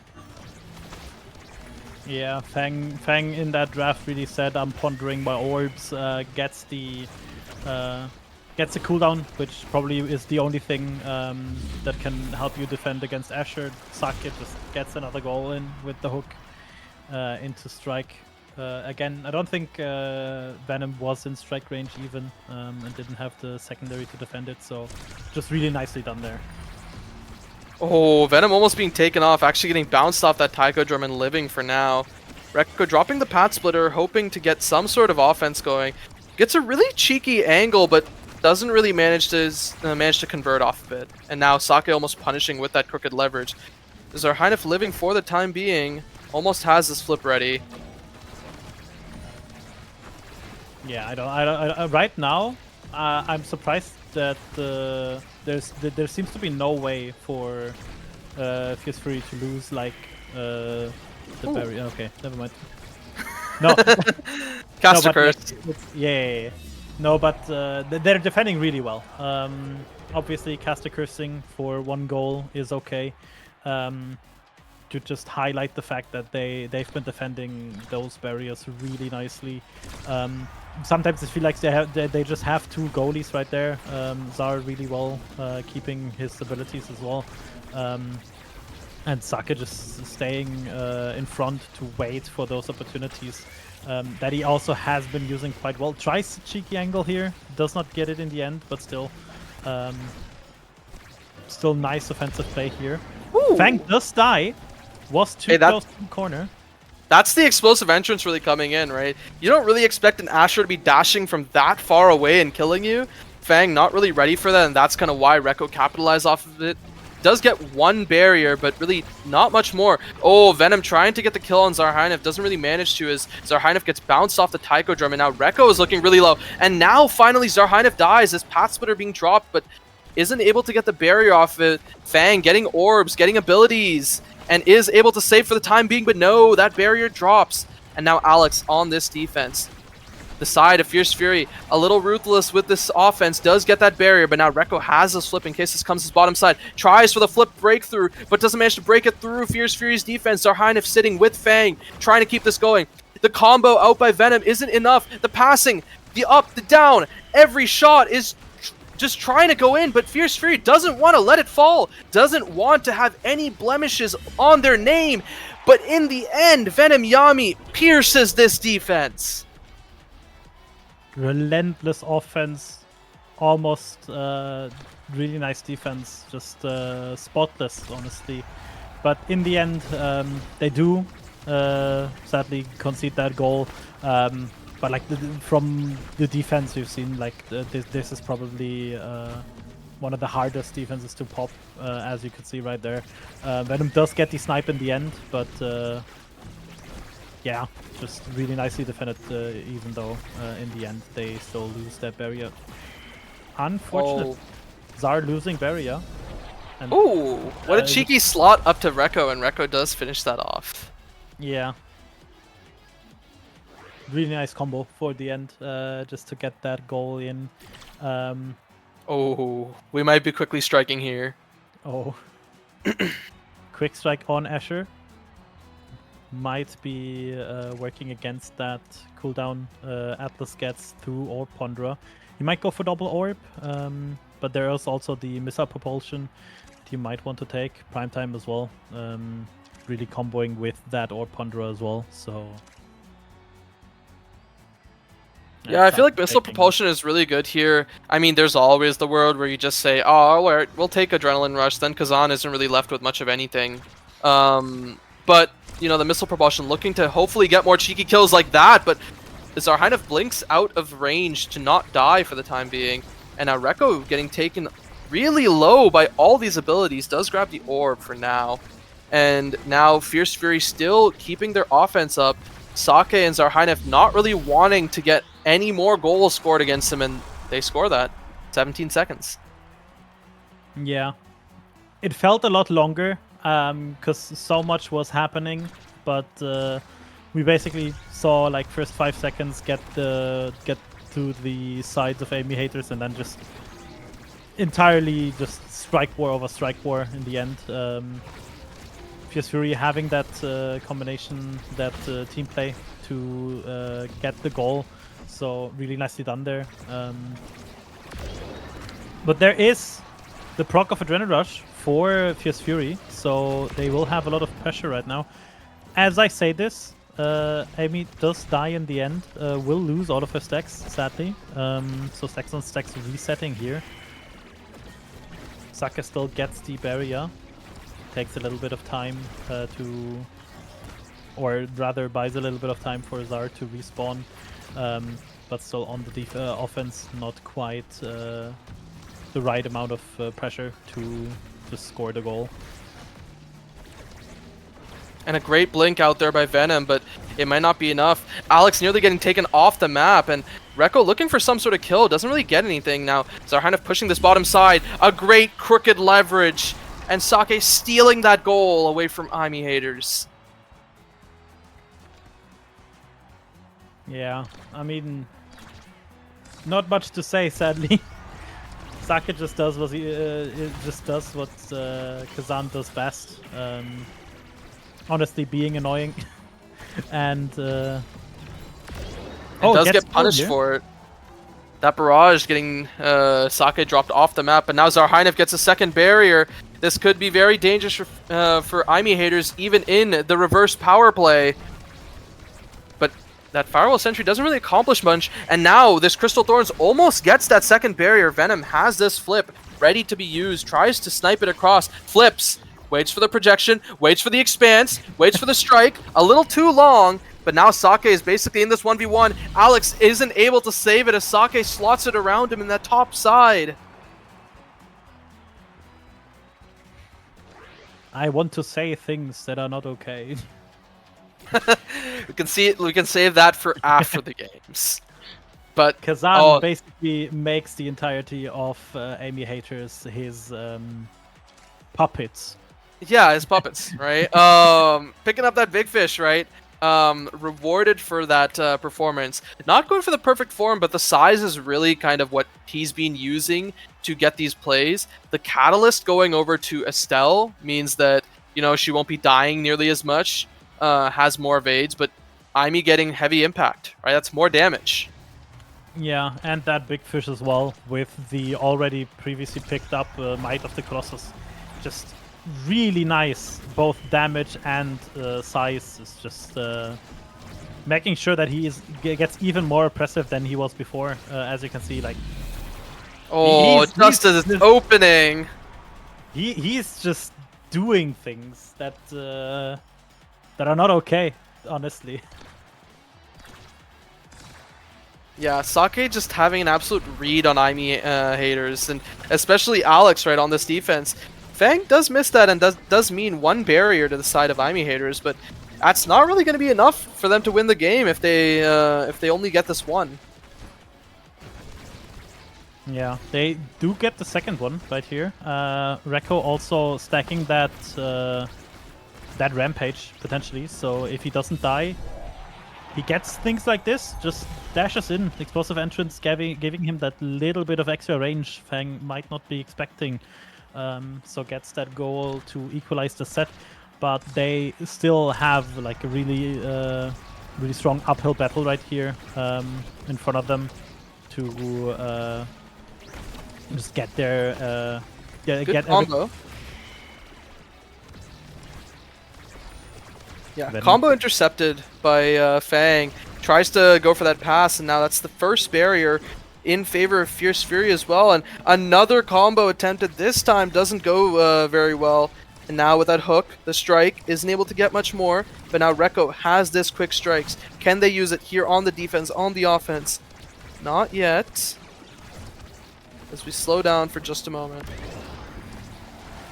As you say that, proccing Adrenaline Rush, killing Venom right here with the Kazan. He does die himself. Oh, and a great eject back. Means that Fang slip doesn't really do much either. And good striking out by Venom means that that does get the barrier. And a great stun out by Rekko means that that goal does go in. Yeah. I mean, you do see how much Sake is doing for their team. Like, the second they lost Sake, MEH just can just play that much more aggressively, gets basically everything done that you want to, and then they get the goal, because they don't have to worry about just Sake being oppressive on their side. Get one barrier here right from the get-go. Sake trying to get second barrier, but doesn't even really go for the core, just goes for Alex. He's already half life going through the stages right here. Oh, thanks to that taiko drum, right? Venom stays alive for now. And now this Firewall Sentry being dropped. 2 flips for Fierce Fury on this offense. It does bounce off that barrier. Now any pass to Sake means that this goal could go in. Sake might just save the slip for the kill. Doesn't actually get it. The crooked leverage. Not enough. And then that's the Celestial Expanse. A little late means that Venom's Rose Warp secures it. Yeah, we're going to set 5. Rekko getting that MVP spot, so a lot of things you can pick up, you want to pick up even. Rapid fire, extra special, great pickups. Maybe the bulk up to stay alive for a little longer. Yeah, Reptile would also be quite nice to just like have that little bit more regen, as we see being picked up from Venom, who also has 2 other Stagger Awakenings already. So getting those 3 Stagger Awakenings really does nice things for him here. Extra special from Alex, getting that one in also doesn't hurt. However, Sake does get 1-2 punch, so his course will be going fast. Yeah, and I mean, you can see Venom is moving fast, has these cooldowns, but it might not matter with the Firewall Sentry getting that second barrier as well. But the side of IME haters is defending for now, as a lot of abilities are being used by Fierce Fury. A lot of strikes missed there by both sides, really. And, oh, it's a stray glitch pop that sends it right past Alex. I didn't even see the glitch pop. Alex probably didn't as well.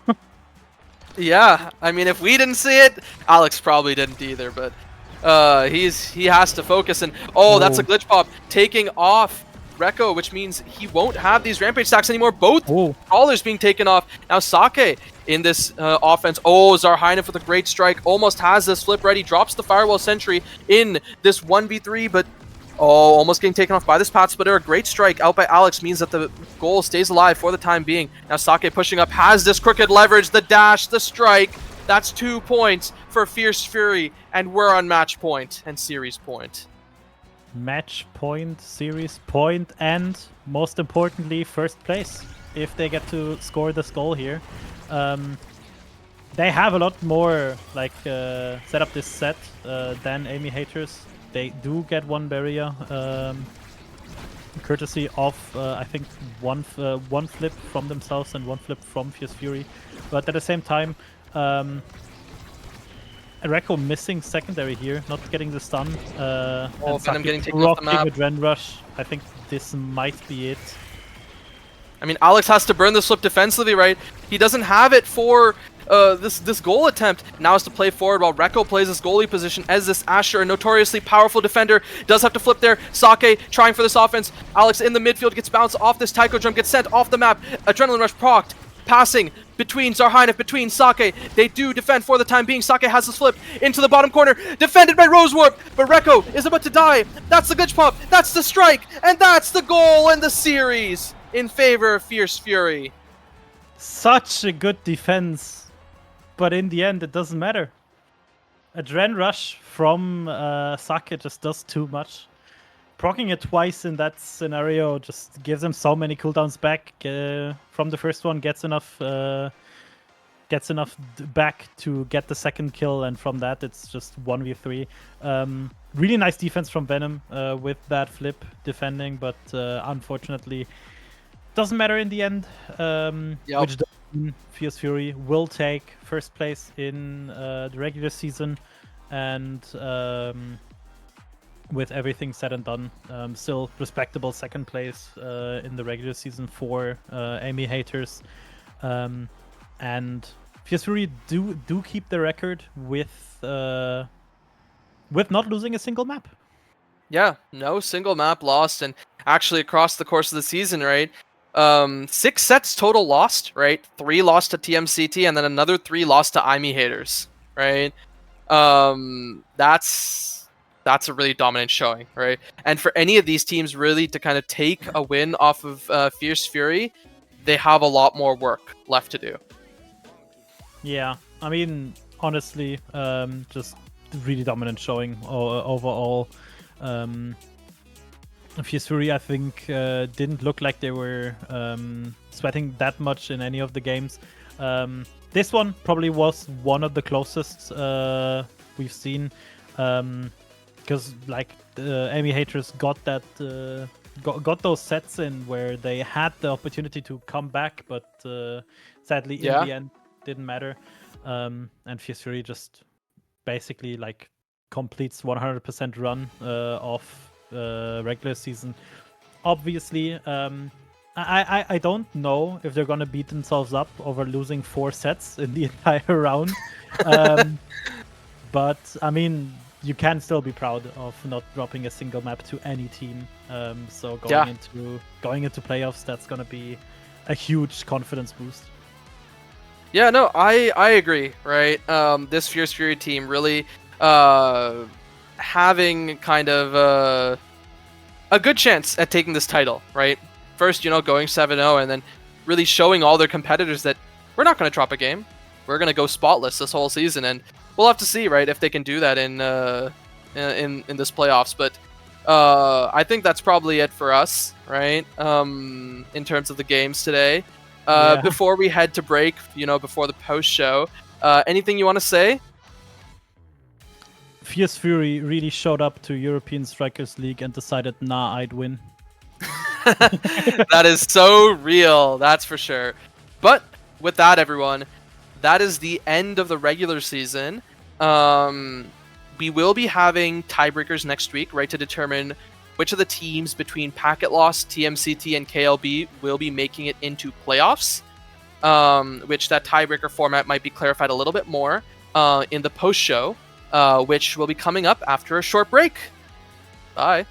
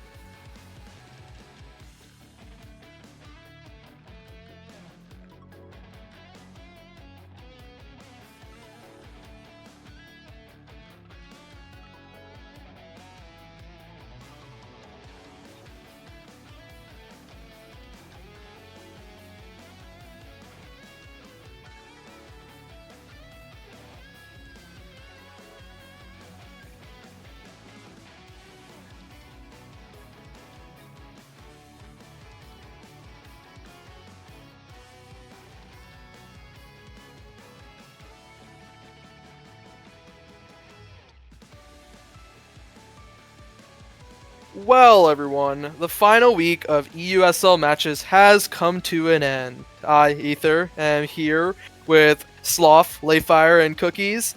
How's it going, everyone? Yo, what up? It's What great. up? Yeah, doing chill. All right, well, I mean, I'll take it over to Sloth first, right? First game of the day, Packet Loss versus Fingerless. I think one thing that a lot of people might have been wondering about is why'd you guys ban Julie in that first game against Fingerless, you know, being one of Zoe's most played picks? I mean, the Julie ban kind of just aided us with our drafting plans a bit more, right? We were aware that we'd have a pretty flexible midfield and goalie pool that we can play with, so we just opted to kind of start attacking the forward pool a bit, and it seemed to work out. So yeah, and also even you can imagine it. It's hard to imagine, but even Zoe sometimes might not want to play Julie. I don't believe it either. Maybe she's lying sometimes, but Yeah, maybe she's lying not only to you guys but to herself, right? Yeah. In her heart, she is really just that Julie main. But now flipping over to that second game, right? On Clarion Corp, right? Nearly went to set 5, right? Did that make you guys a little nervous? yeah, I mean, I would lie if we were like completely flying, right? If there was not a single worry to go, because we would have lost that game, we go into a game 3, and obviously that's already a little bit of a scare if you're even going to be able to win that game 3. Not to mention the implications for potential like tiebreakers, eating stuff, right? Yep. But we were able to pull together, able to concentrate well enough to then close out the game, luckily. Yeah, good to hear. And I mean, now that second game of the day, right? TMCT versus Windows. Well, Cookies, you guys nearly 9-0'd Windows in that first game, and then had one of the quickest Oni Village games you've had after that. How relieved were you after that win? I mean, I don't know. I just feel like we're gonna win anyways. The mental was good, so it was pretty fun to play. Yeah. Also, we played like the 2 of the best maps we could, so. Yeah, I mean, good to hear, right? Because you guys were coming off of like a series of, I think, 3 rough weeks. I'm pretty sure you guys started off like 3-0, and then you had your matchups against IME Haters, KLB, Fierce Fury, like teams that were able to beat you, and then you dropped down to 3-3, and it was looking really dangerous for you, and it still is, right, in terms of playoff stuff. But with this win against Windows, looking a little better, right? Yeah, I mean, it's definitely looking better. Hopefully we can get through to the qualifying, through the tiebreaker, so it'll be exciting to see the matches next week. Hopefully, right? And now, Layfire, right? Game 3, KLB versus ZZZ. Your first game wasn't too bad, right? You guys played pretty well. Had a overall clean game, pretty similar to the last IMEZAP game you had. But then, that Tycho game, it made you guys a little sweat, I think. How is it playing against that Asher Zentaro comp, a comp that you guys are pretty familiar with running yourself? So when we drafted, we were like, no way they're gonna pick Asher, right? We can just we don't have to pick it now. Well, they picked it. Yeah. It was weird to play against. We usually don't play against Asher and Taika. It was an interesting experience how the enemies feel. Yeah, that's for sure. And then combined with the Finny, right? What'd you think of that Finny pick? It was so much damage. It was so disgusting to play against. Of course, very weak in defense. We saw that several times where just the one-on-ones with either Alfs or Llama, and they lost 1 or 2 barriers. But every time we didn't get the core through in the beginning of the match, it was just a pain in the ass to play against.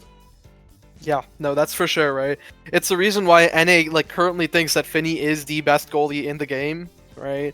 That is so fair. Especially offensive, it is so hard to play against. Yeah, and NA loves the momentum boots on the Finny too, right? Not the strike shot, not the pauldrons, it's just the momentum, because Finny already, I believe, is base 475 speed, where I think everyone else is like base 400, well, most characters is base 400. And that plus 75 speed, which I think Kai has as well, just makes these characters able to move around the map so much, right? Yeah, you really feel it on Kai. I didn't know about Finny, to be honest. If I'm not wrong, it was pauldrons that game, right, on Finny? It was pauldrons. That's why you didn't feel it yeah. nearly as much. Yeah, okay, fair enough. Yeah, because with the momentum boots and then her base speed, I think you're sitting at like 570 speed or something really insane like that. Anyway, that's besides the point, right? That Finny pick is pretty powerful. And now, this last game, right? Fierce Fury versus Aimee Haters. We'll start with Cookies. Did it go exactly as you expected it to?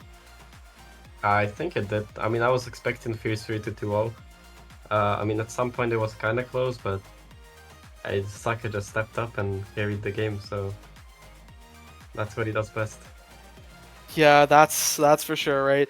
Especially that Kazan game. Well, it did look overall a little closer, but Sake was just putting on an absolute clinic with the Kazan. Now, Sloth, any thoughts about that Fierce Fury Aimee Haters game from your point of view? I mean, it was definitely interesting, right? Overall, I was most excited for this game today as well, mainly because I just wanted to see how these two teams square up against each other. Fury, I do feel like just had a more solid showing, just had a few less of those mistakes that Aimee Haters might have had. So definitely interesting. Good look for Fury as well. They now got their deserved first seed as well, right? So yeah, entertaining game though for sure. And Layfire, Fierce Fury versus Aimee Haters, thoughts? So for map 1, I'm always glad if I see people running Aragoli, of course. Yeah. Make me very happy. Also, momentum boots on Alex, if I remember correctly. Yeah, yes. I did that 2 weeks ago. He knew it was good. No, but jokes aside, the first map was it. I don't know. It felt very linear on the side of Fierce Fury. And the second map, it was like the chat was saying everything. I think every time you looked into it, was just Sake the goat. I think that sums it up pretty well. Yeah, that's completely fair, honestly. Now, with that in mind, right? Before we head off into reviewing kind of this tiebreaker format, a little spontaneous question here, right, for you guys. For this season, who would you say is the MVP of the regular season? Sloth. Overall teams, just one player? Just overall teams. It doesn't even have to be from Fierce Fury. Like, if you think there is some MVP from another team, go ahead. It's difficult to pick one on the go really quick. I mean, I'll just take the easy answer, I guess. As we've been glazing him a bit already, Sake is just really strong in the way that he does play, right? His team enables him really well, which is going to make him perform really well as well. And he gets given these resources to do what he needs to, and he executes well on them. And Fury being able to now close off the group stage with a solid 7-0, right? Only ever dropping sets against 2 teams. I feel like it'd almost be a bit wrong to not have him in that conversation, if not give that title to him. All right, yeah, that's for sure. Well, Layfire, Sake is now out of your choices since Sloth already claimed it. Who would you say is the MVP besides Sake? I wouldn't even pick Sake anyways, I think, even though I just have been glazing him and we saw the chat last match. I think the MVP was not even from Fierce Fury. I think it was Alex for the most part. Seeing him playing Aimee Haters and making Aimee Haters work the way it does, I think no other goalie could do that. Not even close. Yeah, for sure, right? Alex, a great player, just throughout this whole season has been showing why he was one of the best goalies even back in the old days, right? Now, Cookies, no Sake, no Alex. Who's your MVP outside of those two? Good luck. Well, I mean, that is kind of bad. Because, yeah, those 2 picks. And I had Sake because he's just so good. But if I had to choose anyone else, it probably has to be Lucas. That guy is really good. Like, he can play goalie, and we saw the forward as well, stepping up for his team when Neff couldn't play. So, yeah, I think he's really good at the forward. Maybe he should, like, consider swapping for EUSL Season 2, so... Yeah.